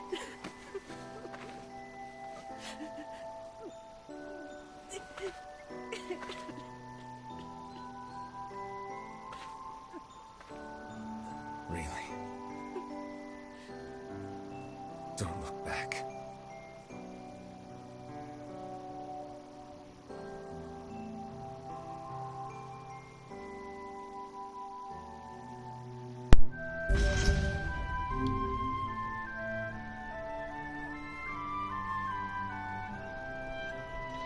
We had best be off. Yeah.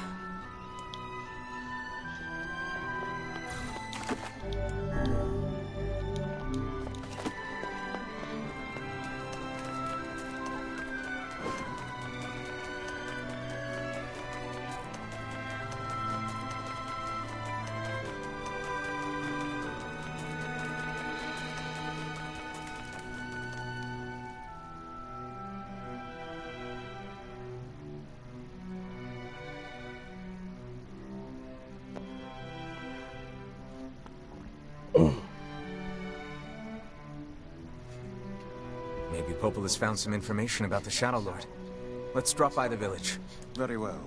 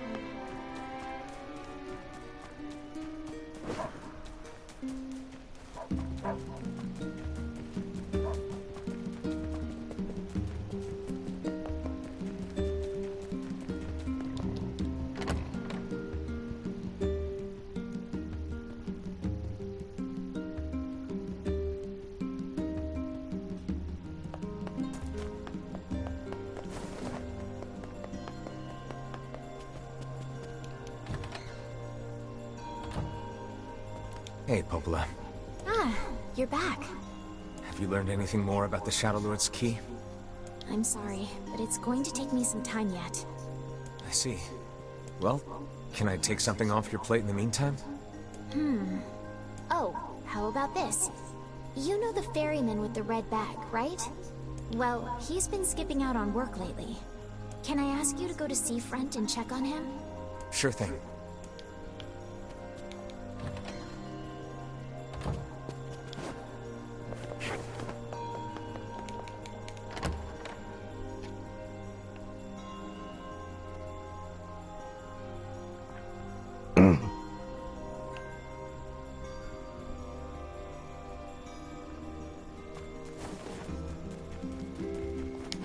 This feels alarmingly familiar. I'm sure that couple is merely having another one of their inane spats. Let us do our utmost not to get dragged into it this time, Why am I the only one? Oh, it's you, eh?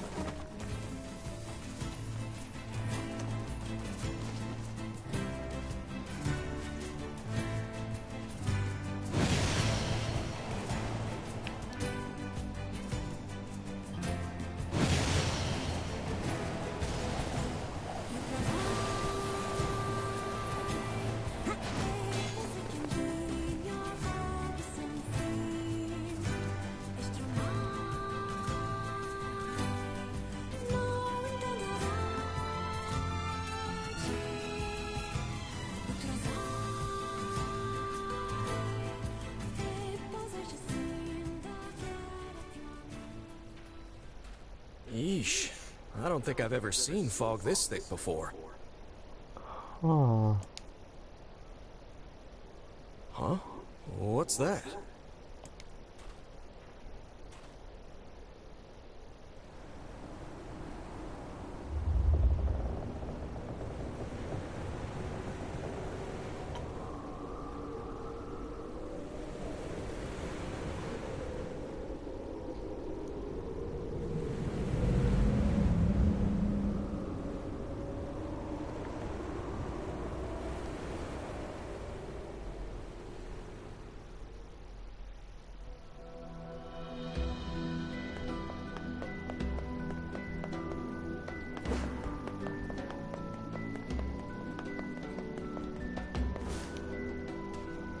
Oh god, it's over. My life is over. What's wrong? Oh, hey, I remember you. You're the ones who helped us out way back when. Seeing as we've come all this way, I suppose we had best ask, what is the matter? I had a fight with my husband, and he ran away from home. Yes.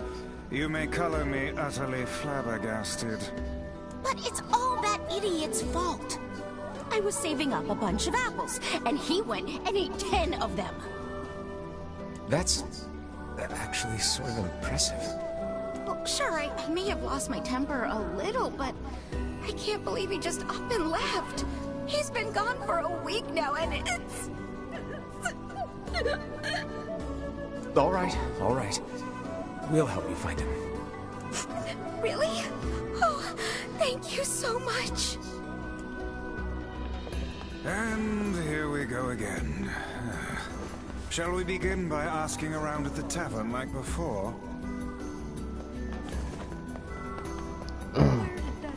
There's not... At the store I'm looking for.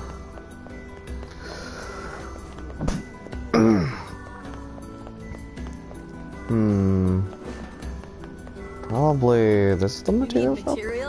Yeah. Oh no, they only have moldavite, not pyrite.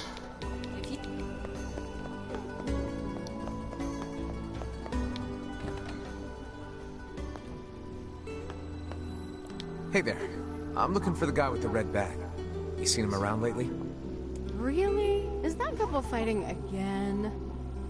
Yeah, the guy took off and hasn't been seen since. I take it this isn't a surprise? Hardly. Their arguments are legendary. We're actually considering selling tickets as a tourist attraction. Anyway, I think he's from that village with the library. Maybe he went back home. I think his brother is a guard there or something. Thanks for the tip. I'll see what I can figure out. Say, you're pretty handsome. Care to buy a lonely woman a drink? Yeah, I'm good.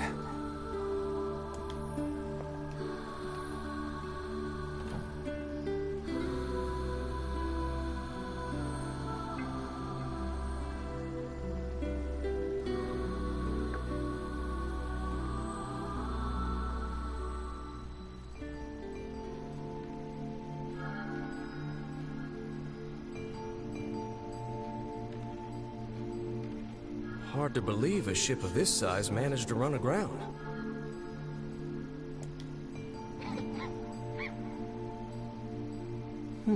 What was that? Hey, is someone there? Okay, I definitely heard someone cough just now. Maybe it's one of those kids from town? But where are they?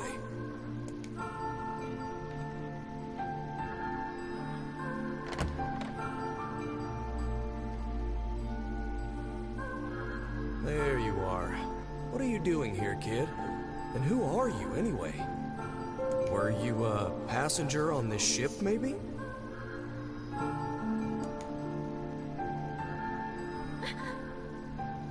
Hey, it's okay. You don't need to be scared.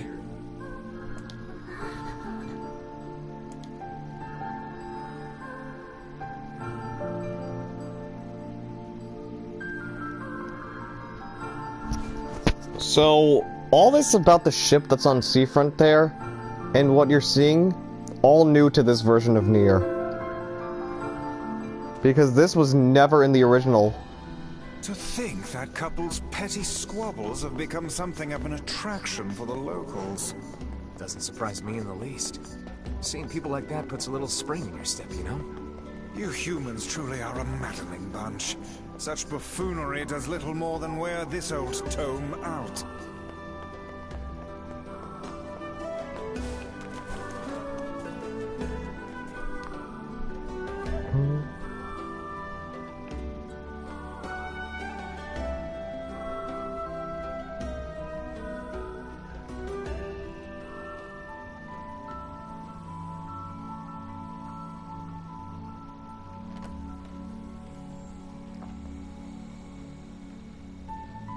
Hey there. How you feeling? Well, your cough seems better at least. Check it out. I brought you some bread today.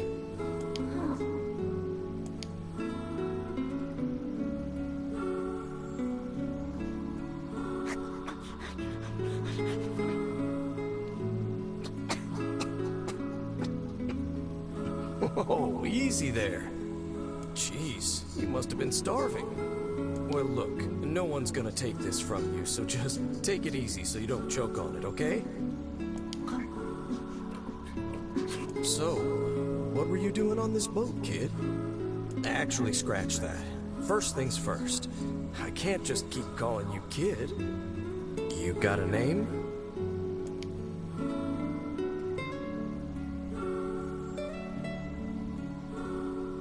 Well, this is going nowhere fast. Let's see. Louise. Louise. Yeah, what about Louise? I mean, it just sort of popped into my head, but what do you think?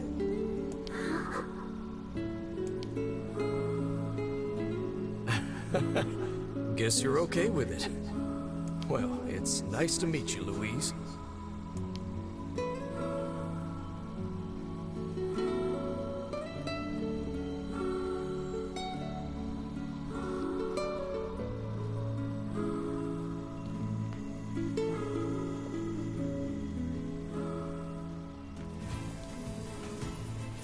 We searched the Southern Plains back when the wife ran off too, right?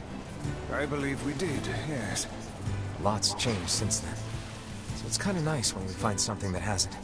The fact that couple is still arguing almost fills me with, I don't know, hope, I guess. If you ask me, that particular couple could benefit from a little change.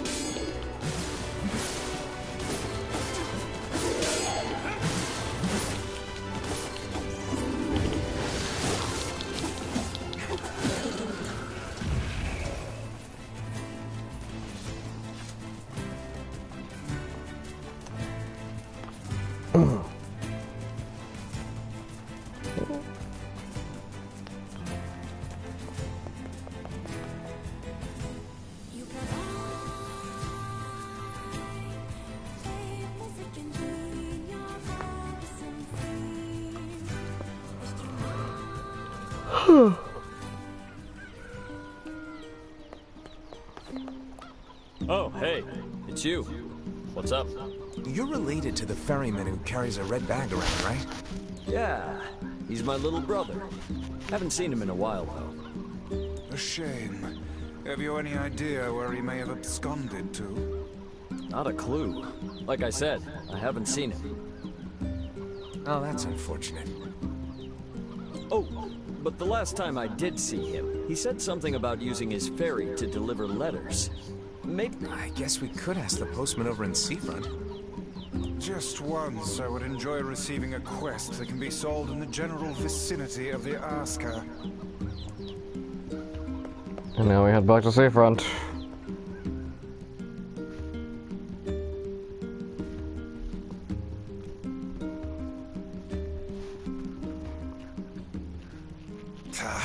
I cannot believe how many trips we have made simply to track down a single man.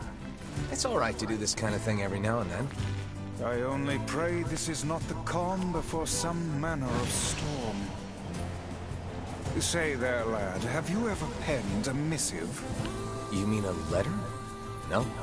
I'm not big on writing. It always takes me forever to figure out what I want to say. What's to figure out? One simply takes quill in hand and unleashes their soul upon the canvas of the page. Whatever you say, Vice.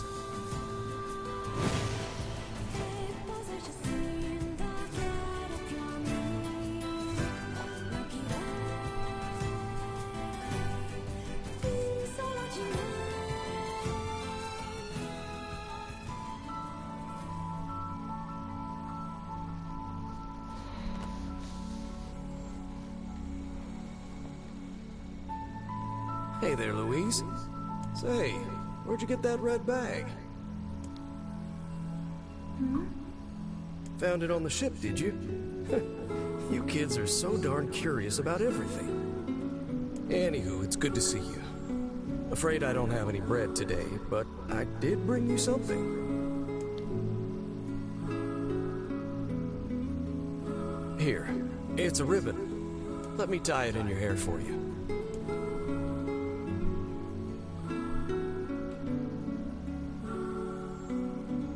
Well, what do you think?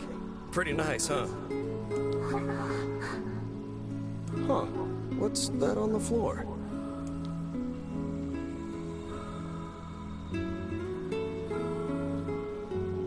Oh, it's a mirror. Well, that's a stroke of luck. Let's go ahead and check out your new look. If you go over there where it's brighter, you'll be able to see yourself more clearly.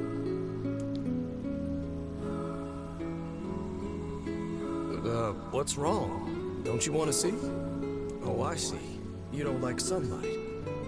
Guess your eyes are pretty sensitive after spending all this time in the dark, huh? Well, it's not like we can have you stay here forever. We should work on getting you out of here so you and me can go look at the sea together. How's that sound?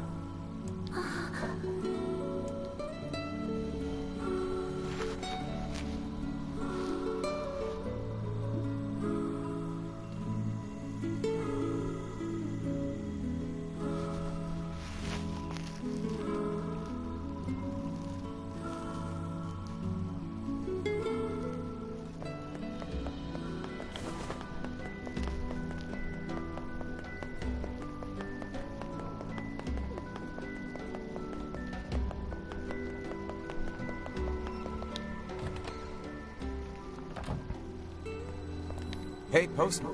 Oh, sorry. You're not him. I'm sure as hell not. I just swung by to pick up a letter and wound up running the damn place. Anyway, you here for a package or something? No. There's this couple who's always fighting, and the husband took off. So I'm trying to track him down. Ring any bells? Sorry, pal. You're asking the wrong guy. Still, that's pretty weird. My buddy's daughter took off too. Maybe running away is the cool thing to do now. I find it exceedingly unlikely this pair of runaways is mere coincidence. Any idea where she might have went? That is the question, isn't it? Actually, you know what? I bet she went to check out the huge shipwreck that drifted into the inlet the other day. Not often something like that comes around. It's all the kids have been talking about.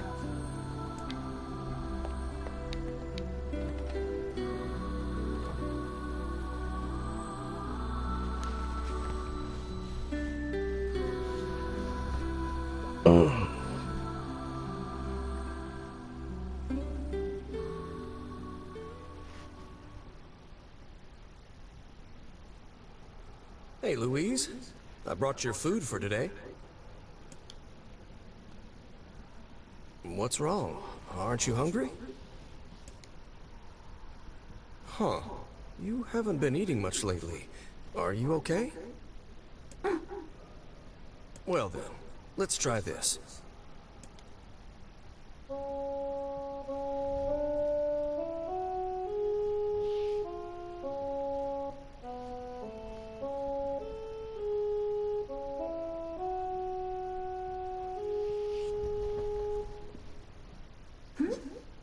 What was he playing? Yeah, sorry about that. It's called a song. Humming a jaunty tune is the best thing for putting a spring in your step. That did not sound like humming to me. Songs are like a little bit of wisdom that makes the tough times easier. I love them personally. I mean, not that I'm any good at singing.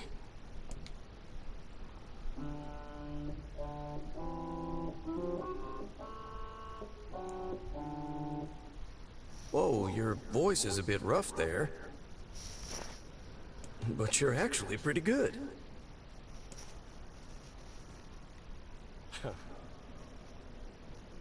You know, I knew someone who lived in the town lighthouse before she died. She used to hum this same song a lot. I heard it every time I stopped by to deliver something, and I guess it just kinda stuck. Of course, that was quite a while ago.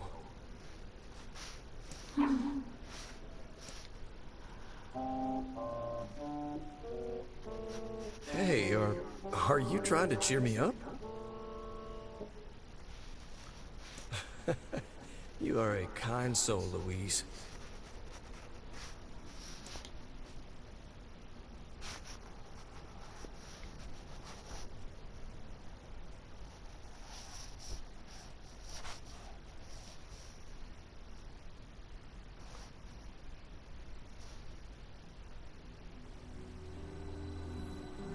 I'm sensing some really weird magic going on here, Sunshine. You feeling it too?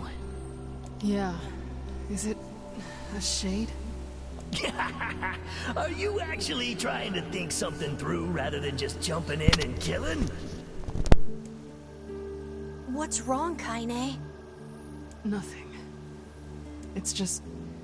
I'm sensing a presence from Seafront. Something like a shade. A shade in the town? That's not good.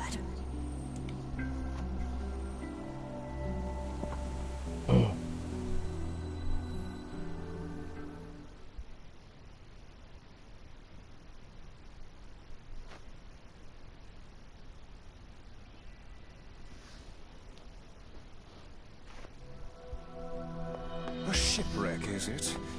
I suppose we might as well investigate, seeing as how we lack any other tenable leads. Right. Let's head for the inlet.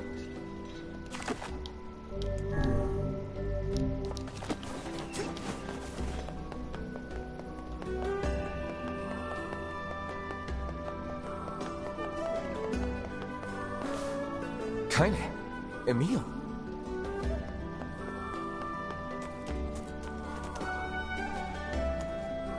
What's going on? I haven't seen you two come into Seafront in, well, ever, I guess. Sorry for the surprise. Kaine said she sensed something strange in the area. Strange how? Like a shade? Maybe? I'm not sure. There's some kind of sound or something coming from up ahead. What an incredibly specific piece of information the Hussy has graced us with. What is it, Kaine? Nothing. Let's get moving.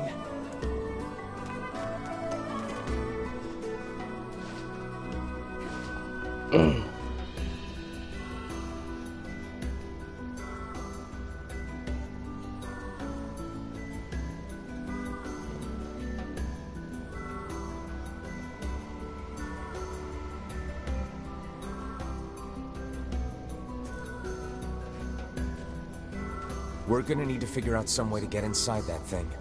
This ship is in a state of wanton decay. Surely we can find a hole or some such if we put our minds to it.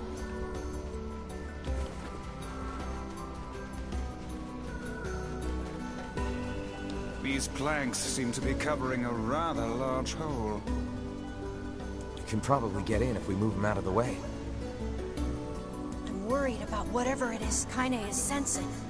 We should make sure we're really prepared before going inside.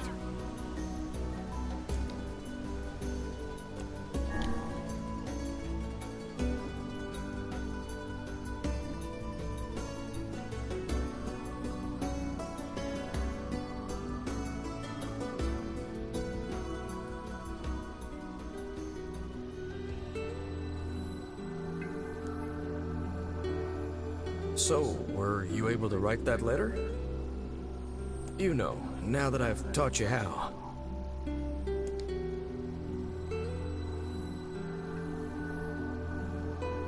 Not yet, huh? Well, there's certainly no reason to rush. You know, it makes me happy that you've taken such a shine to me. First time we met, I didn't have the foggiest idea what was going on in that head of yours.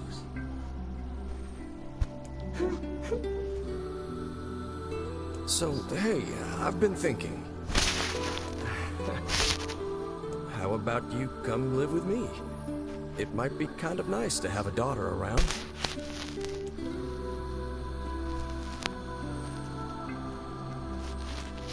Not into it, huh?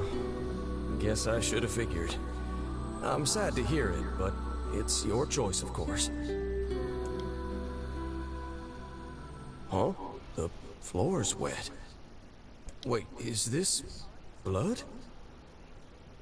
Oh dear. Are you... Oh, and that's why he thought that. Oh, baby, that is one hell of a smell. We got something real nasty nearby, eh, Sunshine? Come on, don't tell me you ain't picked up on it yet. You of all people gotta know what this smell means. This ship is in poor condition indeed. Do try not to thrash about and bring its timbers down around us, hussy. Whatever.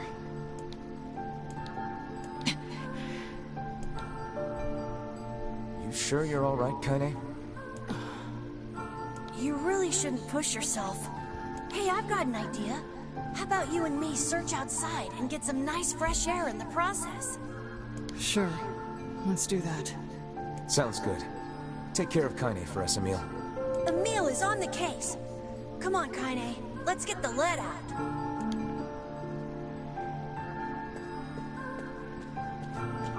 This place is pretty gloomy.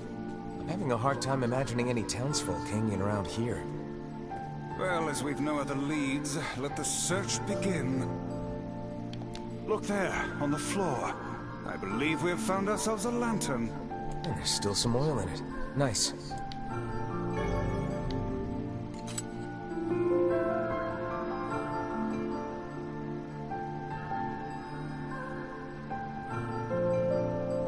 Wait, did you see that girl just now? I did indeed.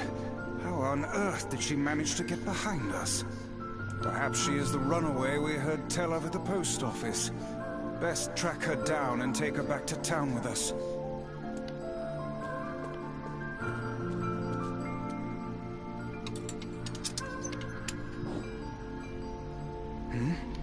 There's no one here.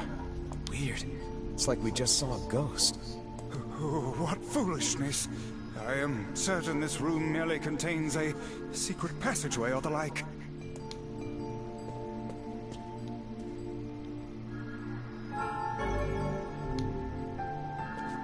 What is with this ship anyway?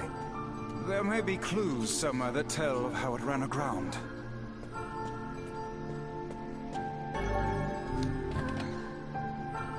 It looks really dark up ahead. Then perhaps we ought to make use of that lantern we just found,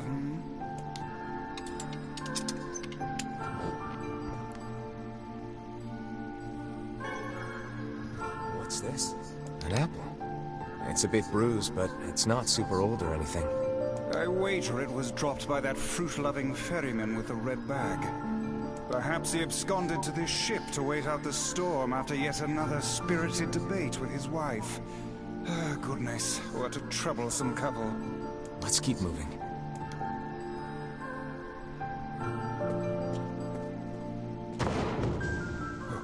Oh, what was that sound just now? Sounds like it came from the floor above us.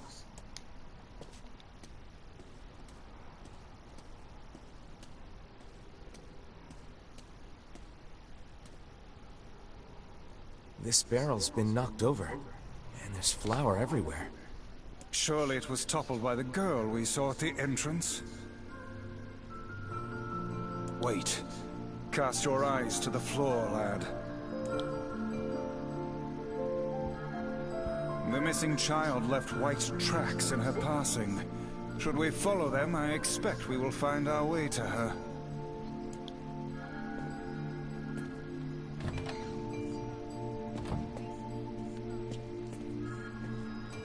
Man, this book's got some serious heft to it. It would seem to be this ship's logbook. Let us avail ourselves of a gander. Records of the routes it traveled, the weather it encountered, and the places it made port, all in a painstaking level of detail. I would expect no less for a vessel of this size. Did you hear the difference in volume that sounded from Weiss? Like, the sentence he made before and then this current statement. Audio balancing was kind of whack there. Until the day the records suddenly cease. What the hell happened on this ship?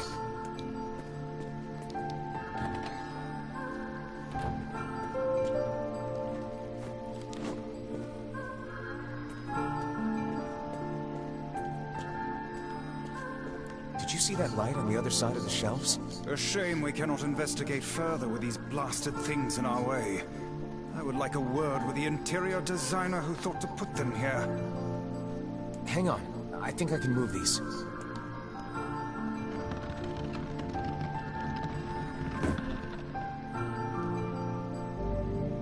It appears to be caught in a crack in the floor.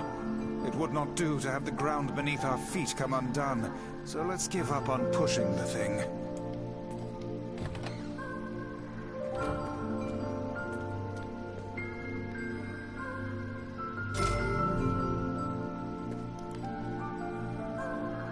There's a breeze coming through these shelves.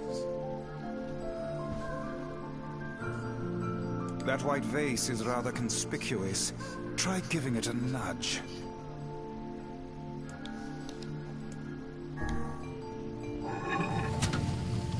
A hidden room.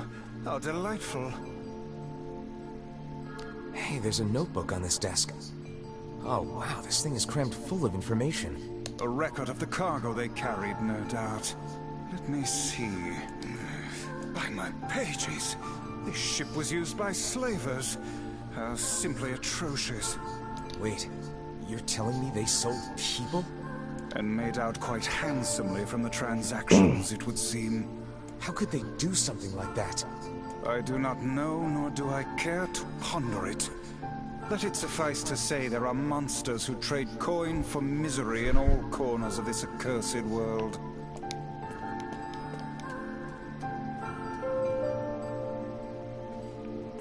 These chests are pretty huge. And what do they contain? Treasure, perhaps? I wish. Looks like a bunch of iron tools. Those are no mere tools, lad. They are instruments of torture. I shudder to think what evil transpired in this room.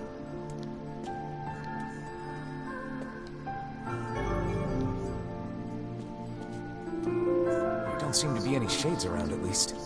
Fortunate for us. Now let no more time be wasted in our search for the townsfolk.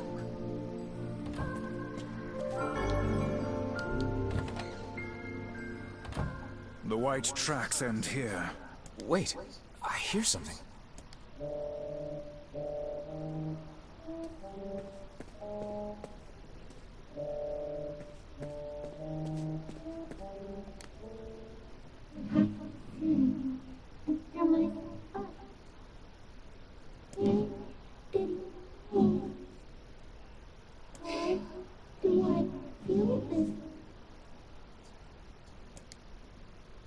Whatever that sound was, it stopped. I swear it sounded like a girl. This is a voice pipe. A contraption by which one's voice can travel to a faraway location. Which means the girl is in whatever room this pipe connects to. Hold a moment. I spy a chart of the ship's layout on the wall. Yes. This pipe connects to a cabin in the ship's stern. Onward and, inward, I guess.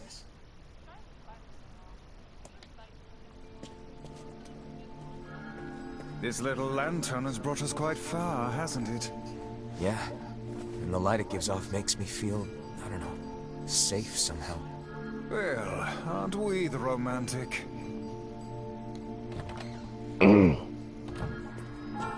Looks like somebody's journal. Here, let me see. It says the ship was attacked by some kind of monster.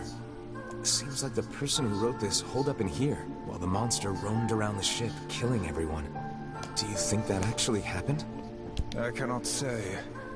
Though the term monster might well be referring to a shade. I don't think I was able to enter here before. It said that the door to it was kind of broken. Unless it was this one? Nope, because this is the kitchen. Kitchen, is it?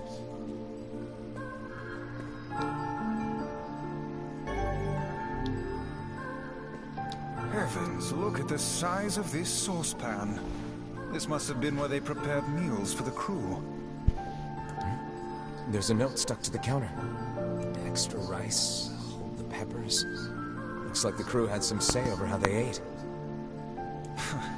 To be picky about one's food while at sea is a luxury indeed.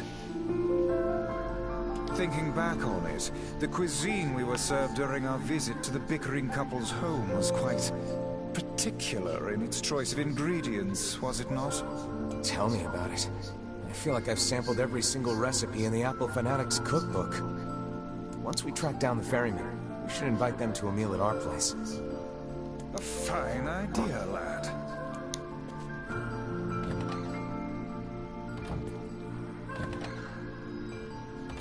Oh, damn. The hell is this smell? Perhaps it is wafting from further inside?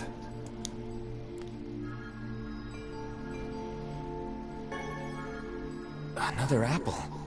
Just how many apples does that quibbling husband keep on his person while he's out and about? Let's keep searching.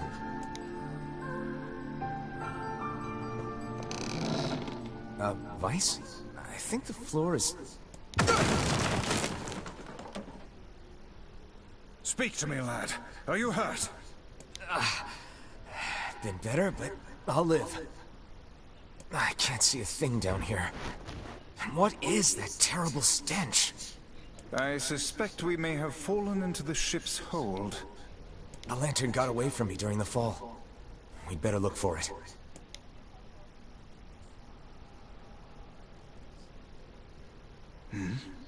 Is... Weiss, that's it! We found the lantern. About time. Might I suggest you cease the celebratory fanfare and light the blasted thing already?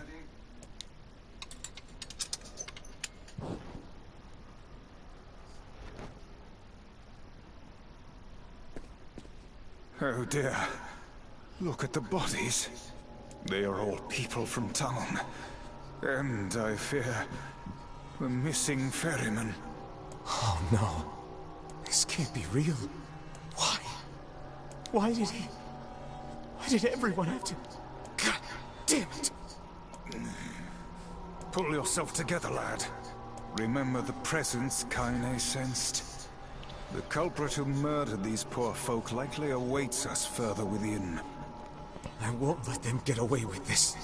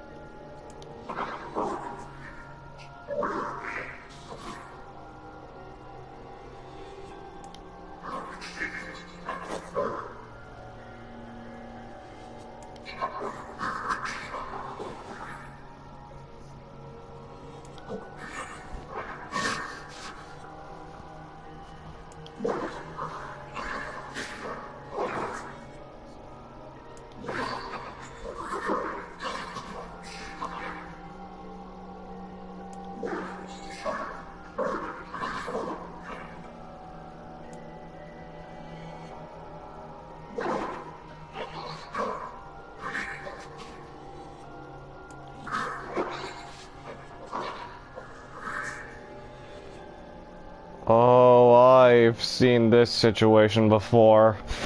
Something similar in Automata.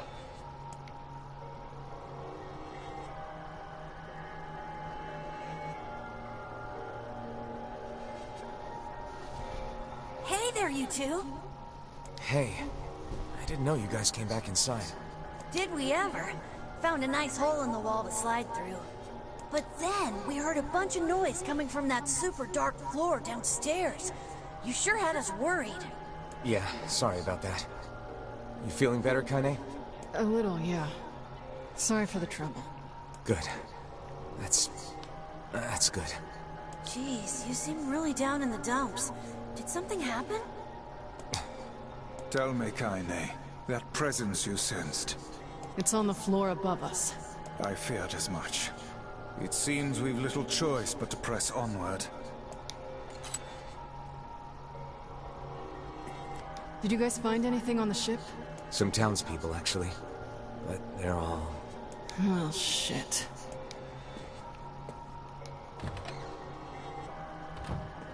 There's a bunch of crumpled up paper here. Letters, maybe? They all seem to have the same words written upon them, but the penmanship is so poor I cannot make heads nor tails of it. These are Luis's letters.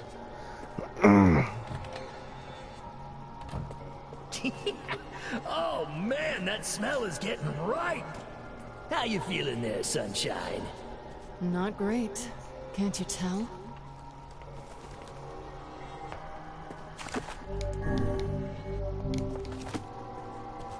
This would be the final room, yes?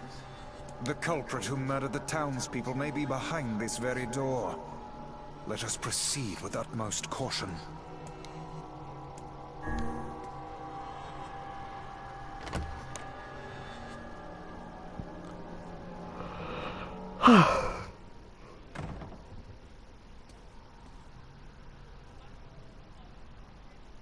It's that girl we saw when we first entered the ship. Old lad, this is a lone child sitting inside a hulking ship littered with corpses. Something is clearly amiss.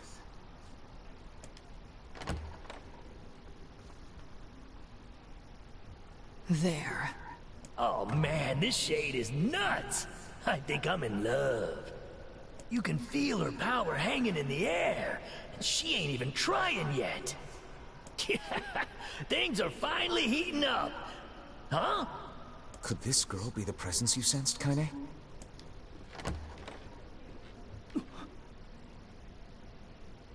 Oh, hey, it's you. Been a while. Wait, you're the postman. What are you doing here? Oh, I've been coming here a lot lately. I think this girl was on the ship when it drifted in. I've been keeping an eye on her until she's well enough to leave. Hey, so this is kind of awkward, but... the girl is, you know, bleeding? I brought a bunch of bandages with me, but, well, how exactly does one deal with a woman's time of the month? Sorry. Clearly crossed a line there. Forget I said anything.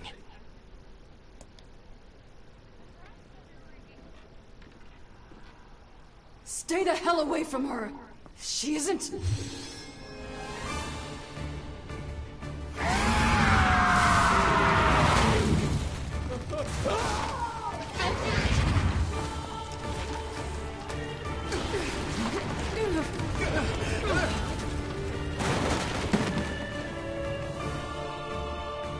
Kaine! Emil! We'll figure something out. You just find a way to get the hell out of here.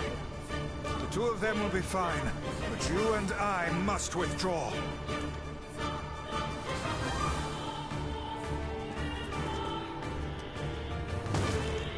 The ship is collapsing. We must leave at once. Very much aware of that, thanks. Let's go. Shades! Damn, they're in the way!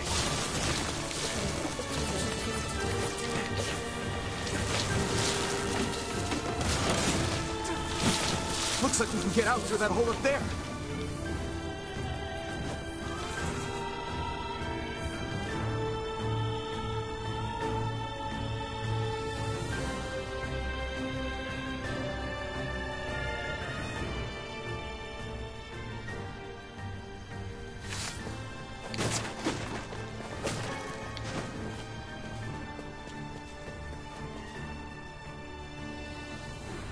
Glad you two made it out in one piece. Yeah, we're good. But that poor postman is still trapped inside. We'd better go help him out. No shade would dare pursue us into sunlight such as this. We should use the opportunity to ready ourselves.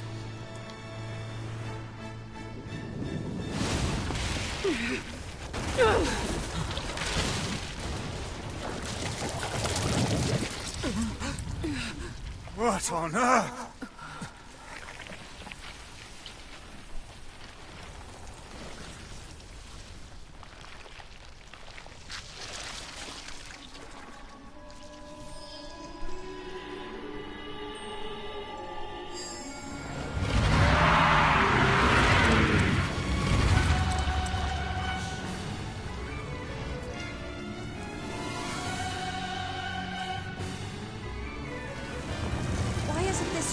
being hurt by the sun. That is not precisely the case. It most certainly is being burned by the sunlight. However, its regenerative abilities far outpace whatever damage the light is able to inflict. This light, something is coming. Get out of the way at once. Oh, listen, it's singing. This thing actually thinks it's a person. Yeah.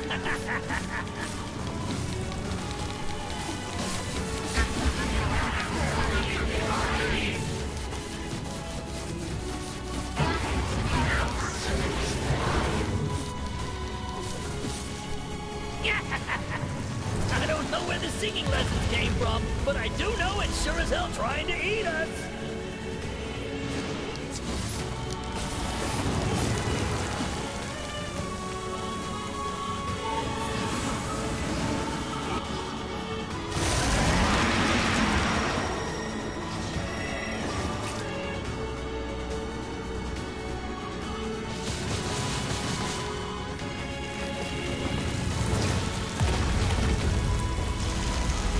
Aim for the tentacles with faces on them. Don't stop now. Focus on the next one.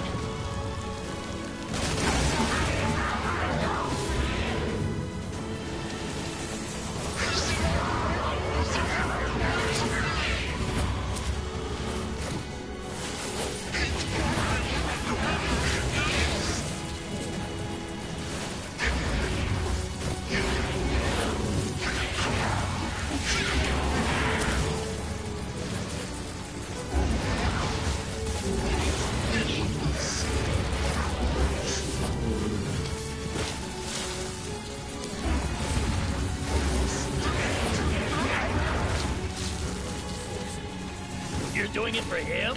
How sad. How precious.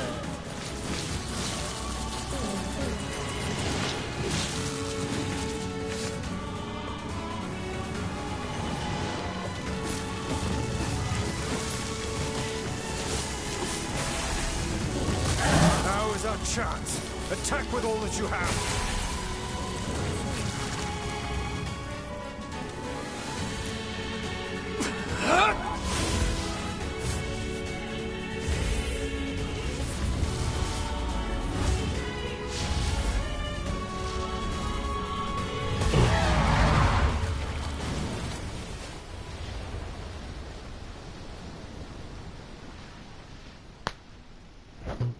Did we get it?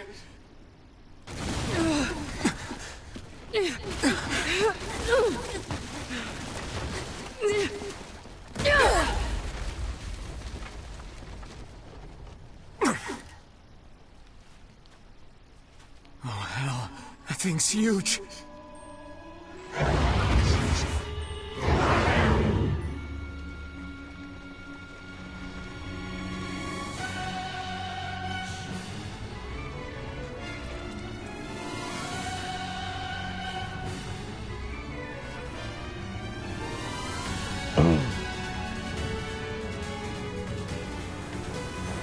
To think it could recover from such a grievous wound. Ordinary attacks aren't gonna do shit against this thing. Hey, the guy from before's collapsed on the beach. That shade's got some kind of hard-on for it. We should take him hostage. Shut your yap. I'm not in the business of using my blades on people.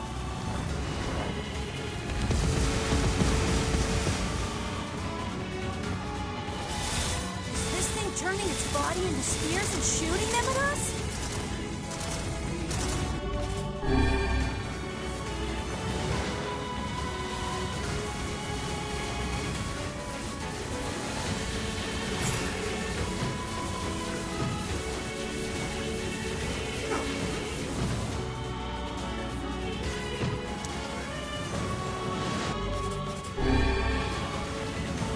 Fine then.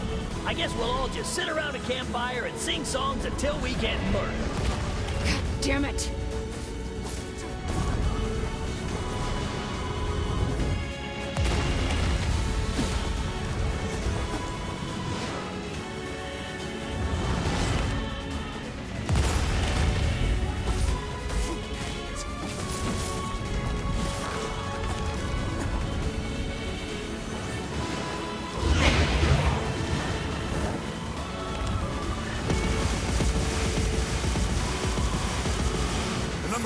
fears flying our way is increasing. Yeah, I can see that. Damn it. My word, if this continues...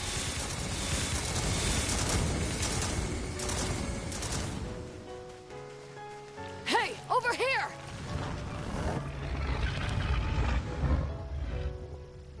This guy's important to you, isn't he?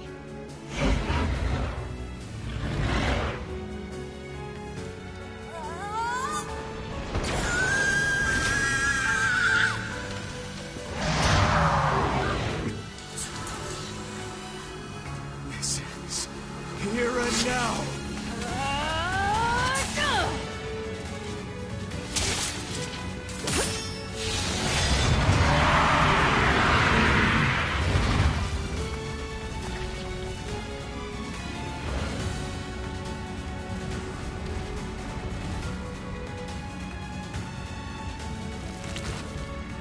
Son of a... Is this thing immortal?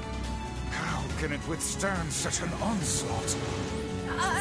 I'm really scared, guys! We will be in grave danger if it unleashes that attack. We must stop it.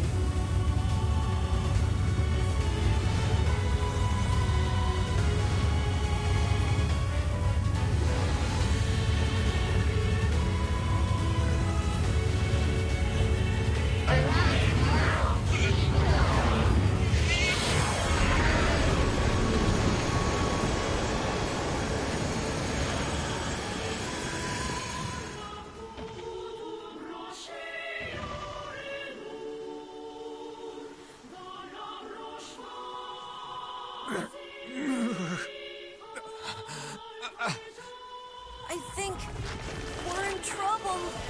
What the hell are you doing? Stop him already! My body won't... Damn it! Fuck!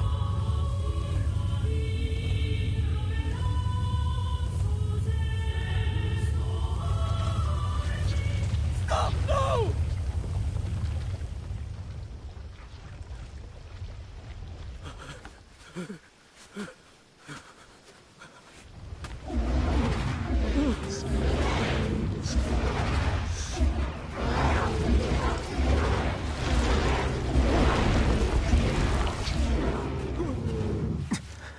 What are you doing?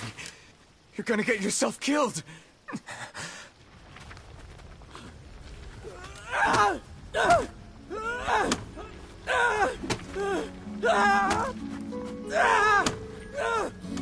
Stop! Don't hurt these people!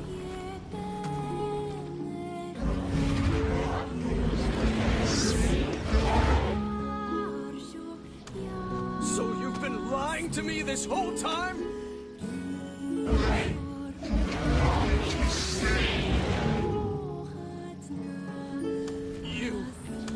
You're a monster!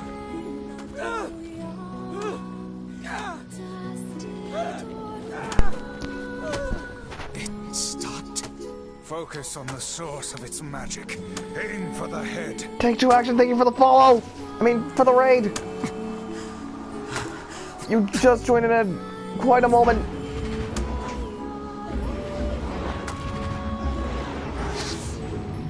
We can never be together! You disgust me!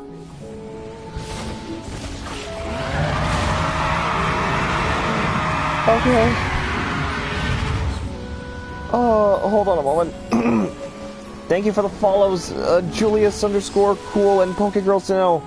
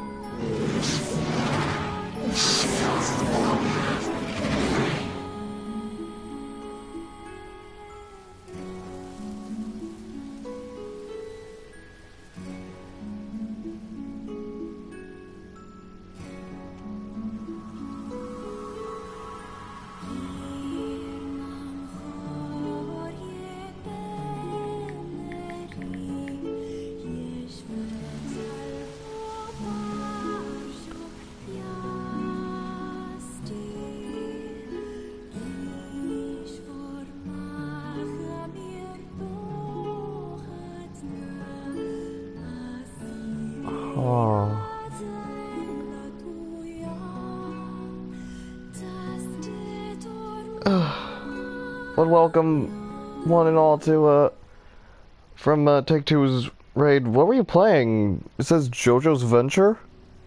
Thanks. You really saved our bacon. That a JoJo's Bizarre Adventure game? You've all done so much for me. Offering a little refuge is the least I can do. I don't have the words to express how sorry I am. We all knew townspeople were out there being eaten by a shade. But I never imagined I was taking care of it this entire time. The fault lies with that foul creature alone, Postman. Not yourself. Poor Luis. I hope I can believe that someday. We'll see Mega Man 03? Oh. Alright, well, we'd better get going. There's someone else we need to break this news to. Fair enough. I hope to see you out there on the old letter trail again soon. By the way, this is Route B. Hey, did you find my husband? Yeah. The thing is... Wait, why are you hesitating? Is he alright? Please tell me he's alright. Come on, say something already.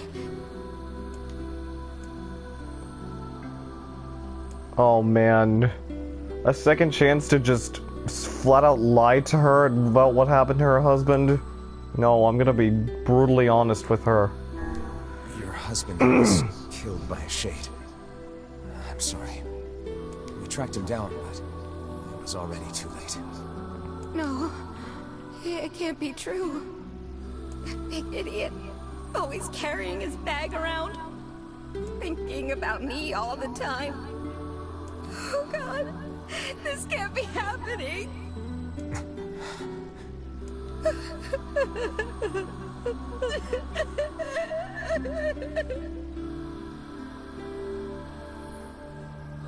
It saddens this old tone to think we'll never hear those two at each other's throats again.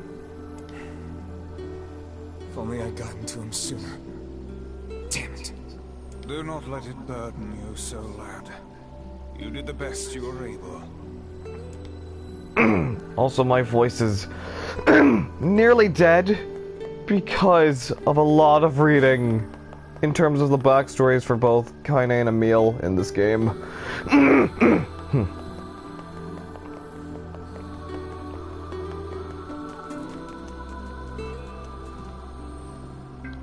But for those that just witnessed right there, that was some new stuff that's new to this version of Nier Replicant.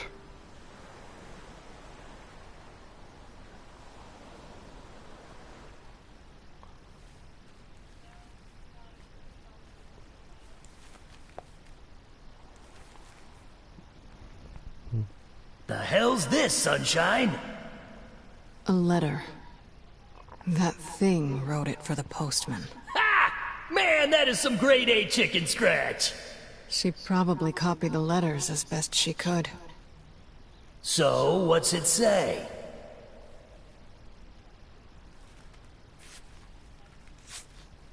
I think our friend's gonna wake up soon. Let's go.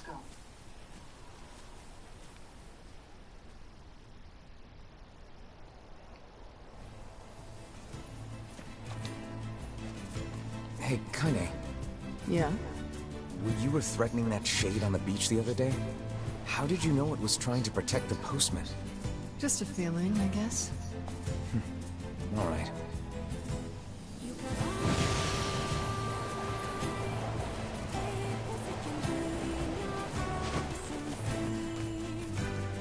Also, we're gonna try our... we're gonna try to be as quick to, one and done Route B all in one stream today. Because we are at, like, 5 hours now.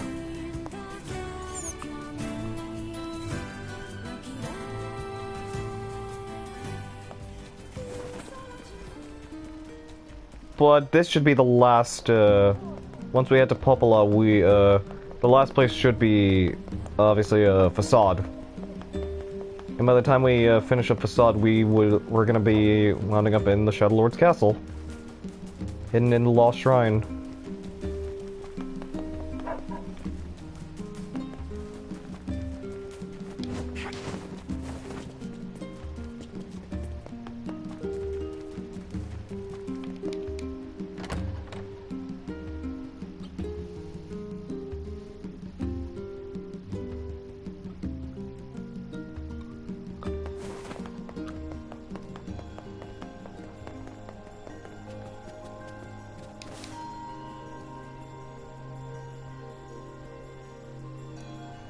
Shades on the coast, the ferryman dead. You've had quite the rough trip. That poor ferryman used to tell me stories of the epic quarrels he had with his wife. He found the whole thing quite amusing. That's okay, Take-Two. I appreciate the lurk. Thanks again for rating. He loved her, though. He loved her with all that he was. I'm very sad to hear that he's gone. Still, you made it back safe, and I'm glad for that. Have you any new information about the key to the Shadow Lord's castle? I'm still working on the decryption, but I'm afraid progress has stalled. Loyal Cerberus might refer to a dog, but I've never seen anything that would fit the bill. It must be pretty complicated if even you can't decode it. Well, you're our last hope, so please keep trying, okay? I will. By the way, I was walking by your house earlier and I noticed you had some mail. You might want to check it out. Thanks. I'll do that. Oh, one last thing. Since the ferryman was missing work, I arranged for someone else to handle the job. I'll make sure they know to let you use the boat as before. Gotcha. And thankfully, since I already completed it... Those we have lost, the world relentlessly continues to turn. Even, I've, completed every side quest in, Route A. So we don't have to worry about doing any of them, in, as grown-up near. In this route. Plus, I've already gotten all the side quests that reward you weapons, and including some of the ones that were new to this route specifically, that are in our house here. And it's an official notice and an invitation of the King of Facade inviting us to his wedding. The king is getting married. It does this old book good to see a boy become a man. Probably not a good idea to turn down a wedding invitation from a king. Let's go to Facade. So since I'm managing Facade, I might as well check to see if they got pyrite on them.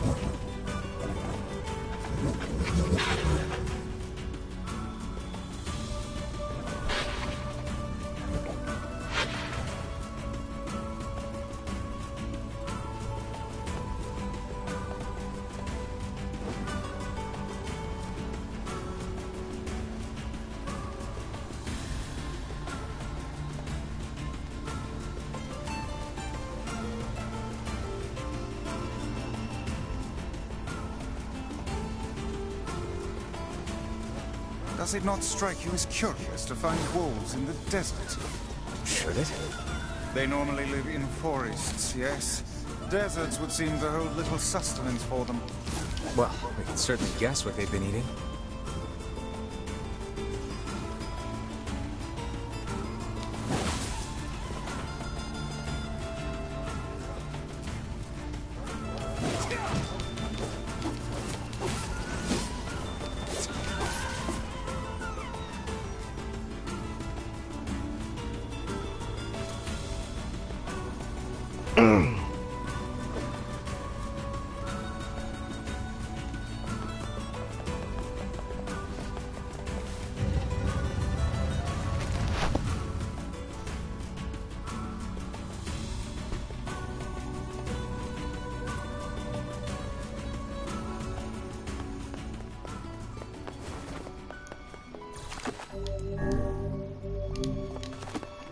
Alright, so where's the...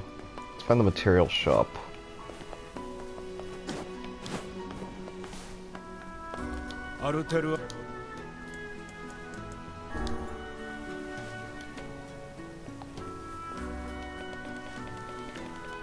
Alright.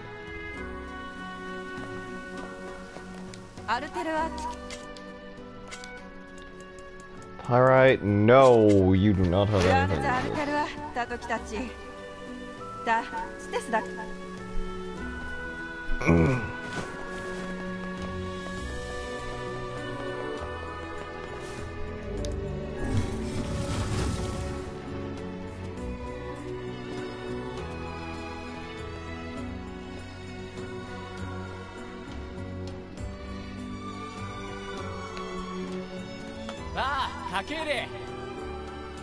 We hear your days of bachelorhood are coming to a close, King.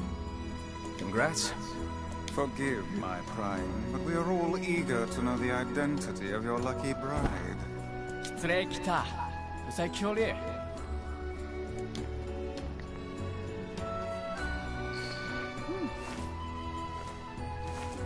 Hold on. Fira? You have grown into a fine example of womanhood. I'm sure you will make a splendid queen. Kaine's gonna want to see this.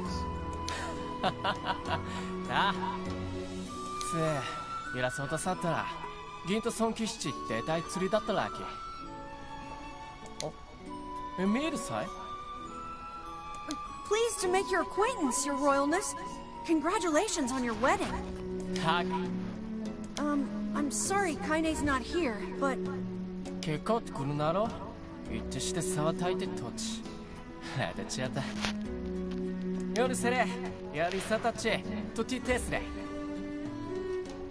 Of course. How could we refuse?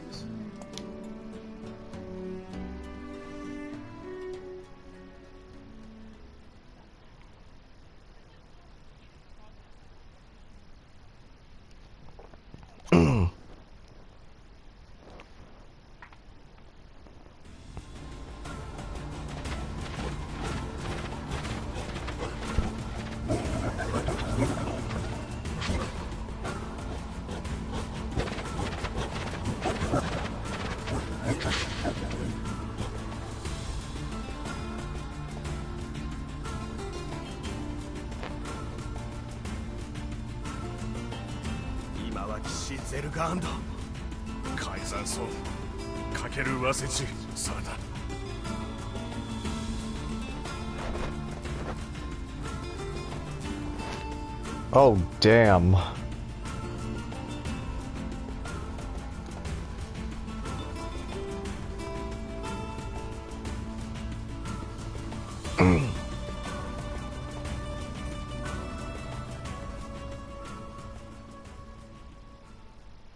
Night before the wedding. To think they even have rules governing the timing and water temperature of a bath. What's it to you? You don't even take baths. Kaine? What is the matter? I don't like this. Weddings are festive occasions, you know? Should I even be here? We were invited here by the king, remember? Sure. But what about everybody else? This city isn't like our villages. It's all about the rules here. And since there isn't a specific rule about you, I honestly think they won't give a crap. Yeah, maybe. Will you at least procure a new set of lingerie for the festivities? Some spring colors, perhaps? Keep talking, Book. Let's see how smug you are when I toss you on a campfire.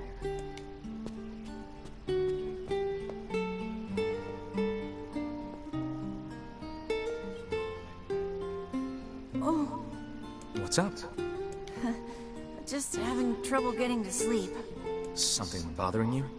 No, the opposite, in fact. I'm just so excited about the wedding that I can't settle down. I bet it's gonna have streamers and dancing and bears on unicycles and everything. I'm sorta jealous. I wish I was Fira.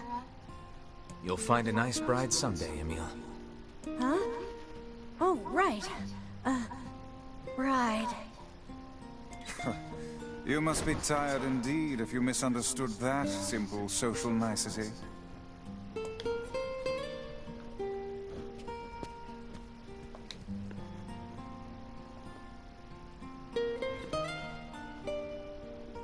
Yeah, that's not exactly it.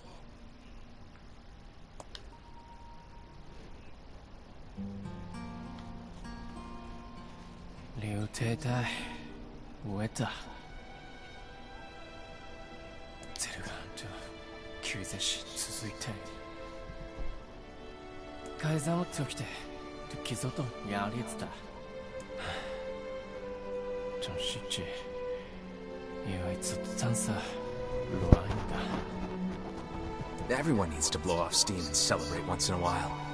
Indeed, your people have earned a moment of rest and respite. Kodata.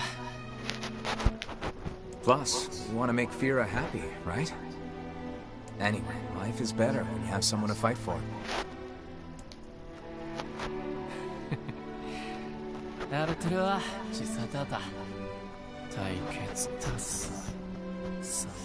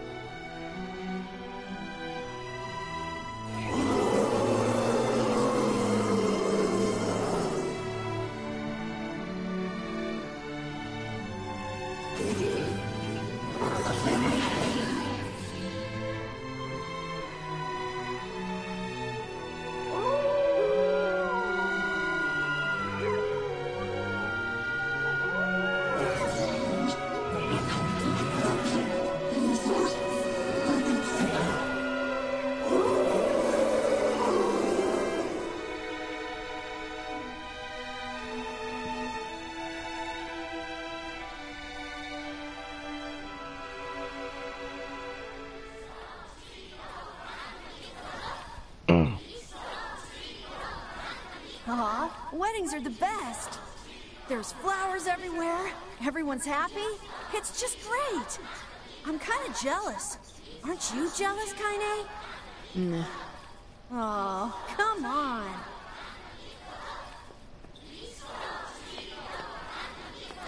異牛と螺旋地恋アルテルはシース用林地こってちサイト図製お定期さあ取れるだいいと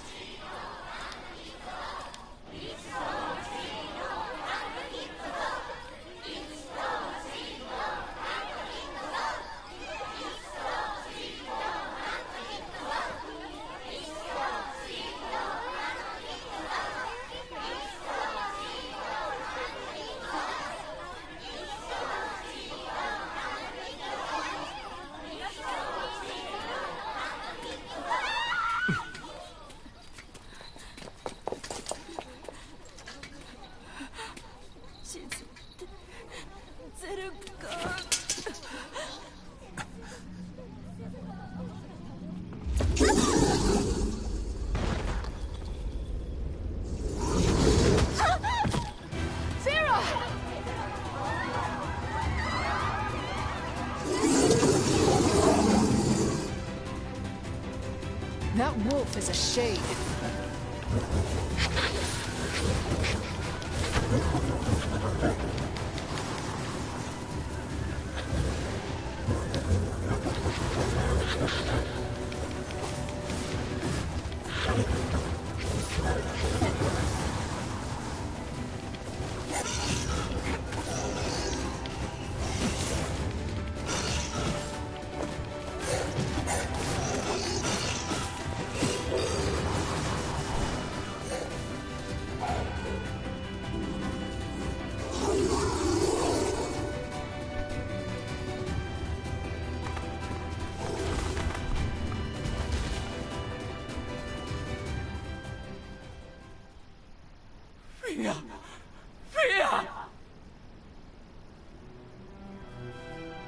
Fia-sate.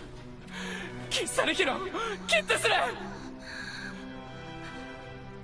Kai-san, Gu-san, Achi, Are. Fia, Kudai Yoriri. Taku. なんだ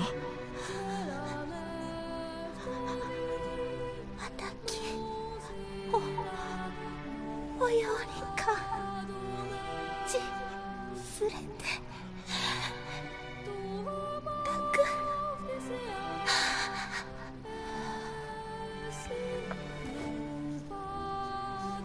フィア浮いてフィア焦ろしたかれきたたさすとりたできた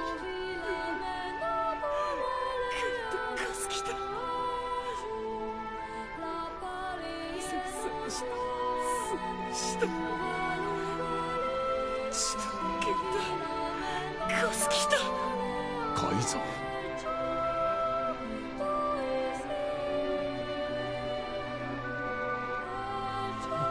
生きちゃ歌を歌っ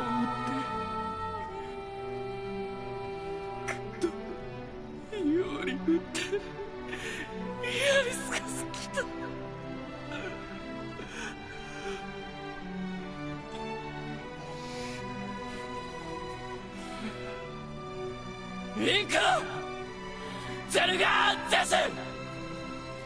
I would rethink this course of action, King. Ahead lies a battle you cannot win. Kaizamu Iori! No!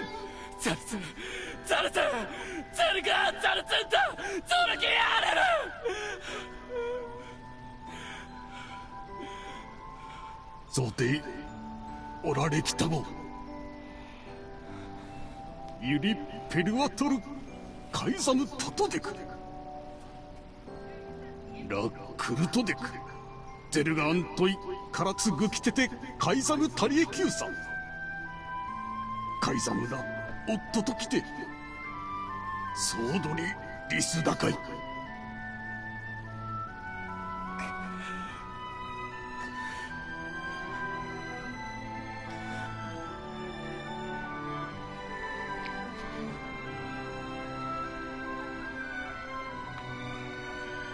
The king's grief is strong. I doubt he will stand down at this point. Yeah. I'm guessing he'll run off to take on the wolves any time now. Will we let him go by himself? Of course not. Hell, I hate the wolves too. Then we must prepare for the fight. It will not be an easy one. I know.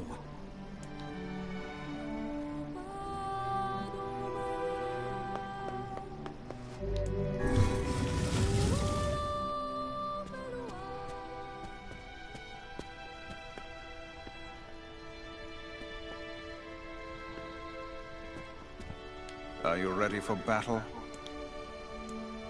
Yeah. Time to avenge Fira.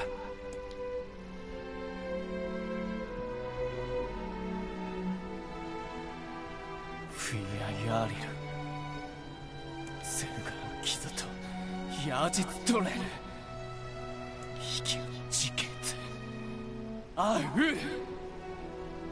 Artemu Atado. Skosu Raida! Madness. The wolves who attacked were only a fraction of the pack. How will you fight them all? Celestai! Count us in. We're not doing it for you, dumbass. It's for Fira. Kaine, you can't speak to a king like that! If this is indeed the plan, then let us make haste. We can ill afford another tragedy. Fira.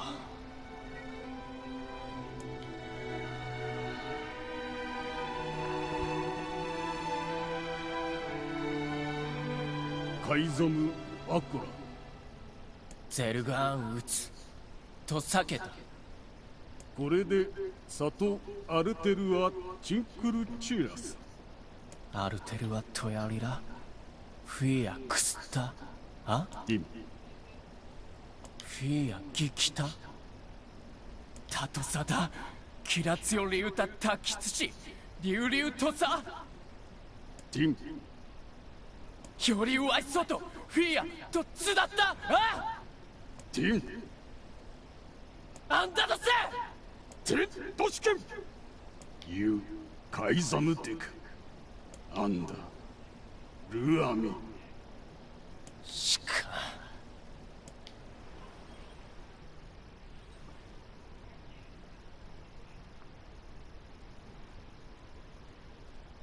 アンダいえフィアロテとやりかき磯できたと食いてゲルだエララールエルアとカイザムでカイザムとアイタフィアアイザムでフィアチュレセキタとトダゼルガンでアンダゼルガンヤーリツガスティクルト階段ゼスタルペラ老体リスラ関係かけてしたすわれアルムーキエルトチギサンってきたアルム浮きがせんクユーリエ押してキルたちエククギリスアーガイえカイザムより生きおつじでくぐユラカイザムチツストジーわくれたしよりこうだたちより歌い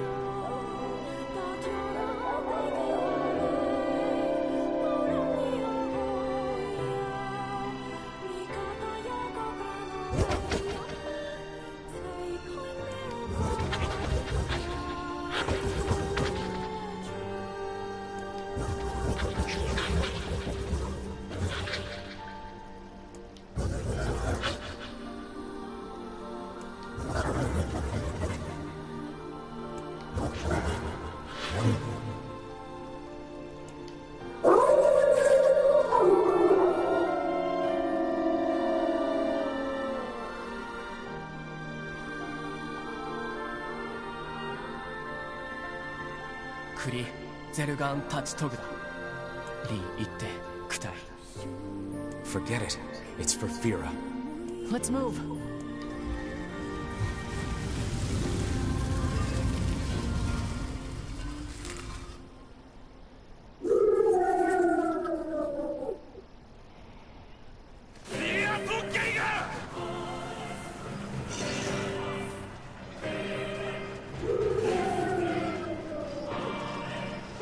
The wolves appear to be targeting the king.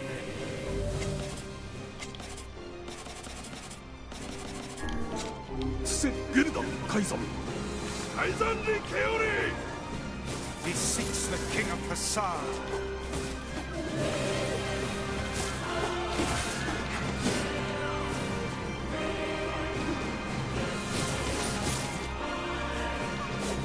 Such dogged, unwavering defiance. Why do these beasts hold so much rage? The smaller wolves are not infected with shades. But as for the leader... If even one shade is here, then I have to kill all of them.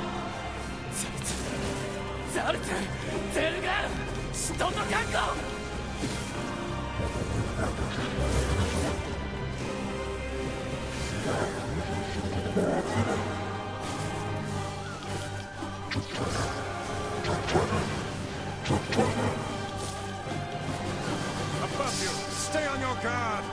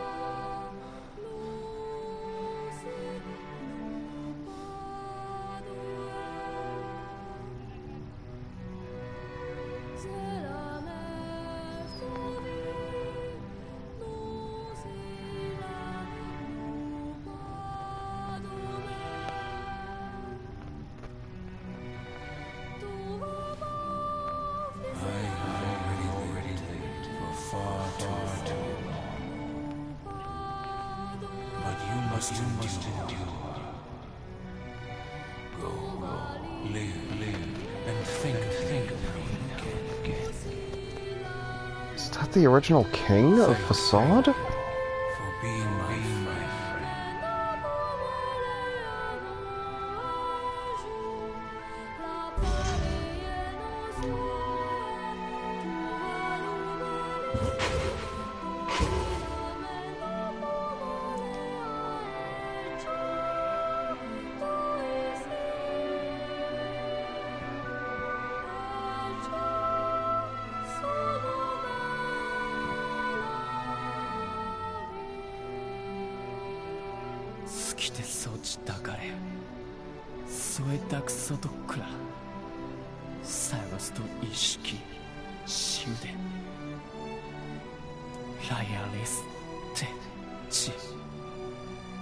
I believe that young Fira was perfectly content with the life she had.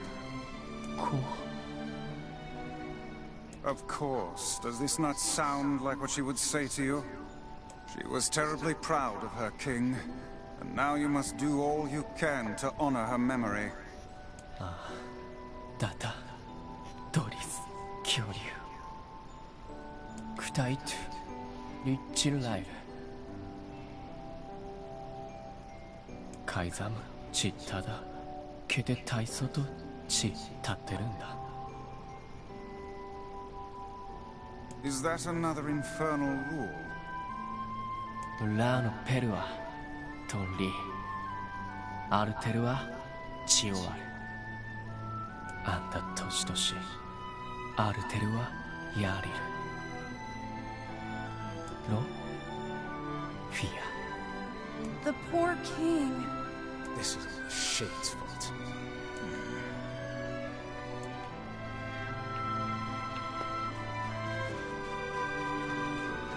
This is the last of them. Now we can find the Shadow Lord. And Yona.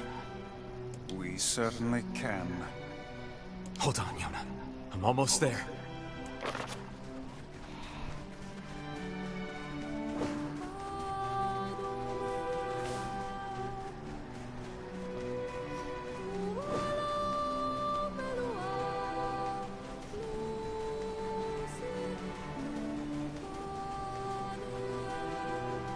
We should return to Popola and see if she has any final words for us.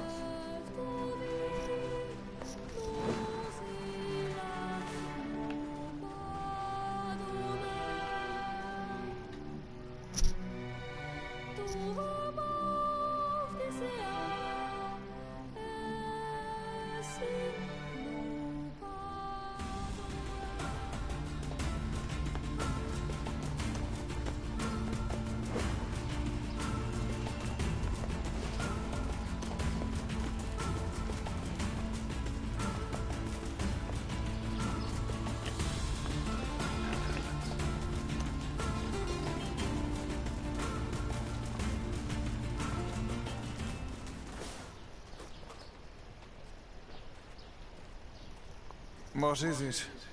So, we can finally save Yona now, huh? It would appear that way. What is it, lad? You've quite the pensive look on your face. Listen, I need your advice. It's about Kaine and Emil. This upcoming fight with the Shadow Lord is gonna be rough. And while I'd do anything for Yona, I'm not sure it's fair to drag the two of them into this. Are you truly worried about such a thing now, after all our merry little band has been through? Hey, the fuck's this hot garbage you've been spewing? Someone's been eavesdropping, eh? Kaine, Emil, look, I just... Wanted to leave us behind? Why, so we'd be safe? Fuck that. Kaine's right. You accepted me. You told me we'd be together no matter what happens. Now it's time for us to return the favor. Don't make me start talking about loyalty and debts and all that. You know I hate mushy shit. But... If it makes you feel better, we're not doing it for free. After we rescue Yona, we're totally gonna call in a favor of our own.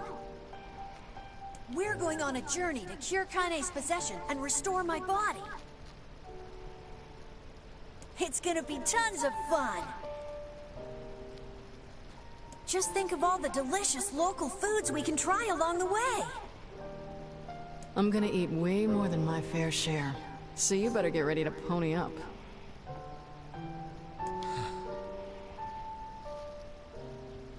Thanks, you two. We're gonna rescue Yona. I swear it.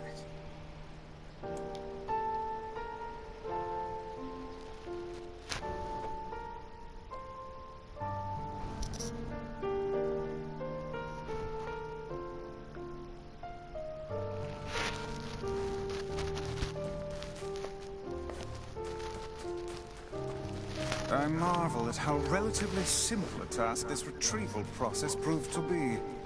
It is almost as if someone deliberately set us on this path. You're overthinking again, Weiss. but... I don't care if it's a trap. Yona's waiting for me and I'm going. I see.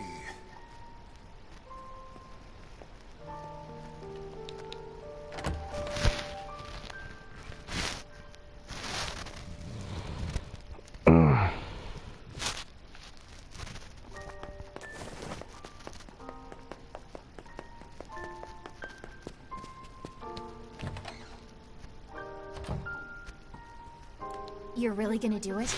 The whole village is buzzing, you know. They say you're gonna go rescue Yona. I guess it's really happening, huh? I'll bring her back. I promise. About that. Yeah? Nothing. Never mind.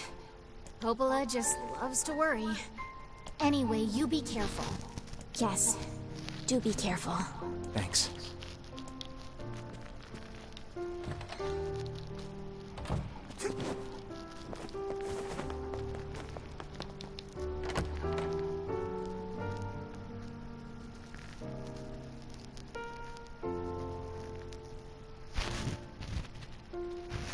So knowing that we're heading into the last part of this game, again in this route, like, I think it's safe to just bum rush the hell out of, like, the Lost Shrine and not worry about any shades in our way.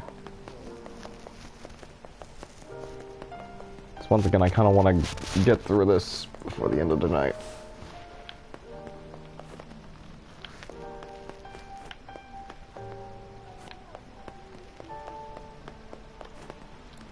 Oh there. Popola told me about you.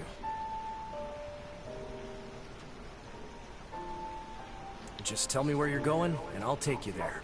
No charge.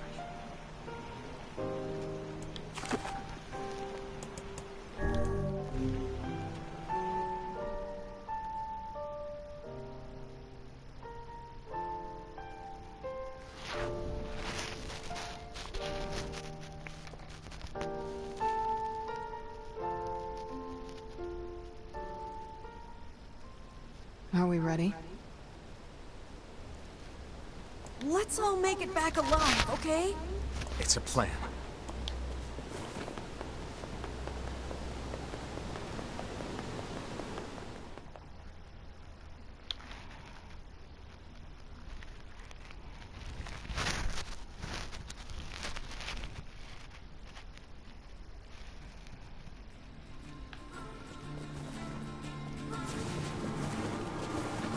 Well, I'm gonna have to switch out of this.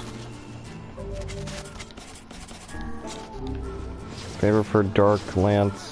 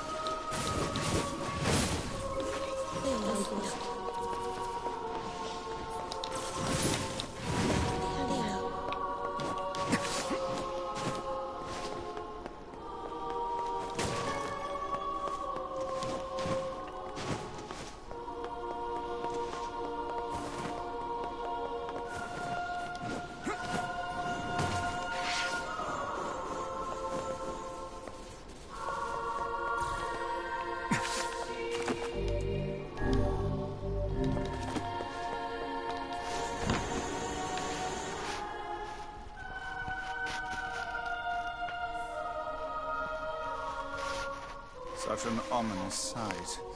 And yet I find it strangely nostalgic. Yeah. This is where Weiss and I first met. And first fought together. Wow! This is where you used to live, Weiss? Well, yes, I suppose. In a technical sense. Pretty nice digs for a floating magazine. At least it was free from annoying hussies like yourself.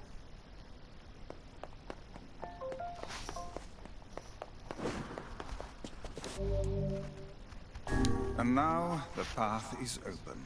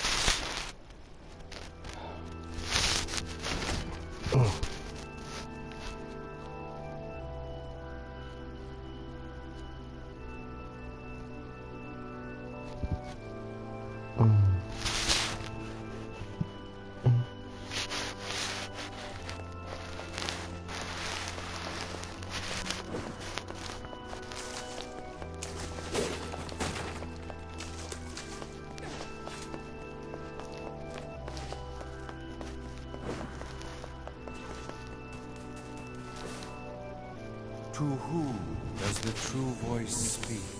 To whom does the true form show itself? You must answer.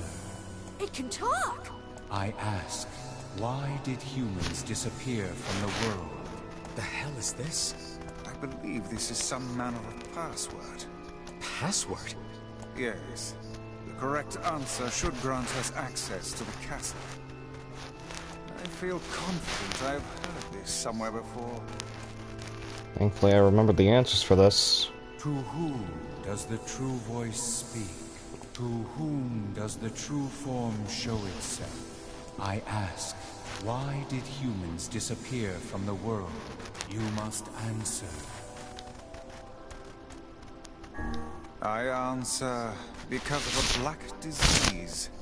I ask, how can humans extend their lives? I answer, by separating body from soul.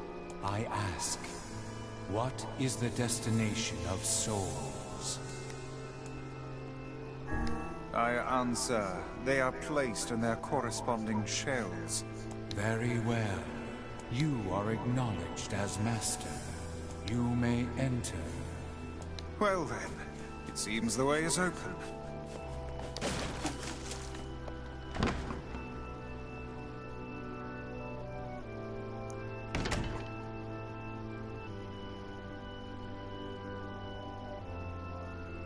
The twins.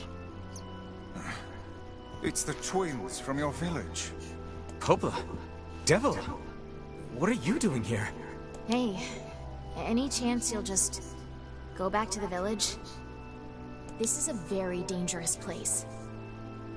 Even if you can find Yona here, you probably can't get her out. How did you get here? Shh.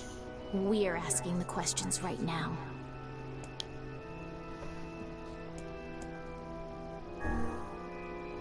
What are you two doing here?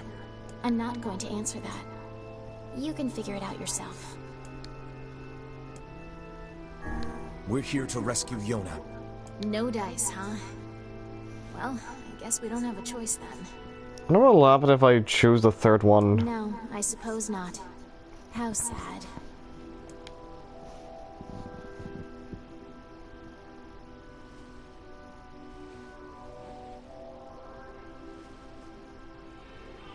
We didn't want to fight you. We really didn't want to.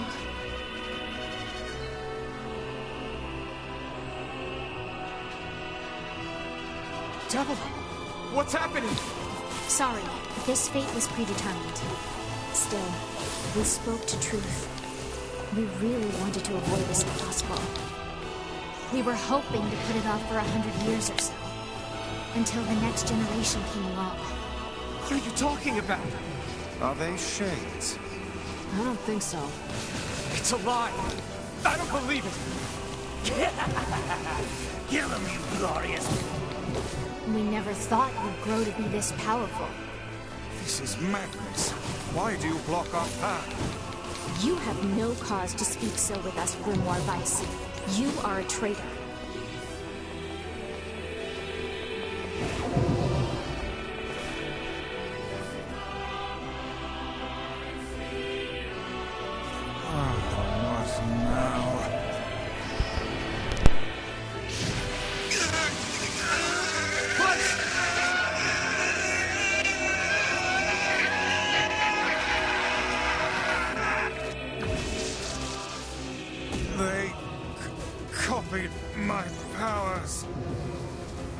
Shit on a shingle. They can use the sealed verses. Of course we can. The power came from us in the first place. You were simply loaned a small portion of it. Weiss! Are you alright? Hopealon! Why are you guys doing this? Why are you siding with the Shades?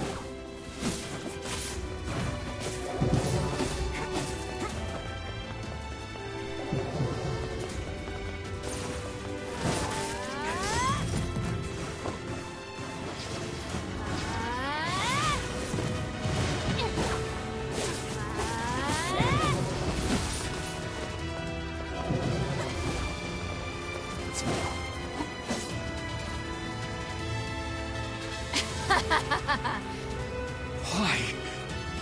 The answer to every riddle lies within the heart of the Shadow Lord. Shadow Lord?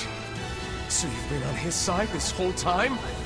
You must search for that answer yourself. You've got to face your own truth now.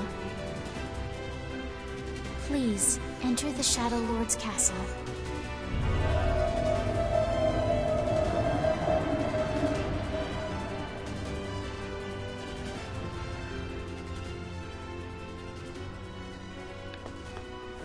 Devila and Popola are fighting us. Yes, they do seem to be putting us through a great deal of...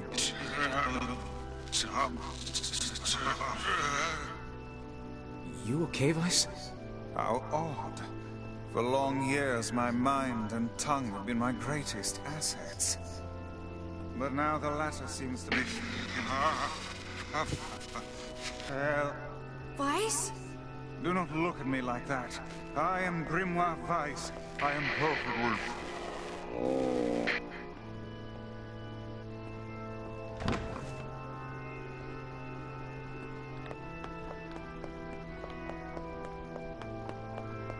I think I hear a waltz.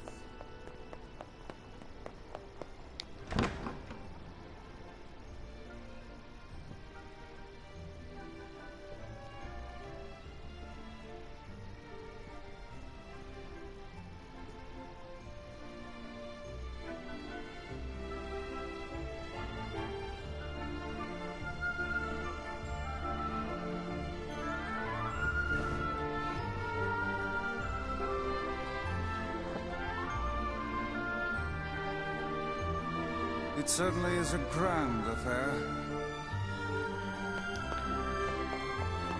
Bunch of dancing bastards. They're all Shades!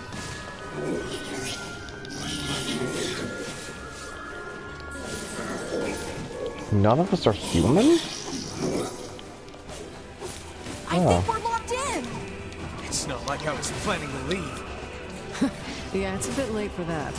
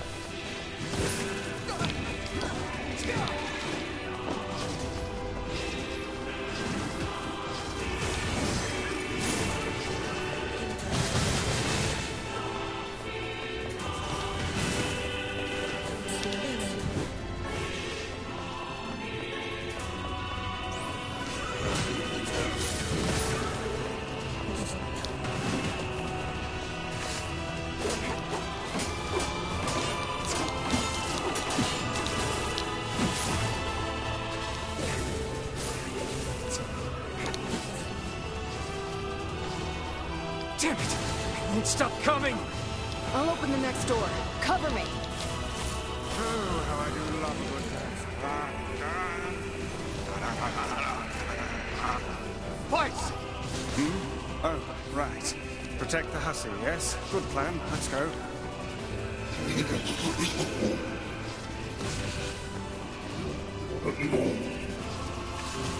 Protect Kaine for us!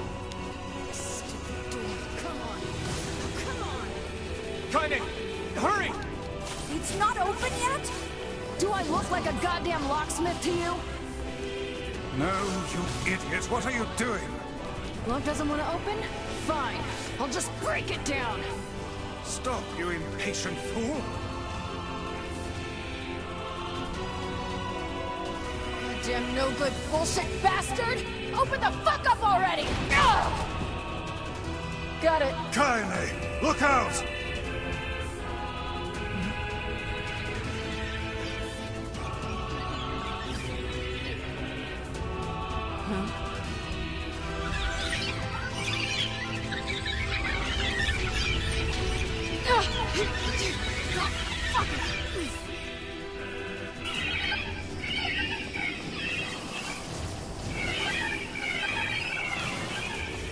Oh boy. These things are freaking me out! These are babies. Actual babies.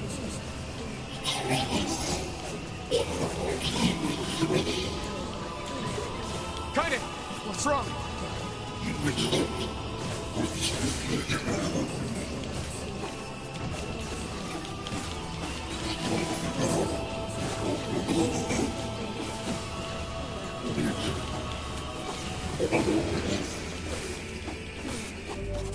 We need to help Kaine!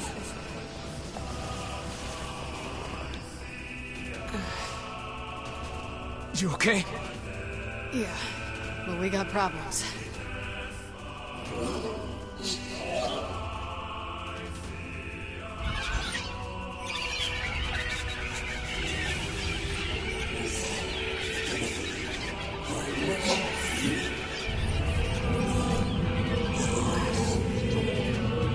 That was their mother.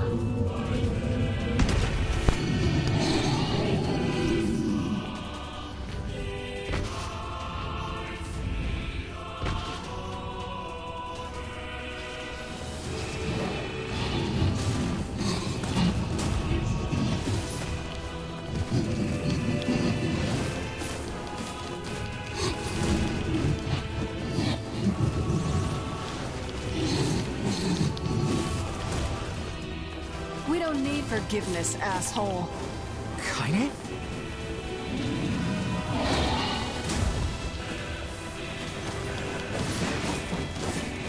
Wait a second. Wait a second. Your heart is different. It ain't hatred, and it ain't sadness. What's going on here, Sunshine? How should I know? Kaine, are you alright? I'm fine. Let's just kill some shit and move on, alright? Interesting. Oh, how very interesting.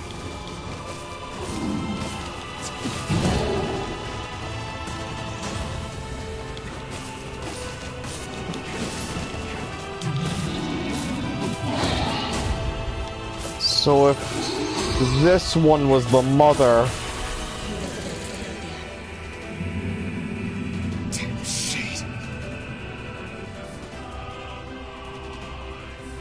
Oh dear. then that's the dad.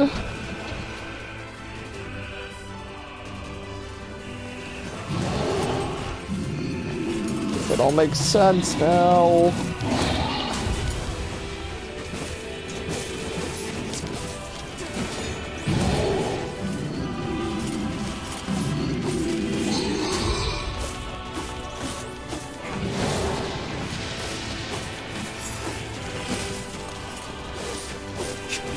This thing?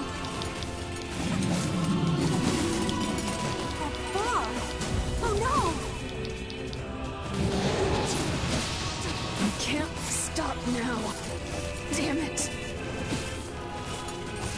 Stay focused, Kaine. Don't fall victim to such distractions. Come on! We have to keep going! Let's go!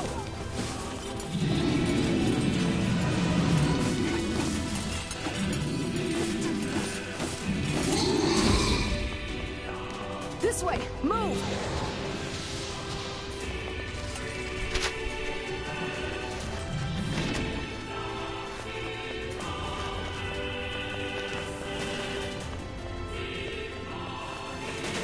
Up here!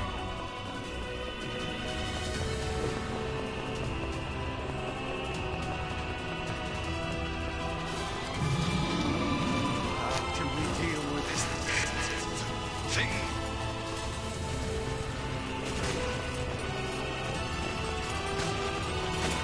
Please, hurry!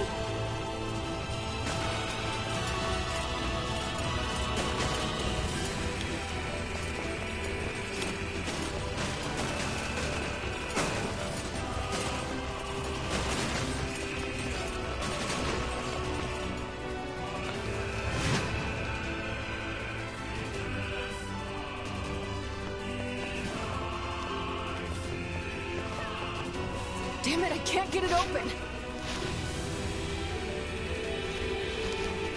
Attack incoming!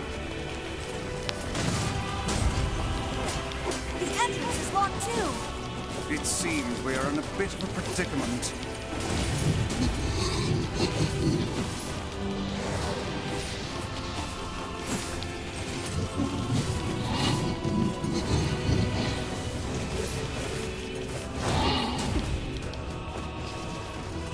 Attack their final bastion. Oh, you pissed her off now! Maybe you shouldn't have killed her friends. Look at her. So full of scorn and hate. She's just like you, Sunshine. Like you're any different. Hate is just another crutch for you. Hey now. You're in pain, you're lonely, no one likes you. So you try to hide it under violence and hate. I'm not like that at all. It's okay. It is. I'm the same way. But just realizing that isn't going to help. It's too late for us now. It's too late for everything. We're too far gone, you and me. That's why we...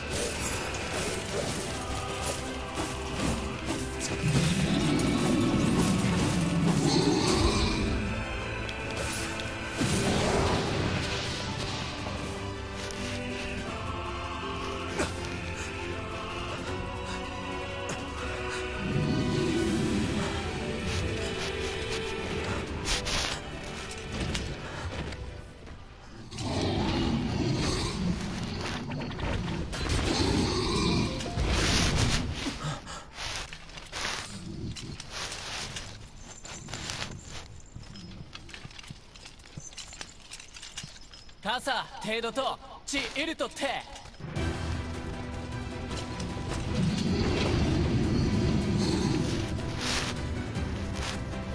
手槌汗ようり一旦人だあらベルアと試練地無責音イラコクはははかついて What are you doing here?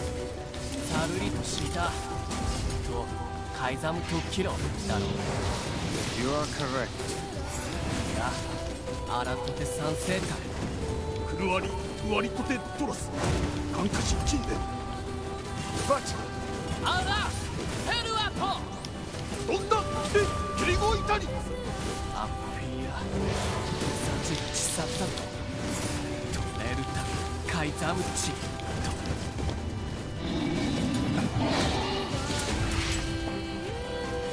ラシゲルナえタッカー奇跡をあ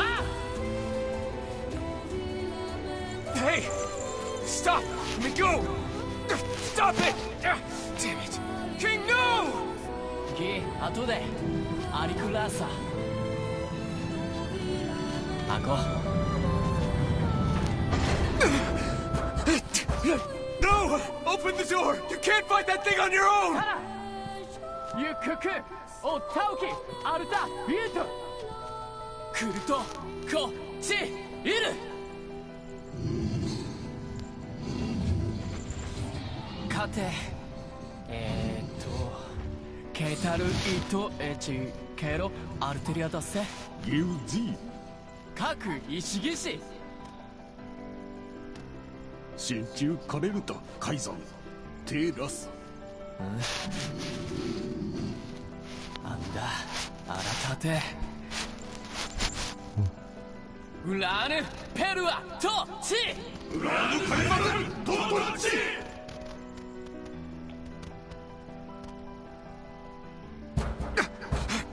Open the damn door!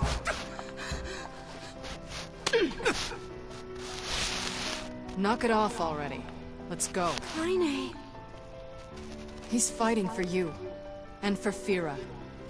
Don't let him die for nothing. My friend.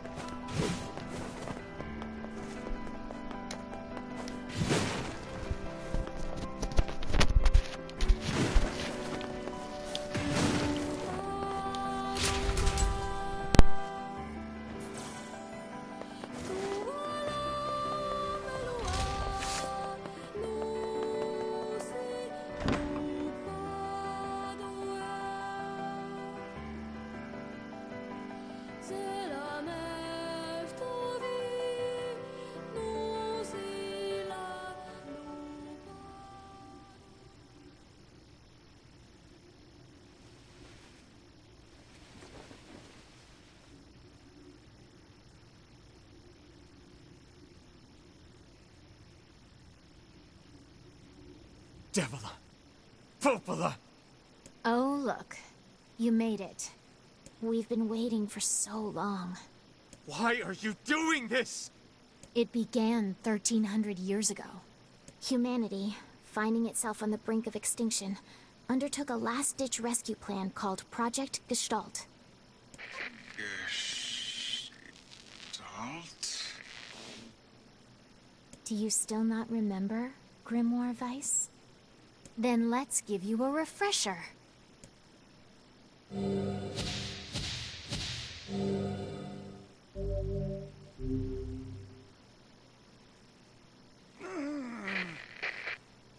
Weiss!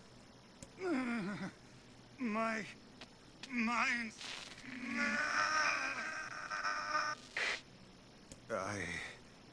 I remember. Devila. Popola. You are not human. In fact. Oh no. Yeah, sometimes the truth can be a real bitch. You want to finish that thought for him, sister? All of us, every person standing in this room, are mere shells created by the true humans. What are you saying? You still don't get it? You aren't human. So then humans, I mean, the true humans, are extinct? No. They still live on. You know them as shades. Each shade is a twisted remnant of what was once a human being. Crazy, huh? Now let's skip the part where you stand there with your mouths agape and just get down to business. Wait. Wait! Sorry, but we're gonna be needing that shell of yours. The rightful owner has been waiting for a very long time.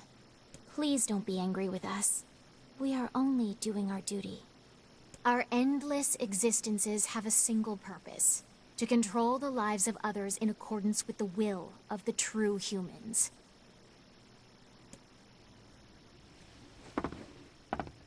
You have your own motives, your own desires.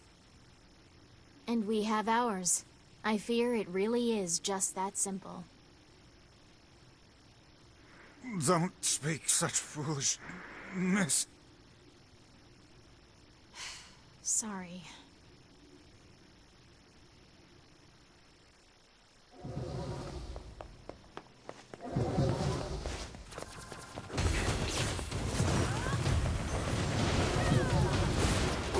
You and us, we're the same. Tools in the hands of a master. No! I'm nothing like you!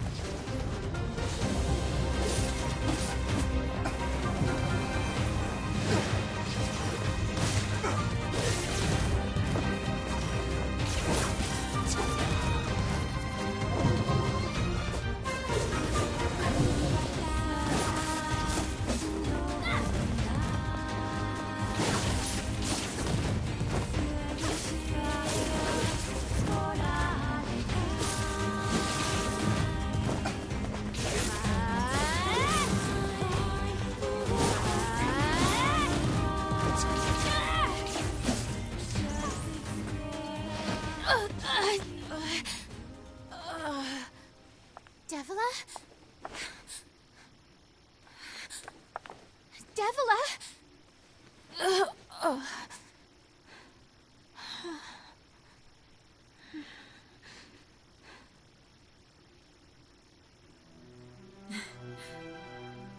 Popola, are you crying? No! Don't die!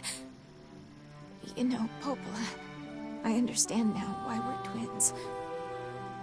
It's because we were born without souls. Devila, I can't stop the bleeding. Oh God, I can't stop it. This world is too lonely for one without a soul. There's too much emptiness.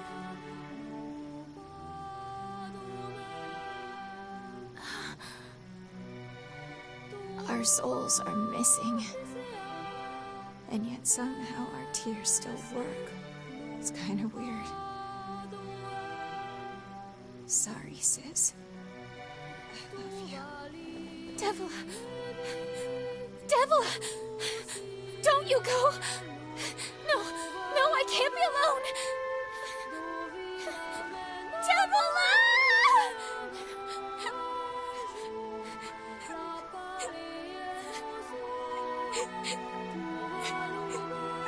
Popola. Let's stop this now. Stop? Stop? Now you want to stop? You think you have the luxury to stop? You cut down my sister like a goddamn animal and now you want to stop? Popola, wait! It doesn't have to. No one stops! It's way too late to stop! No one stops! Please, don't do this, Popola! You and Devila were like parents to me! Those two have watched the world wither for time immemorial. Cruelness of such a fate is difficult to imagine. I don't want to do this! I don't want to fight her! Stop bitching and start fighting! It's the only way!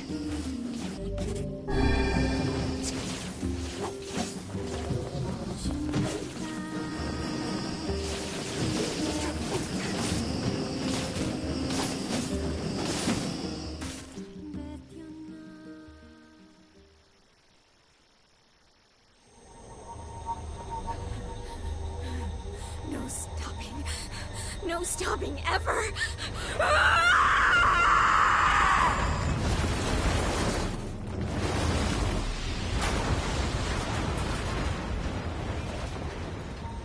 The bridge! Blast!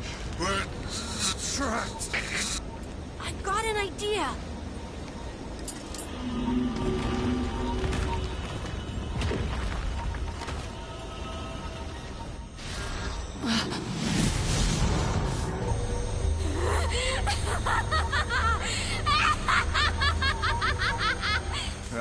fear we're done for.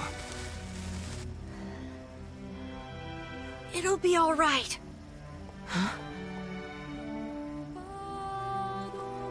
You know, when I was young, I hated my eyes. And now that I'm older, I hate what my body has become. But there's something else there now. Something like pride, you know? I mean, without all this, I couldn't have become your friend. Goodbye, my friends. Thank you for everything. Emil! For so long, all I could do was destroy. But now, I have a chance to save something. No! Now get going, okay? Emil! Don't worry about me. I'm gonna be fine.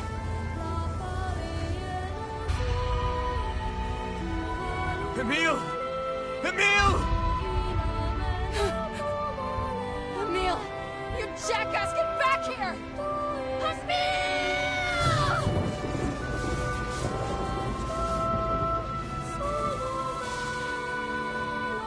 Oh dear. Kaine's so unstable, and Weiss can't stop arguing with people. I hope they can hold it together once I'm gone. Well, I guess they'll just have to learn.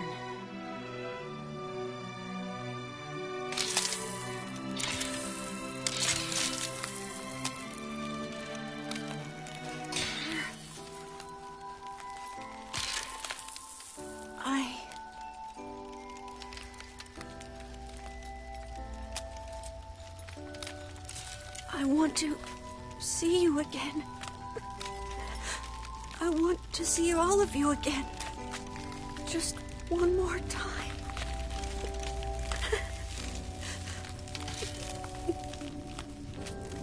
I'm scared. I don't want to die.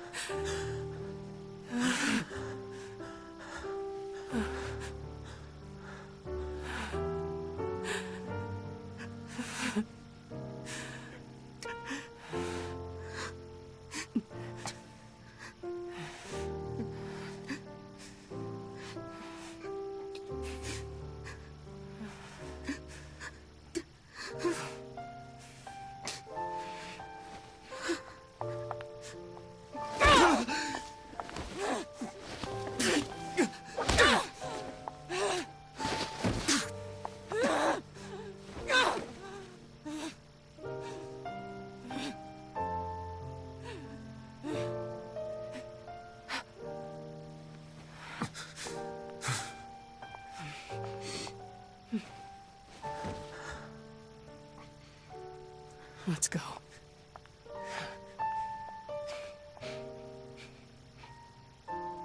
Yeah.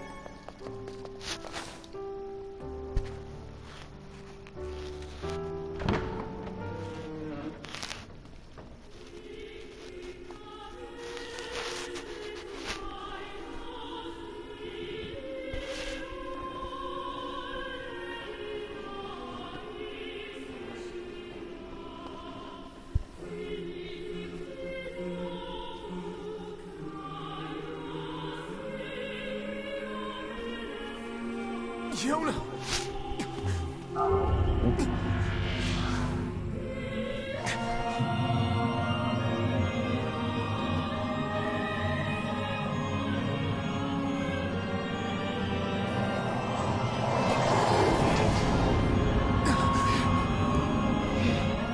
Is Shadowlord gonna have some dialogue for us as we fight him?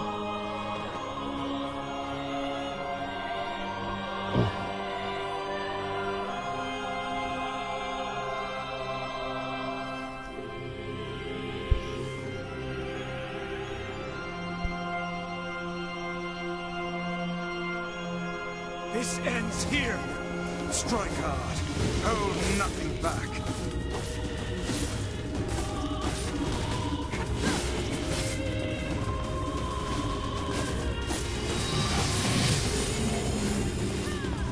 How can a mere tool hope to stand against the Shadow Lord? Don't speak in such a manner, fool. I am nothing like you.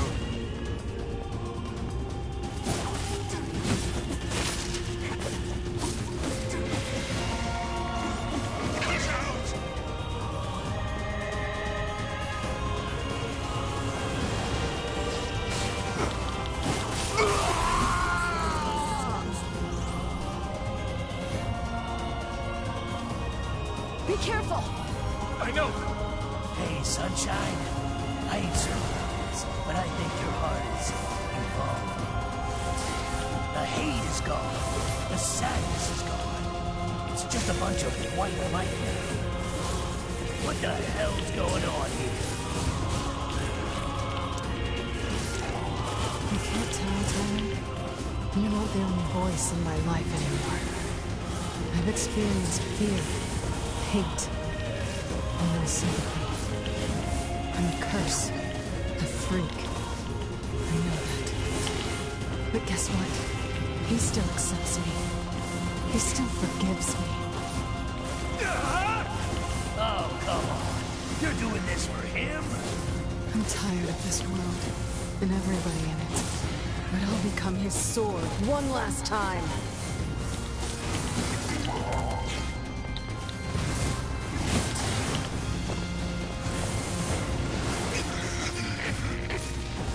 Weiss, you alright? Naturally, I am as fit as a fit.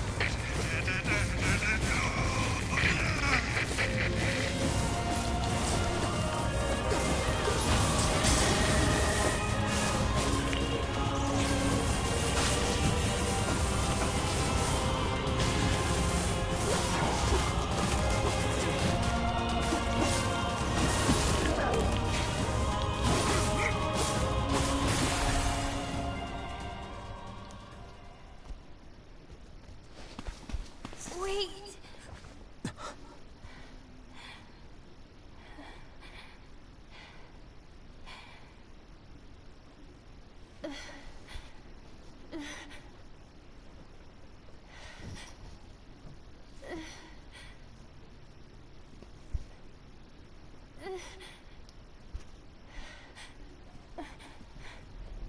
Brother? Yona.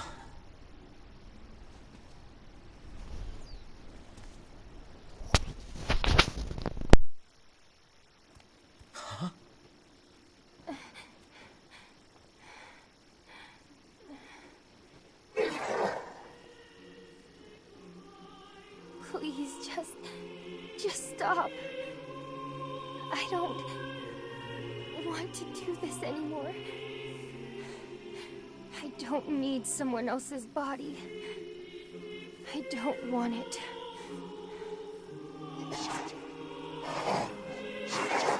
There's another girl inside this body. I can hear her. She won't stop crying. She says she wants to see her brother. Yona's been possessed? This girl loves her brother too, just as much as I do. It's not right, you know? It's not right that she can't see him.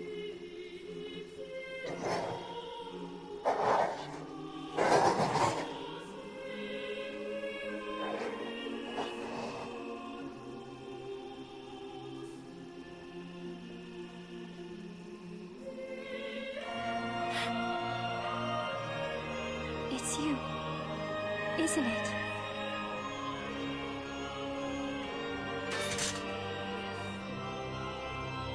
Yes, it's me. Let's go home.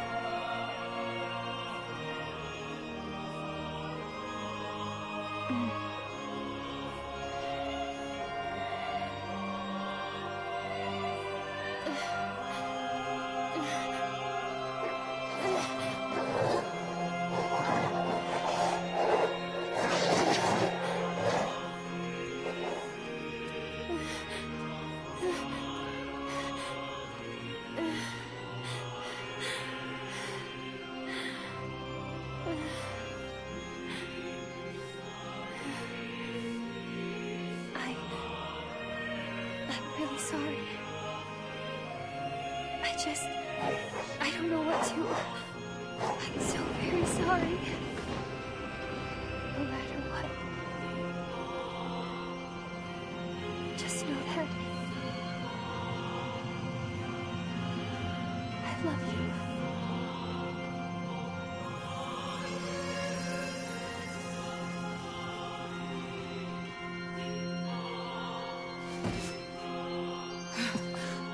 Hurry. The shade that possessed her is gone.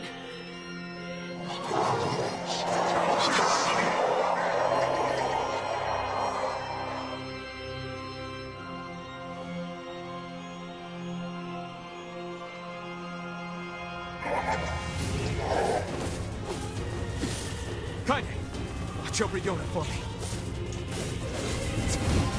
Are we to understand your sadness? You think I'm gonna sympathize with you? I swore to protect my sister and my friends. If someone puts them in danger, they must stand aside or be cut down. Now come on! Let's finish this!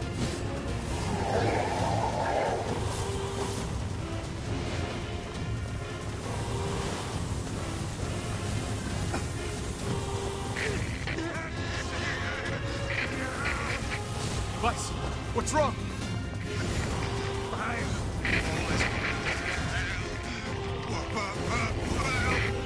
You're freaking me out here, Vice. What are you doing?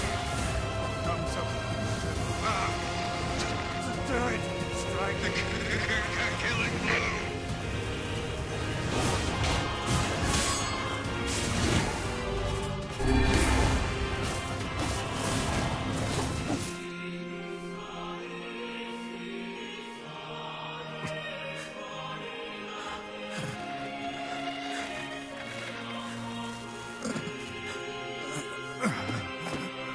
No bother. One moment, please. You okay? Fine, just fine. All right, no, I'm not. Vice. It seems some headstrong idiot has decided to push me beyond my limits. I should have taken that job as a cookbook when I had the chance. Vice. I'm sorry. I'm sorry. Only joking. I hate cookbooks. But... Let's go. Out of the way. I have one final task to fulfill. Where are you going? Why, to stop him, of course. But after that, it's up to you. Only you can see this battle to its conclusion. I wish you luck, my friend. You can't. I swore I'd always fight by your side. You are an exceedingly stubborn lad. You know that, yes? Perhaps that's why I've so enjoyed our time together. But I fear this is where our journey ends. Vice! Oh, and remember what I told you about using my full name. Well, forget it. I've grown rather fond of Vice. Vice. I knew you'd come around. Don't let it go to your head now.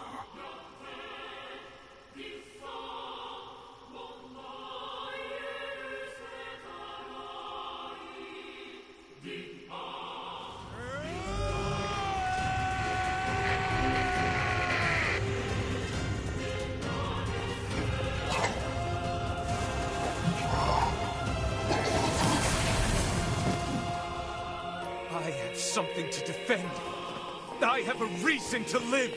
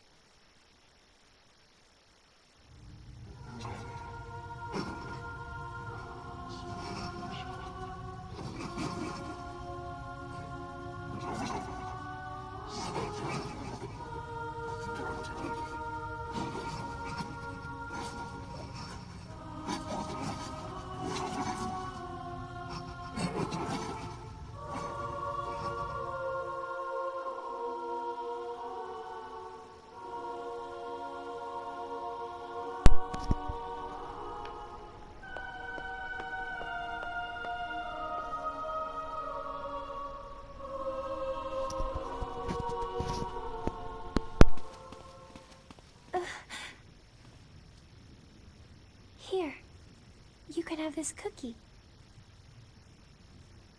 Don't worry about it, Yona. I'm already full. This again? That's what you said yesterday. You haven't been eating anything lately.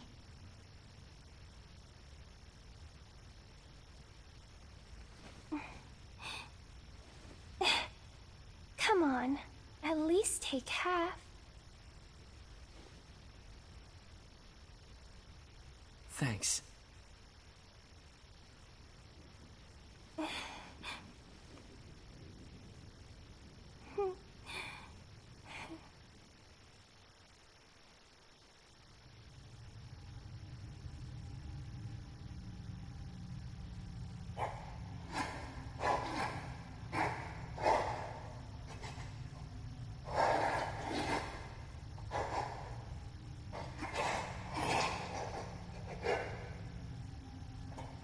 Hey.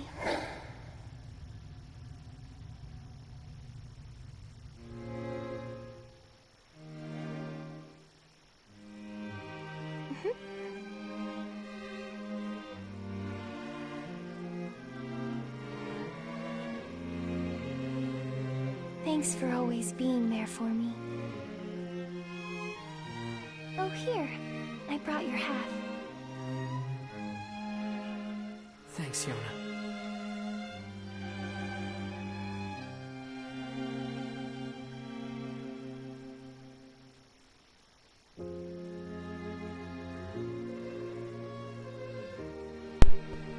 I'm guessing that was ending B right there.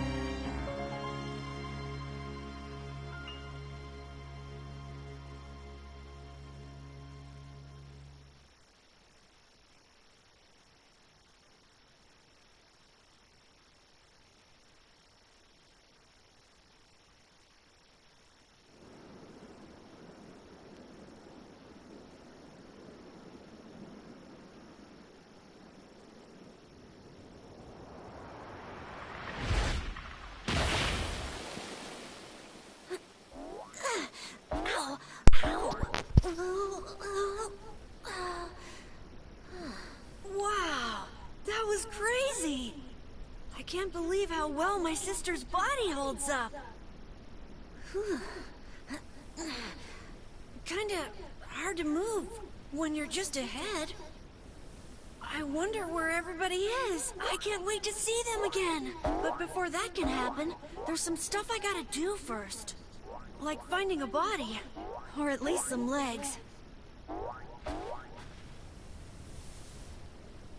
I sure hope Kaine and Weiss haven't killed each other yet. I swear, you leave them alone for 1 minute.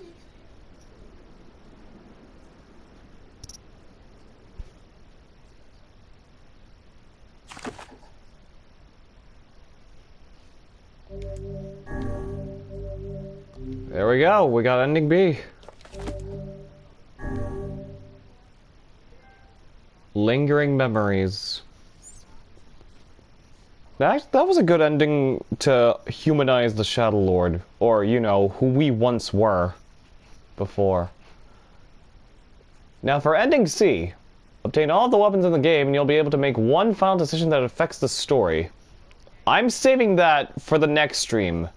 Possibly tomorrow, actually.